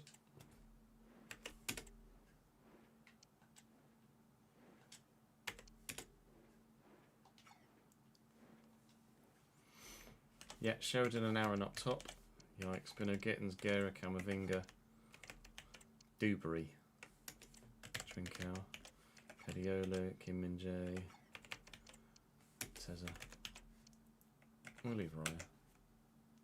So Bayer debut, Kilic Soy debut, and then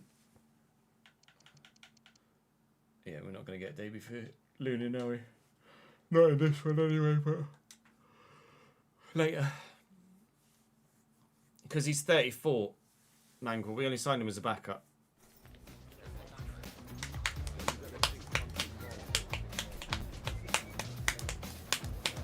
Gonna need it, Josh, probably.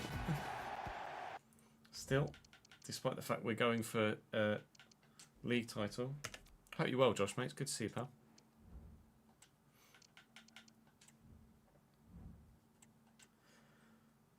As expected, Brighton with Sheridan and Aaron up top. Patreon player duo. David Raya in goal for them. Tezi, Silva, Min-jae, Cadiolo, as expected. Trincao, new signing Camavinga alongside Javi Guerra and Bino Gittins on the left. Aaron and Sheridan, as we mentioned, up top. They've obviously got Pablo Barrios now on the bench, who's been dropped for Camavinga. We've got our former player Leighton Clarkson on the bench from as well, actually, and Buca's their alternative striking option. Brighton are very good. They've not had a great start to the season, though, but they're still going to be very good. Debut for Kilic Soy, and obviously Lunin won't get a debut here, but a debut for Maximilian Bayer also. And hopefully he can get a goal on debut to make us feel, or give us the idea that we have actually made the right decision bringing in, bringing in the striker from a local rival. Bayer was popular in the comment section, to be fair. Whether that's because you feel like he's good or whether it's because of the storyline of the save, I don't know. But regardless, that's who we've gone for. Trubin makes the stop. Very rare that you ever see 2 Ukrainian goalkeepers at the same club, let alone in the Premier League. 2 Ukrainian goalkeepers at the same club outside of Ukraine is probably rare enough, let alone being at the level that they are. But still not of the level high enough to stop Shane Aaron banging that into the top bins. That's 1-0 Seagulls. Finish indeed.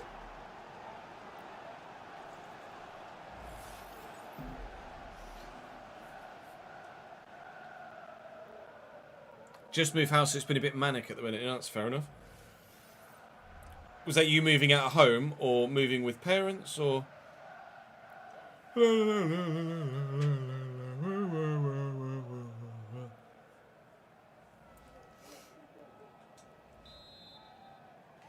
Moving with parents, Fez.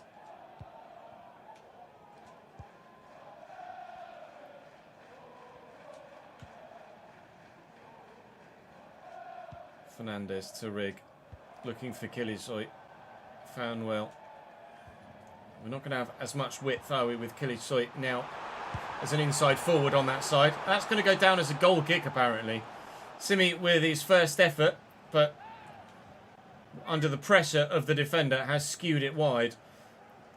It's going to be slightly different for me playing with 2 inside forwards as opposed to an inside forward and a winger. I'm hoping that it works for us as an idea, as a theory, in practice. We shall wait and see. Dibbling has been the go-to man so far outside of Lanks here, obviously.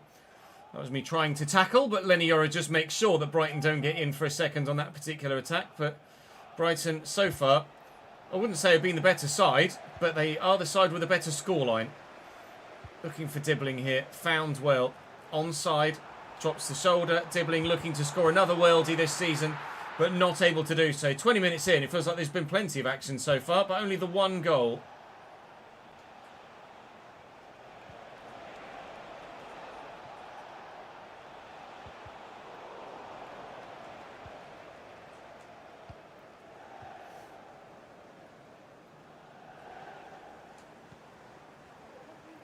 Rig.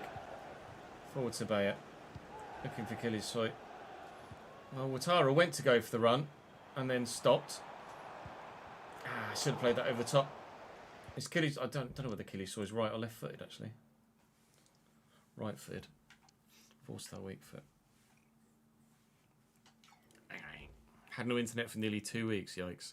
G'day, Jack. How are we, lad?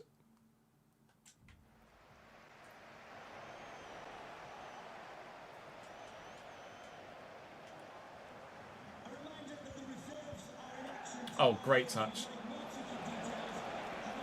Aaron down the wing. And with support. Support in the form of Eduardo Camavinga. Jesus Christ. Brighton fans never thought they'd see the day where someone of the quality of Eduardo Camavinga plays in the blue and white. At the minute, I don't think they see the day that almost all of the 11 that are in their starting lineup here in this save would be playing for them. Looking for Kilisoy, but it's just not a good enough ball, unfortunately, trying to find a new Turkish winger. 10 minutes to go in this first half, and still we're on the back foot the majority of the time, trying to win the ball back and counter. Saying thank you to Darren for the 9th month subscribed to the channel, and saying thank you to Aaron for missing the target.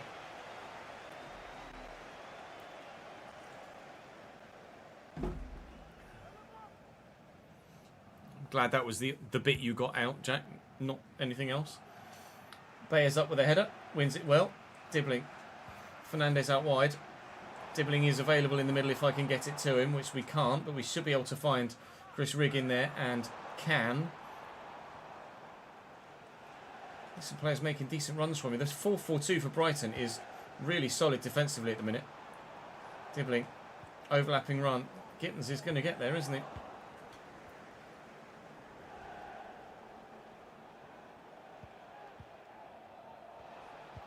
footwork from Javi Guerra. There's mental. Sheridan, well in Lenny Oro. Okay, well in Sheridan.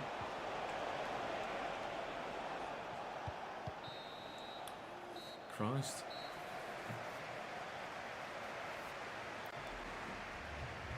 Yeah, Brighton are really good.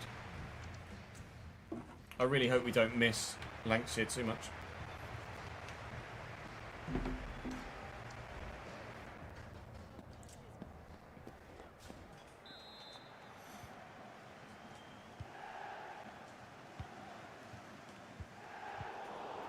Great ball there, Lenny. Absolutely superb, mate. You.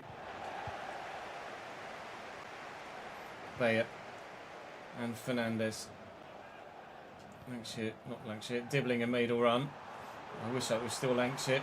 Oh, how I wish it was still Lancashire. Bayer, I'm sure, will be good for us, but I was hoping to not have to get used to playing with another striker. It's going to take a while, I'm sure, for me to settle with Bayer and figure out how best to score goals with him.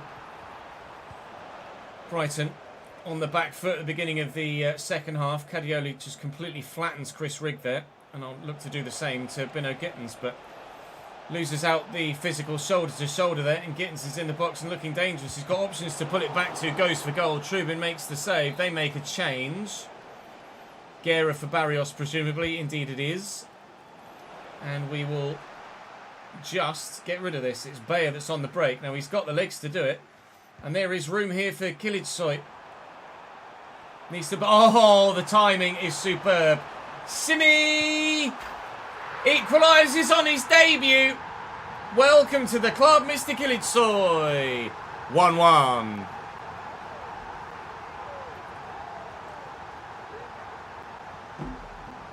There'll be a Football Manager save when there's a new Football Manager game. Lancashire was sold to Paris Saint-Germain for £140 million in the episode on the YouTube channel that went live yesterday.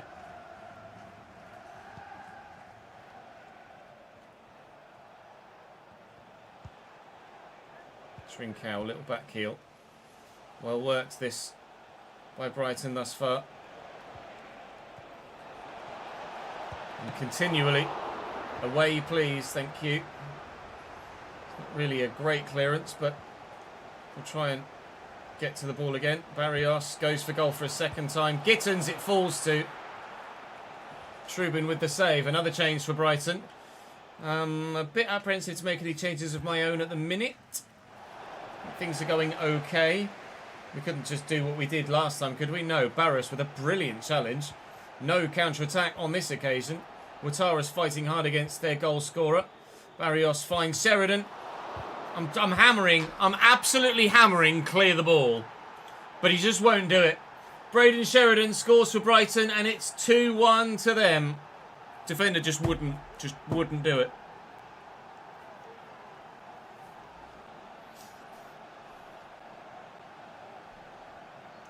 Got to take a touch first, because of course he has.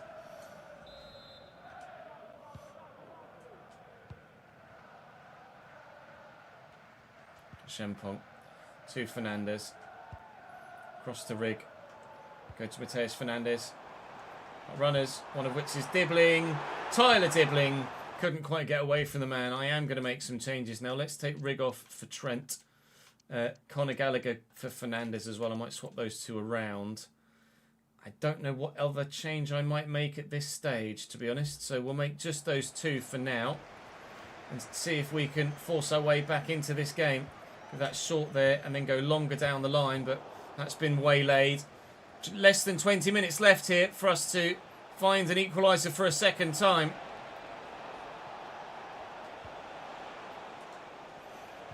Oh, fuck's sake. What is the point in letting me win the physical encounter if then... He's just going to let them have the ball back again anyway. Corner Brighton. It's going to get taken short. Leighton Clarkson off the bench here. Completely sells Trent, who was his replacement in the squad. And then we've got the tackle in. Oh, and brilliant footwork from Bayer. Counter-attack is on. Trent Time it right for Dibbling. Please be onside, Tyler. He is.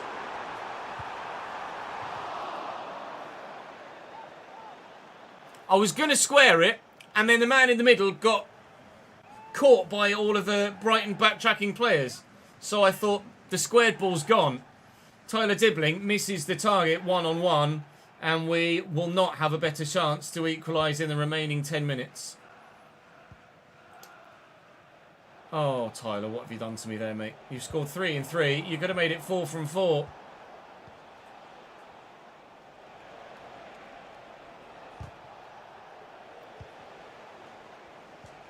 Can I please just fucking have the ball back and keep it? My God. Gallagher. Camavinga with a really strong challenge. Sternal. Aaron. Safe. Yes, Mangle, we upgraded the stadium.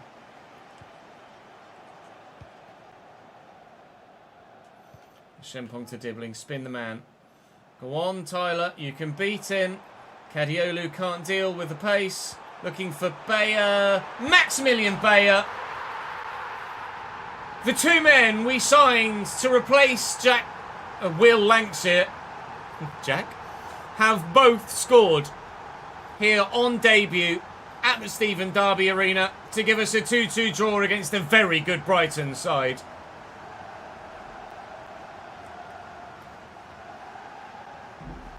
Thank fuck for that.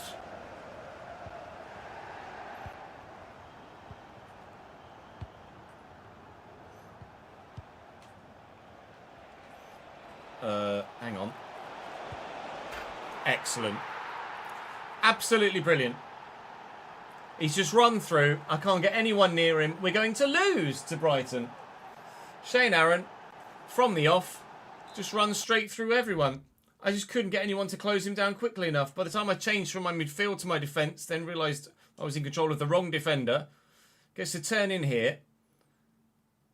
Plays the 1-2. So then I changed to Engels in the middle. Come across, realise I can't get there. Change to the other centre mid, realise I can't get there. Change to the other defender, then can't get there, and he's buried it. Unbelievable. The only passage of events that could have seen him score that goal were the exact ones that happened. Bayer looking for Dibbling.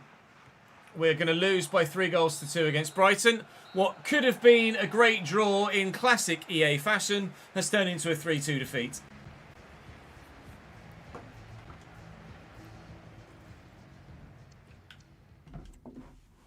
Unbelievable, Jeff.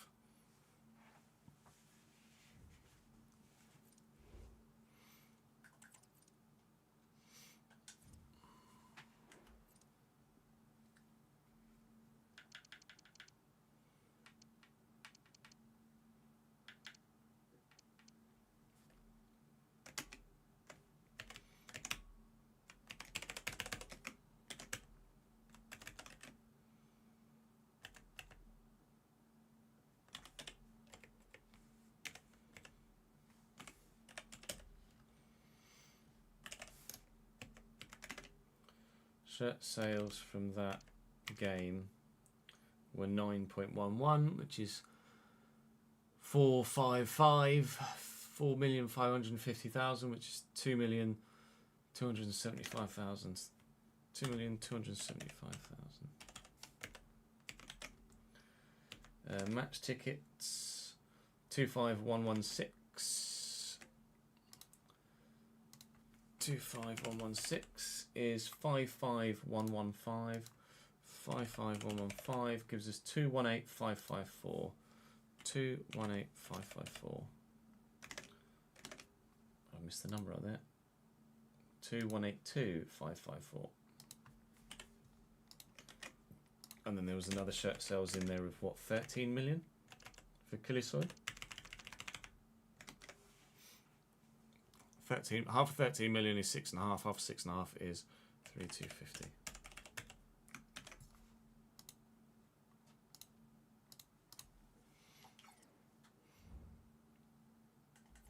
Don't blame me, Mad Villainy. Don't blame me at all.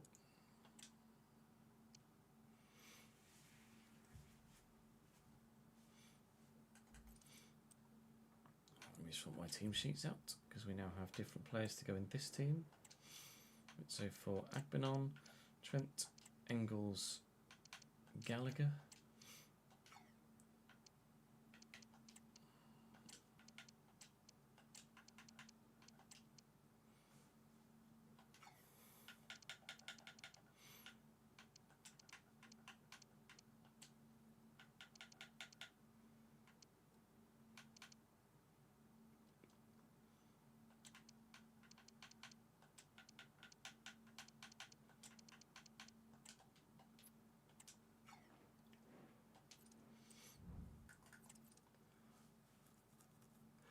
Next up for us is a trip to Gillingham in the Cup. Now, if ever there was a game where we would expect to get 3 points or a win, it would be this one. And it's only just on penalties against Gillingham. Gillingham very nearly pulling off the shock of shocks. Mansfield beat Southampton at Field Mill to get another actually shock that gets all the way through there. That's unbelievable. A number of Premier League sides struggling in that round of the Carabao Cup. Let's put Dedic right back and do that way round. So we are now back to Premier League action, although actually Villa is going to be a simmer as well. They're 18th at the moment. They're having a terrible season, Aston Villa, thus far. Travel costs? Yep.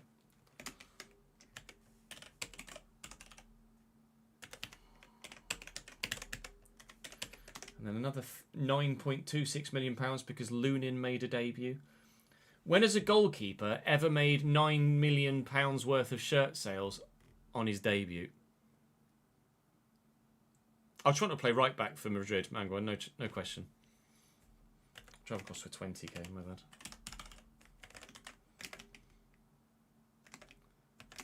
bad. 4, 6, 3, 2, 3, 1, 5.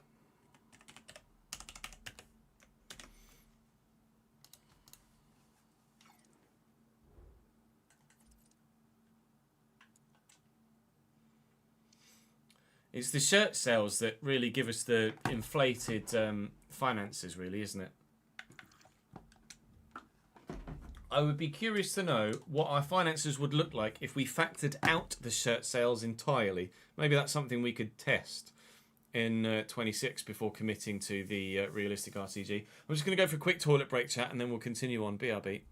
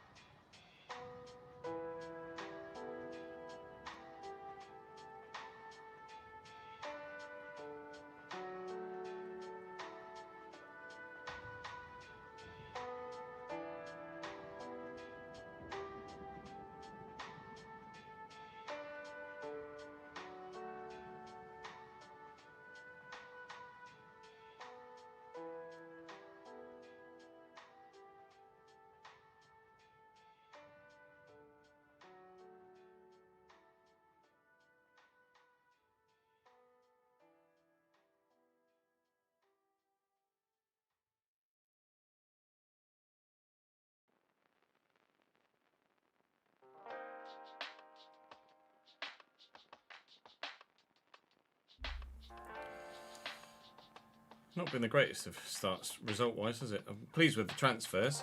Pleased Simi and Bayer have gotten off the mark, but I haven't played Pez for a number of years, Mangwa. Last time I played Pez would have been the last time I made content on it, which was a player career mode a number of years ago.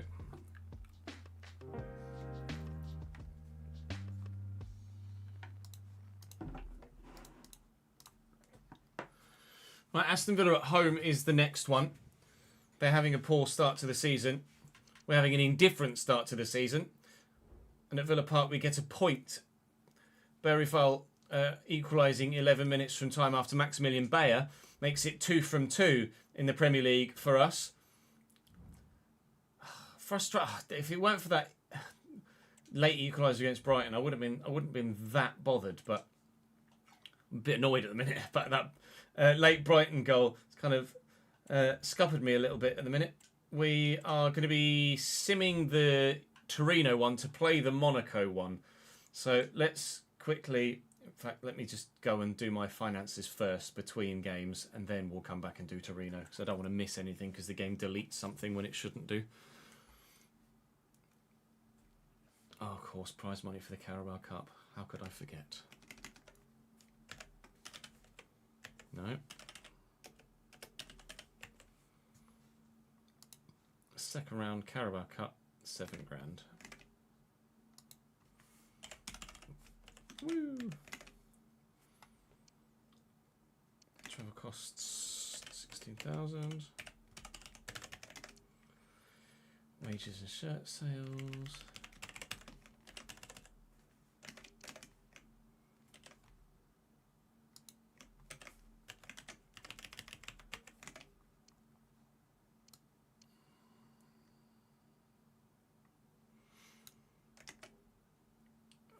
What was it?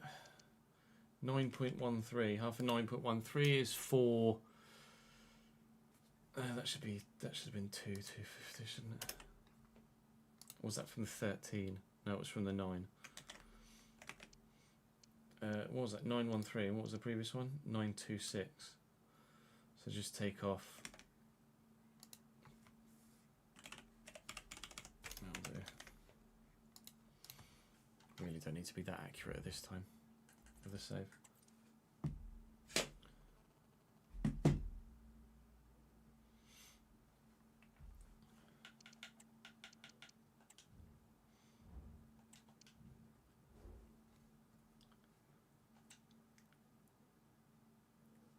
Yeah, but I bet they didn't. I bet that was... Actually, yeah, no, Carabao Cup. That would have been penalties. Torino on match day. We will play the rotated 11 for the Europa League. We should still get the result. And do we ever? Agbinon with... Wow, Engels got sent off after 10 minutes. Thanks, mate. And then Ribeiro scored a hat-trick and Agbinon added a 4th, and we get a very solid start to life in the Europa League. That we will very gladly take. Thankfully, Engels is only suspended for the European competition and not for English competition. Trent is already declined to 88 rated. Good. He's going to be falling quite rapidly then as we progress through the season. How can we slow that down? 15 weeks is the longest we can take to slow him down, declining a little bit more. But let's be honest, we weren't expecting him to be up at 89 or 88 rated in the first place, were we? So very pleased with that. Right, we're down in 9th, but it is early days still. And we have the opportunity to improve our league position if we can go and get a win against Newcastle, which is obviously what we'd love to do.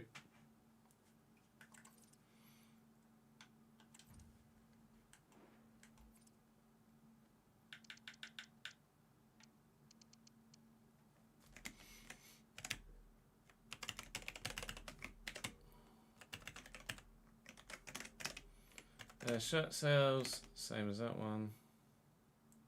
Play wages is the same. Match tickets, 25123. It's 55130. 55130. It's 2183148. 2183148. then prize money for a win in the league phase of the Europa League is £376,830. 376,830. 376,830.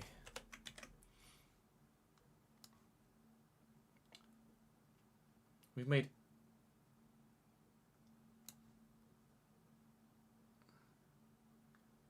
what? It's not registered any of our outs. What? Have I recorded some of the sales in the wrong position? I might have done.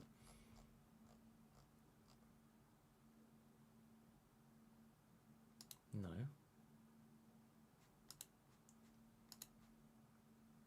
That's sold season 10. I'm looking at the wrong fucking bit. Well, no, it's not. It's not registering all of my. It's not registering any of my expenditure for season 10.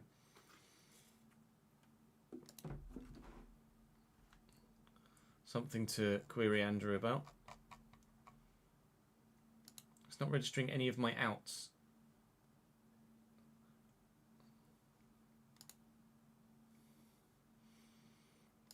There's going to be a formula issue somewhere, isn't there?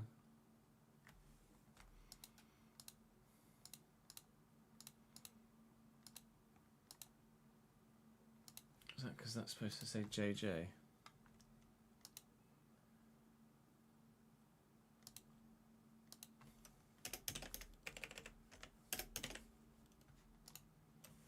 No.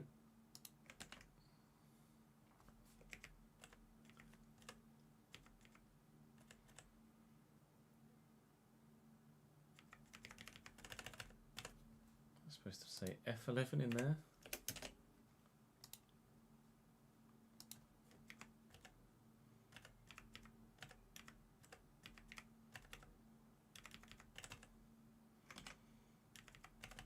Because there's not a minus there.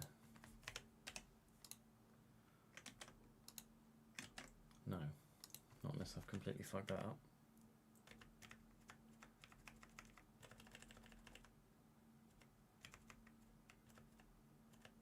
Is that because that's PP, not KK? No. Alright, I'll have to ask Andy. I don't know what it's doing, or why it's doing it.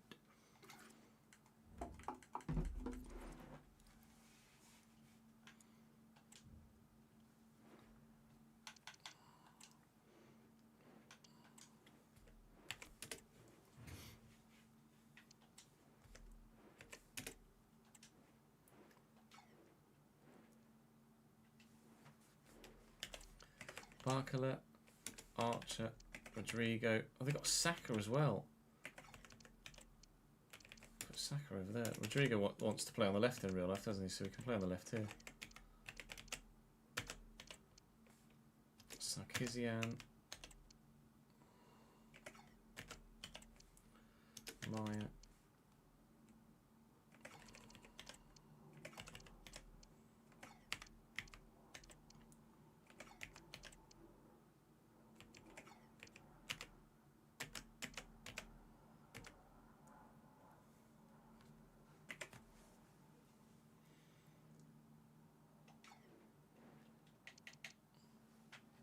Yeah, it's just not registering any of my expenditure for season 10, weirdly. Lanksy won 2 golden boots, yes, in the Premier League, and a golden boot in the Championship. So 3 total for the save.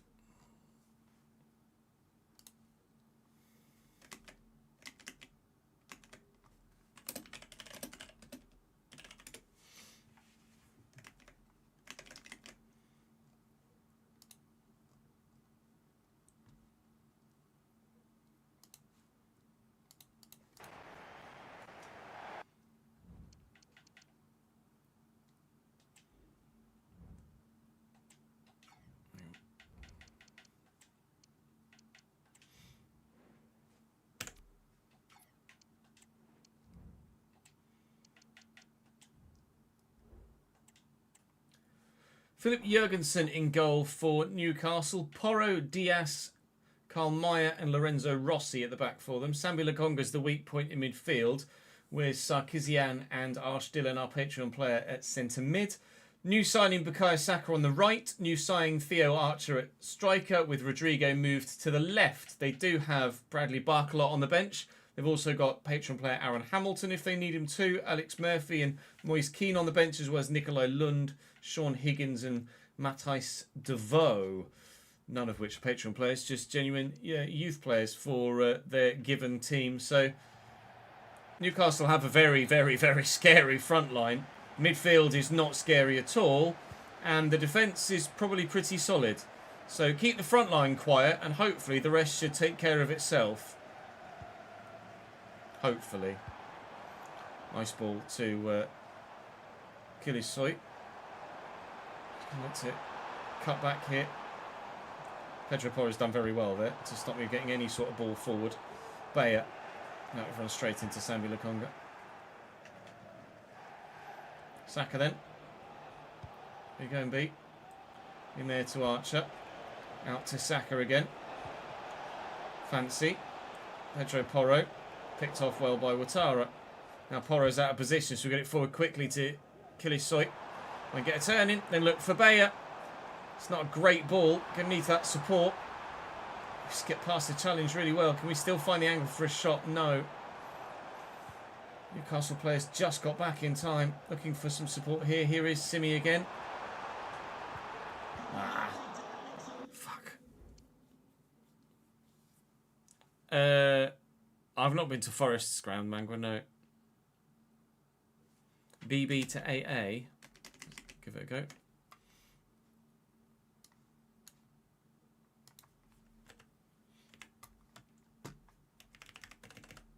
It's the one we didn't do.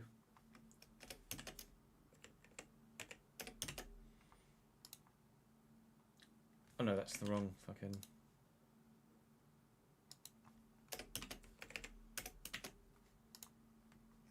No, that's not worked either.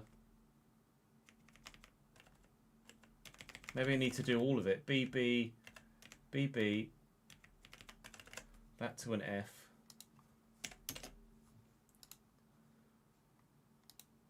And then that to a...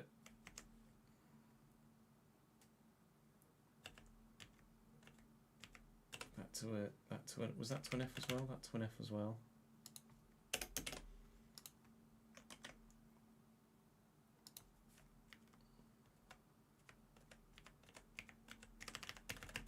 That to a KK.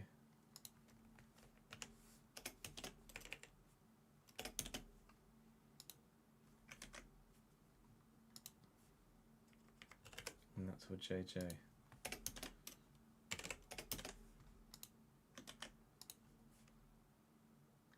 That's not counting. Oh, and then minus in here.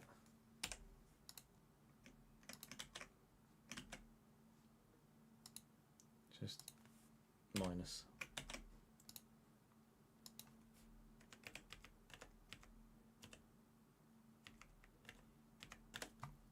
That to a minus in there as well. We did it. Do do do do. Thank you, Ambrose. Do do do do.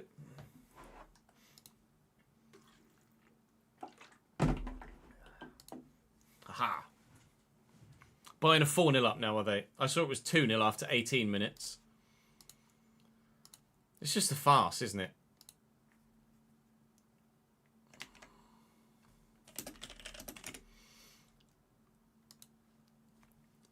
It went 1-0 after 6. Then they've scored 3 goals in 4 minutes. 3 goals in 3 minutes. 18, 20, 21. 4 minutes. 18, 19, 20, 21.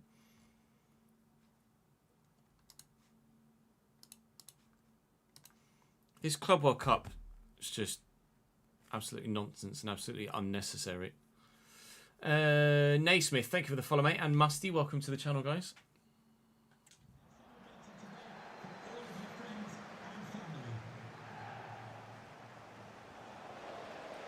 Ouattara takes that away from Saka well. Rig to Engels. Sambi Lokonga. No, it was actually Arsh. Mr. Dillon wipes me out and gets a yellow card, and rightly so. It was a terrible challenge. Here's Chris Rigg. Okay, cool. Lenny Yoro, the man that goes to. Superb. That was well worth a highlight, wasn't it? Oh, how's that gotten past Chris Rigg to find Sarkisian? Here is Saka now. And the overlapping run of Pedro Porro. The early cross isn't ideal, but Dillon gets to it.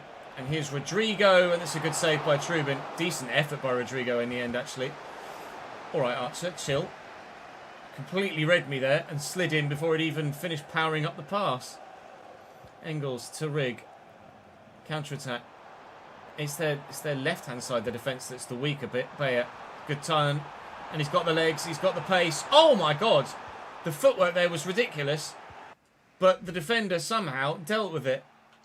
He's done an in-air elastico there, it looked like, Bayer.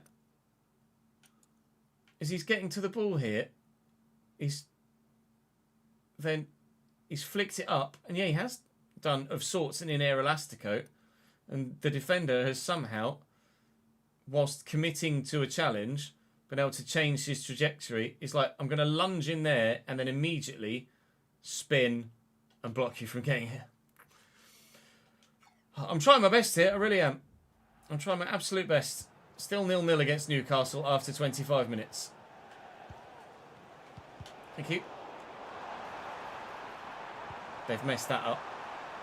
Don't let me mess this up. Kilisoy! 2-2 for him. It's working.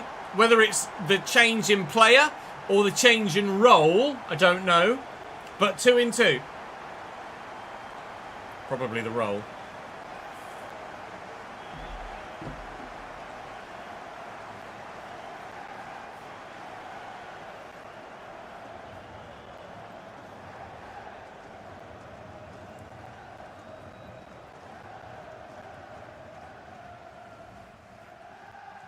Yeah, they undersold tickets massively, didn't they, for the Club World Cup? It's in America, right?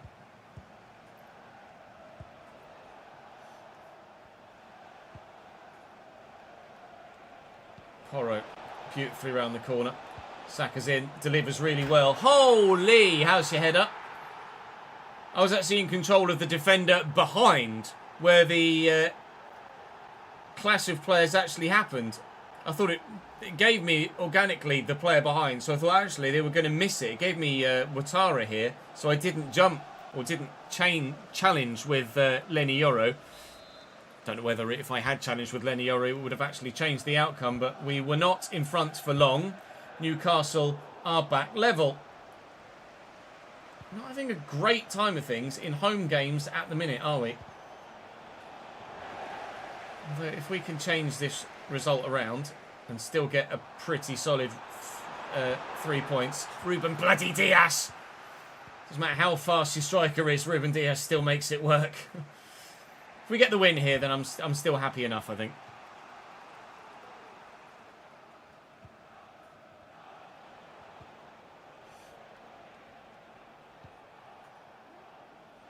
Saka. Well in, Chris Rigg. Didn't actually challenge there with a button press, but he just leant in. Engels trying to turn, and Archer just leans on him and runs off with the ball. Give me that back, please. Thank you. Going to Bayer.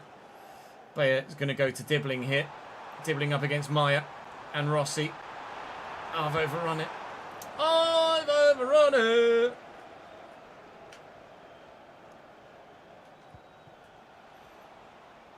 Rodrigo. No, we'll have that, thank you. Do you mind, Rodrigo? The way that I think he's going to send him. Not sure about the red, if I'm honest, ref. It's just a tackle out of frustration. It's not a red card. It's just a yellow. But the referee's given a red. Newcastle down to 10 men for the remainder of the game. They still should be pretty good defensively, though. But going forward, they will certainly be utilising Bukayo Saka a bit more than they have done. To be fair, most stuff's gone through bloody Saka anyway. I thought Dibbling might have been offside there. Can we find one chance before the end of the half? Fernandes driving into the box. Keeps it alive. Dibbling. Edge of the box here is Rigg. The former Sunderland man that can't score against Newcastle, who now have 10 men.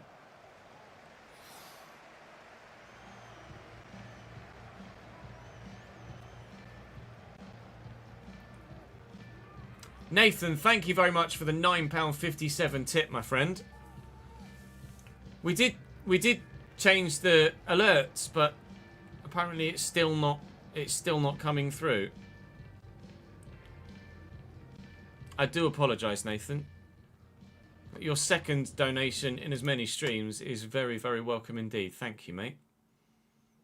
Yeah, I've tweaked the settings. It should trigger, but it's just not for some reason. I apologise, mate.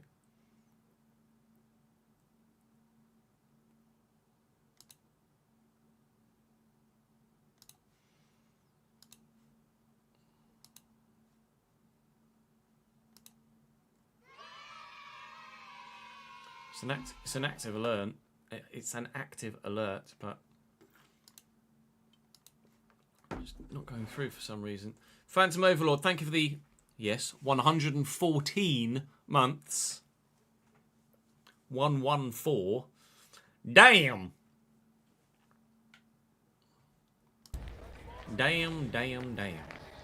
You guys are getting close to me needing new badges, aren't you?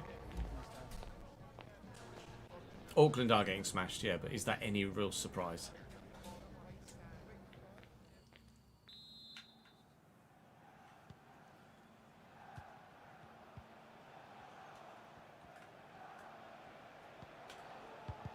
Well in, Rig.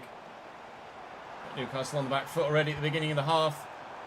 Dibbling, trying to shake off Mayer. Couldn't do it, but we have won it back again. And Rig could go for a worldie here and will absolutely smash it. The former Sunderland man will absolutely love that. A dream finish against a dream opponent. And we lead by 2-1, and that's one of the best goals of the season so far. Left foot, Chris Rigg, top right corner, smasher. Nobody stops that.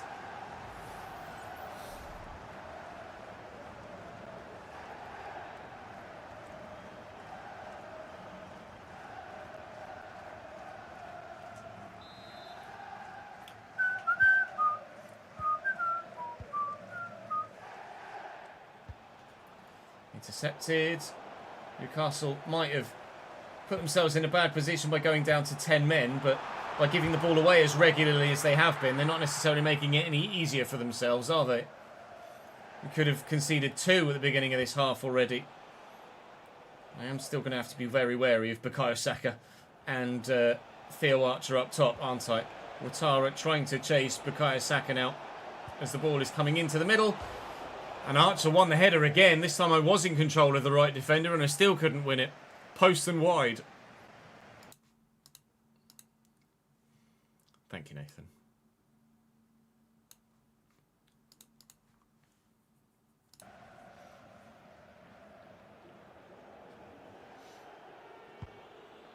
Leeds have signed Lucas and Mesha today, have they?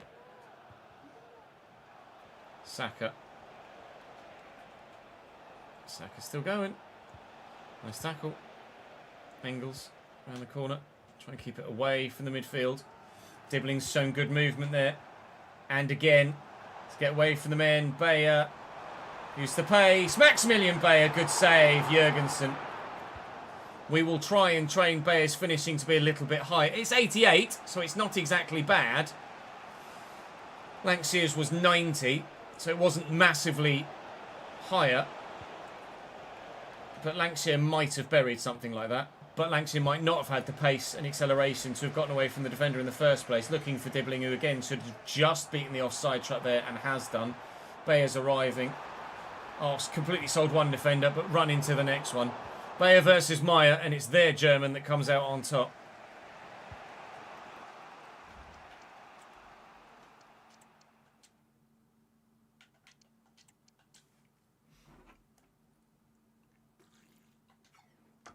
Yeah, and measure the striker, not and measure the centre mid. Lucas, not Felix.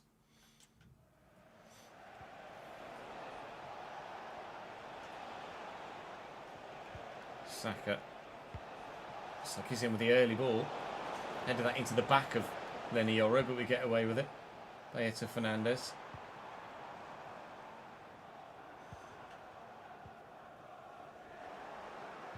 Oh, it's poor from Rossi. It's really poor from Rossi. Dibbling, looking for Bayer. Back to Dibbling.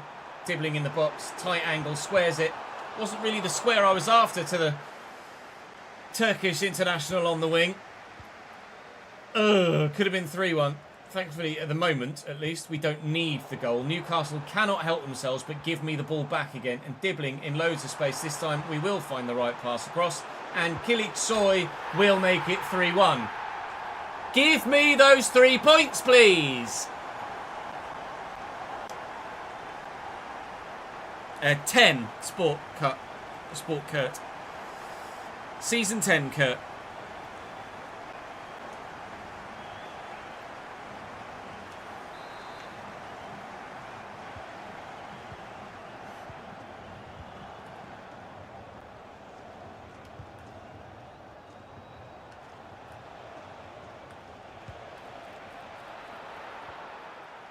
We've played a lot of FM on the channel, mate, yeah.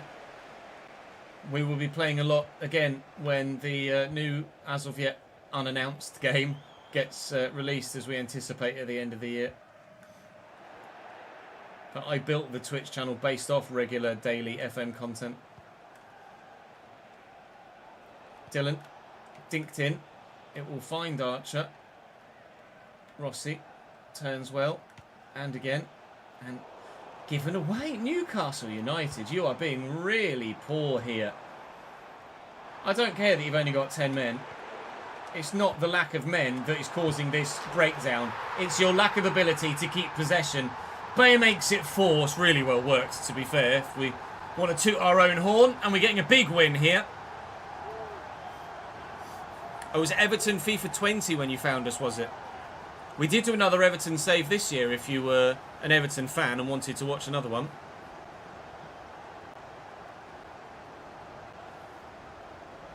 Yeah, Auckland semi-pro. They only got founded this year or last year, didn't they, Auckland?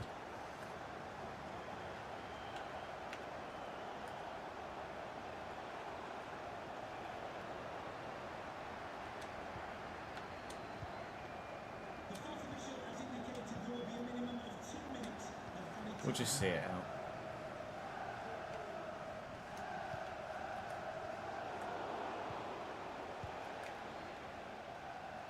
Ref. There's the game. In the end, a solid win.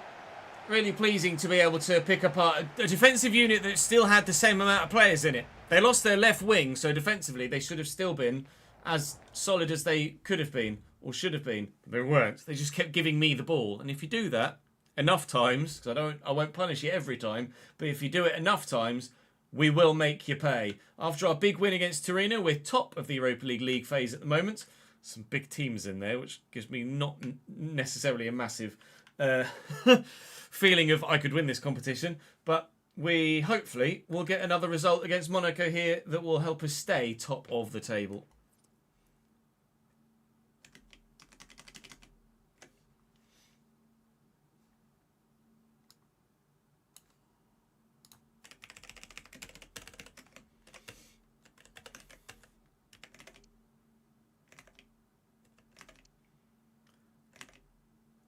Just the match tickets that's changing again.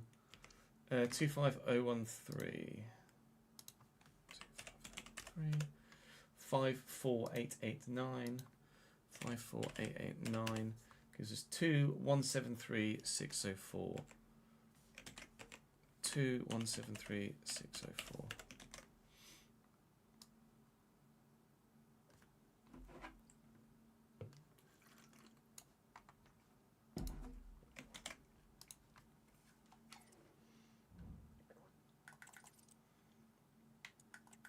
Yeah, I can show you my team in a sec, Kurt. Let me just get as far as this game against Monaco. So the team looks like this at the moment in Season 10. Kılıçsoy and Bayer are new signings this season, as is Rig.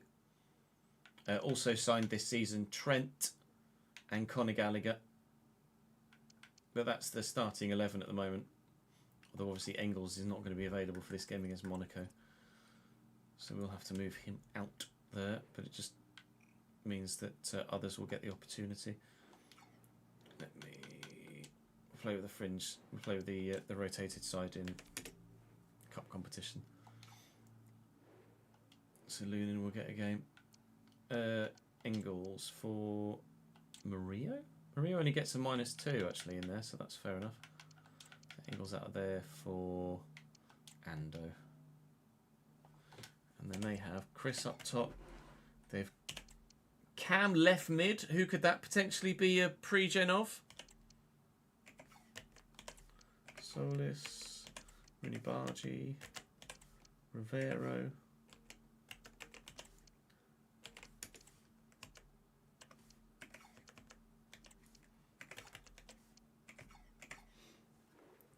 Cam left mid. Would that be Cherky maybe? I don't know. That's a good point. I wonder what Trent would get at CDM. A -2 as well. Fair enough. It's not Cherky. There you go. That didn't take long to decipher, did it? Cherky will still be playing. You get pre-gens. There are pre-gens and regens, Kurt. And this year, for whatever reason, on 25, players are getting pre-gens after like the first season, which is very strange. So we, after like 1 year, we had like Mbappe pre-gens and Giovanni Kenda pre-gens, etc., etc. Oh, Cherky's right mid, Cam right wing. Monaco got a decent team, to be fair. Matthijs Niflore in goal for them. Sergio Gomez, Simon Garcia, Richie Valme and Lewis Hall at left back for them. Beñat Prados and Vicente Rivero holding. Rooney Bargi on the right. Christos Solis on the left. Gaspar Clement at Cam, who's a Cam left mid player. So pre-gen. I don't know if that's a pre-gen of someone or a regen of someone. Cam left mid, I'm not sure. French. And then Chris Taylor, Patreon player up top at striker for them. Not a massive amount of option on the bench, although they do have recently signed Paul Barras there as well at 84 rated. And Mattia Liberali, who's a player I don't know of. Myron Bawadu on the bench too. Apparently the only Cam left mid is Frenchman Simon Nadelia Buabre. Is that on the database from when we started this save though, Davidenki? In like the end of December. He may well be just a randomly generated player too. There is always that possibility also. It's a shame that Monaco's ground isn't in the game because it looks quite stunning in real life. It's not Doué, no. Doué's a left wing, not left mid.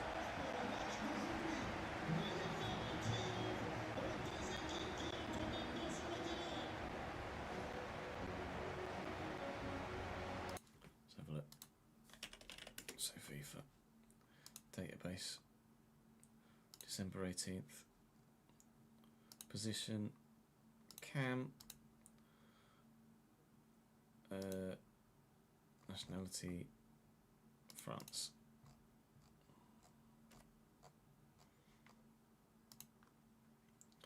Cam left mid, Cam left mid, Cam left mid. Remy Cabella. So far as the only Cam left mid I've scrolled down and found.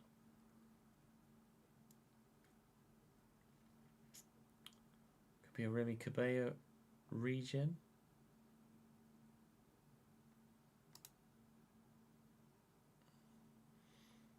Can't see any more Cam left mids. Left mid Cams, yes, but Cam left mids, no.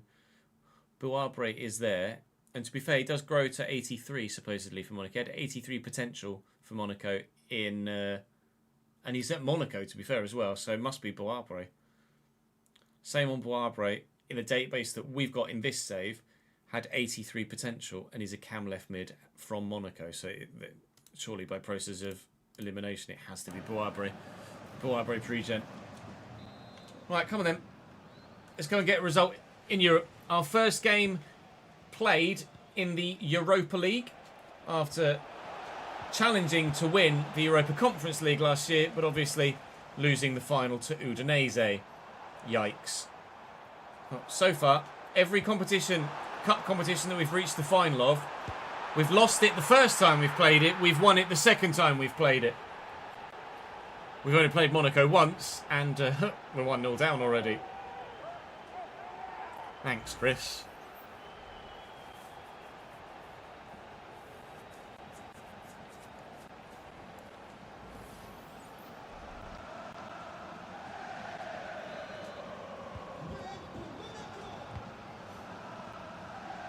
Agbenon. Great footwork to try and fool Sergio Gomez. Pace has done Sergio Gomez as well. Ball back here to Trent. Looking for Rodrigo Ribeiro, who's spun brilliantly. The touch is a bit heavy. The finish is okay, but the keeper's right behind it. Longor should win this header and does. And Murillo will find the ball forward to Gallagher. Murillo playing at CDM for us in this one. Oh, Trent trying to slot through Ribeiro again. But on this occasion, the defender does get the interception in. Come on. To Taylor, who's turned one way then the other. And bags a second. Chris Taylor is lighting this stadium up. And apparently knee sliding grass on... I don't even know what it is. Just Olympic running track. It's probably concrete of some description, isn't it? 5-0 Bayern.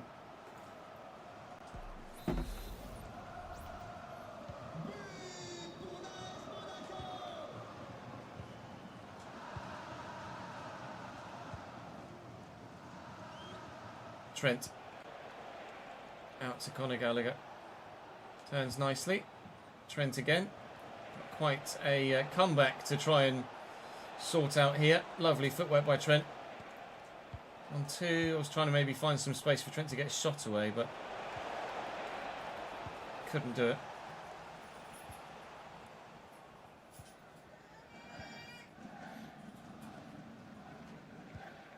A little back heel to Clement.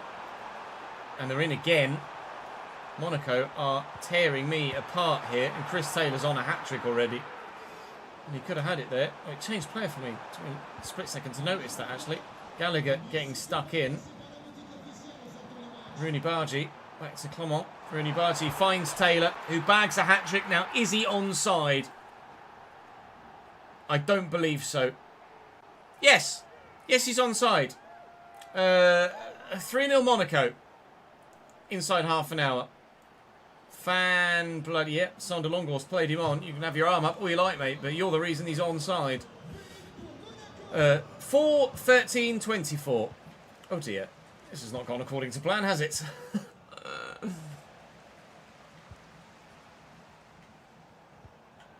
It's not like Chris is even that good.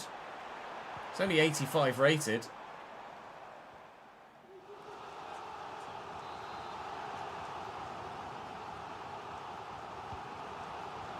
Clement. Tackle by Trent. Clearance from Trent. Not a great ball. Hayward fighting for it. Dedic can't get there. It's Clement. It's Taylor. Safe. Lunin's not necessarily covered himself in glory the first time I've used him, has he really? Press pass, I press pass, I press pass. Oh. Just missed. Hey, Tom.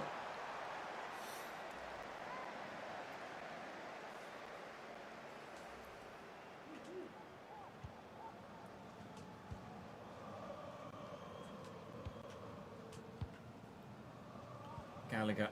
Get this quickly to Hayward. Up against the fullback.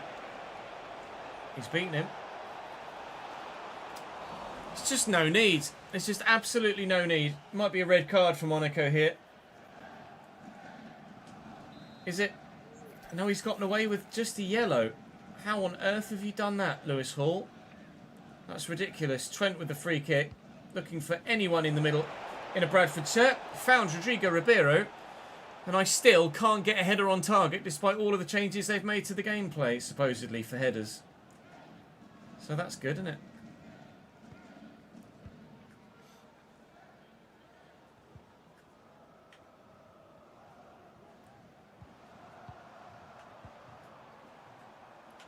Clement. Taylor. It's beautifully done. Good save, Lunan. About time you actually stopped a ball that was headed towards goal. Win this, please, Rodrigo. He's flicked it well. Taylor brings it down. It's not where I aimed the pass, but we've got the ball back again, so I won't dwell on it. One back before half-time would be nice, gents, if you could. Looking for Gallagher. Alright, sweet.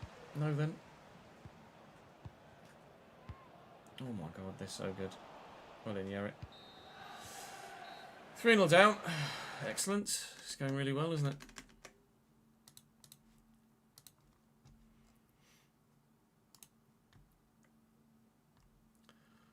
Coman with 2, Elise with 2, Sasha Bowie and Muller with the other.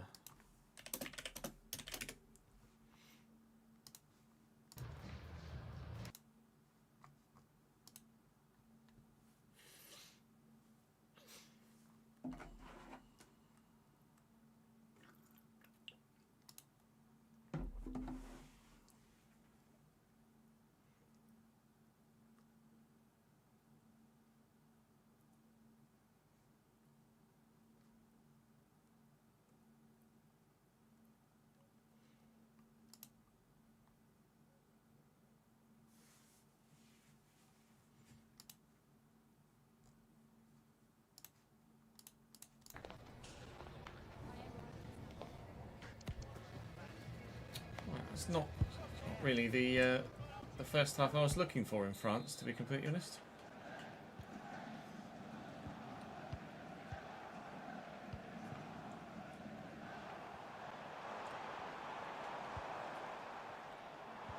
Rooney, Clement, onside. Looney makes the stop. Corner Monaco. We apparently just can't pick up Chris Taylor when he's in any sort of space whatsoever. Yarrick in the way of that. That would have been... What? Oh, jeez Louise. Just let me play on if you don't mind. Now they've got everybody back in a defensive position. Cheers, ref. Everything about this game, almost to the last finite detail, is going against me today.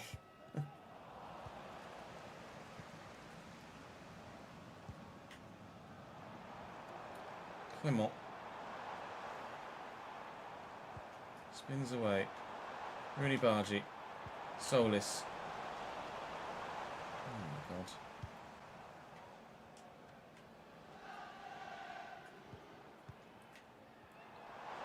Rooney Bargi. Clement quickly to Taylor. Yarrick in the way. Drill it out to Agbinon. Had more space than I realised out there. He's beaten Garcia. We get it to Ribeiro. Oh, it was going towards Hayward at the back post, not Ribeiro in the middle. Regardless, I don't think it would have found either player. This second half comeback has not really materialised yet, has it? And judging by the first half an hour of, first 15 minutes, sorry, of this this second half, it's not going to materialise in the remaining half an hour either. The only thing that's going to happen probably in this game is that Monaco score more.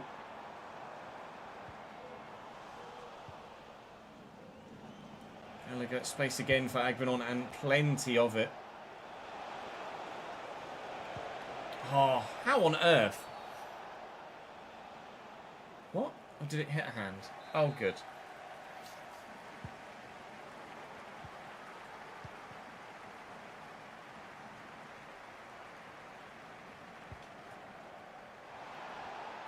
Clement. And Barras pulls off the bench now. And Clement still cuts it back. Davies in the way. Goal difference could be important for us at the end of the league phase here in this competition. So I am going to continue to try and get goals back if I can. And Ribeiro comes close, but Niflore gets in a good challenge. Or good save, sorry. Challenge, what's what that shows? I've completely lost the plot in this one, haven't I? Ribeiro wins that well. Hayward gets it under control. Barras hounding him. Try and find a teammate. Found only Paul. Alright. I am absolutely going to lose this by 3-0, aren't I? Or more. I am not scoring a goal here at the Stade Louis.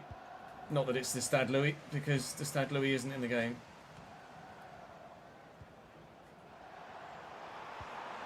Nice ball around the corner. Cool. That would have been a particularly harsh goal to concede. You just can't do anything with it. He's offside. Yeah, Vic's going to be doing a watch-along. Vic's always a great shout for a watch-along.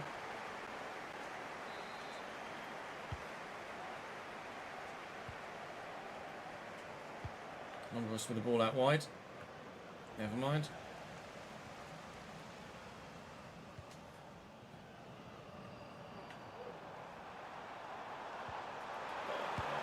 Well safe.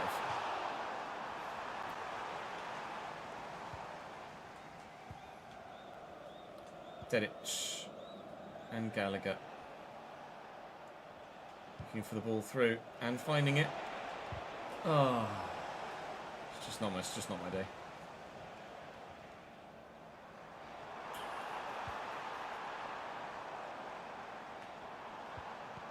Oh, it's really well done.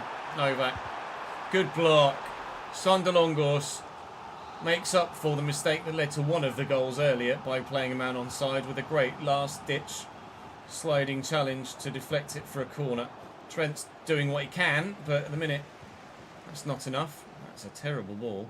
Ribeiro. Well, there is a man over there that we could send on a run. Didn't realise it was Lewis Hayward, though, and the ball's going to go straight out of play anyway.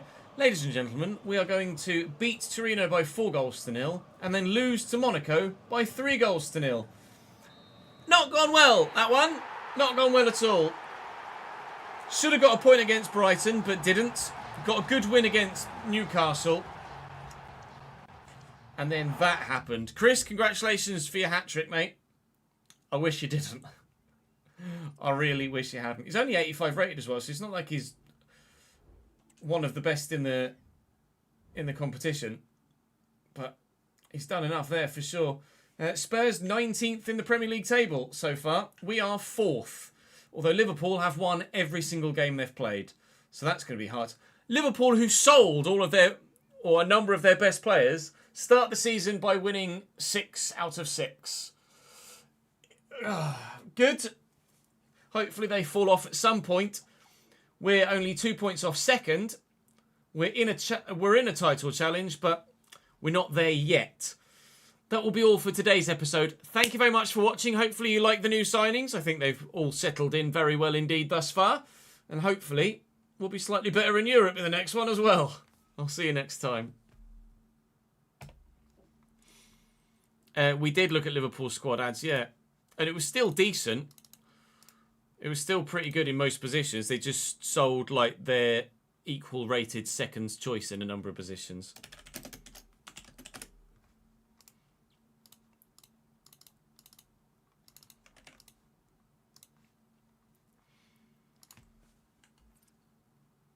But they're still ludicrously winning 6 from 6, which I don't think should be a thing. And we have them next, so that's good, isn't it? First game of the next episode, Liverpool at home. We just quickly do the final financials from that game against Monaco. £88,000 it cost us to go to Monaco, apparently. I know it's expensive over there, but bloody hell.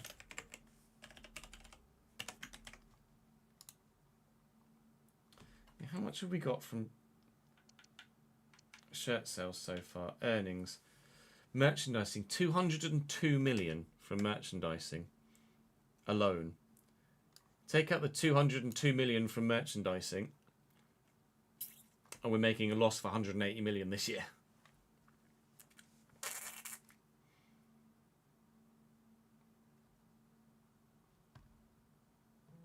Meep.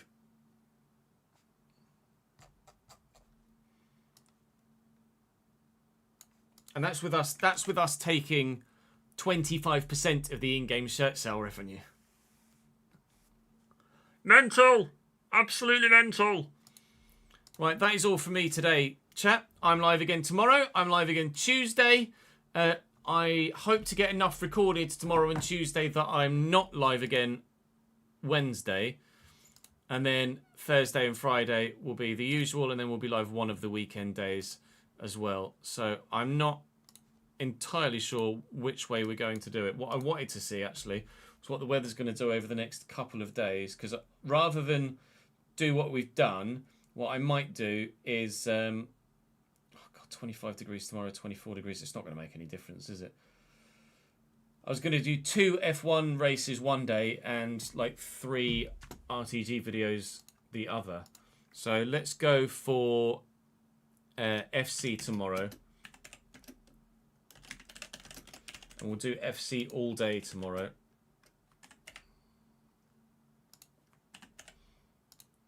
So FC all day tomorrow.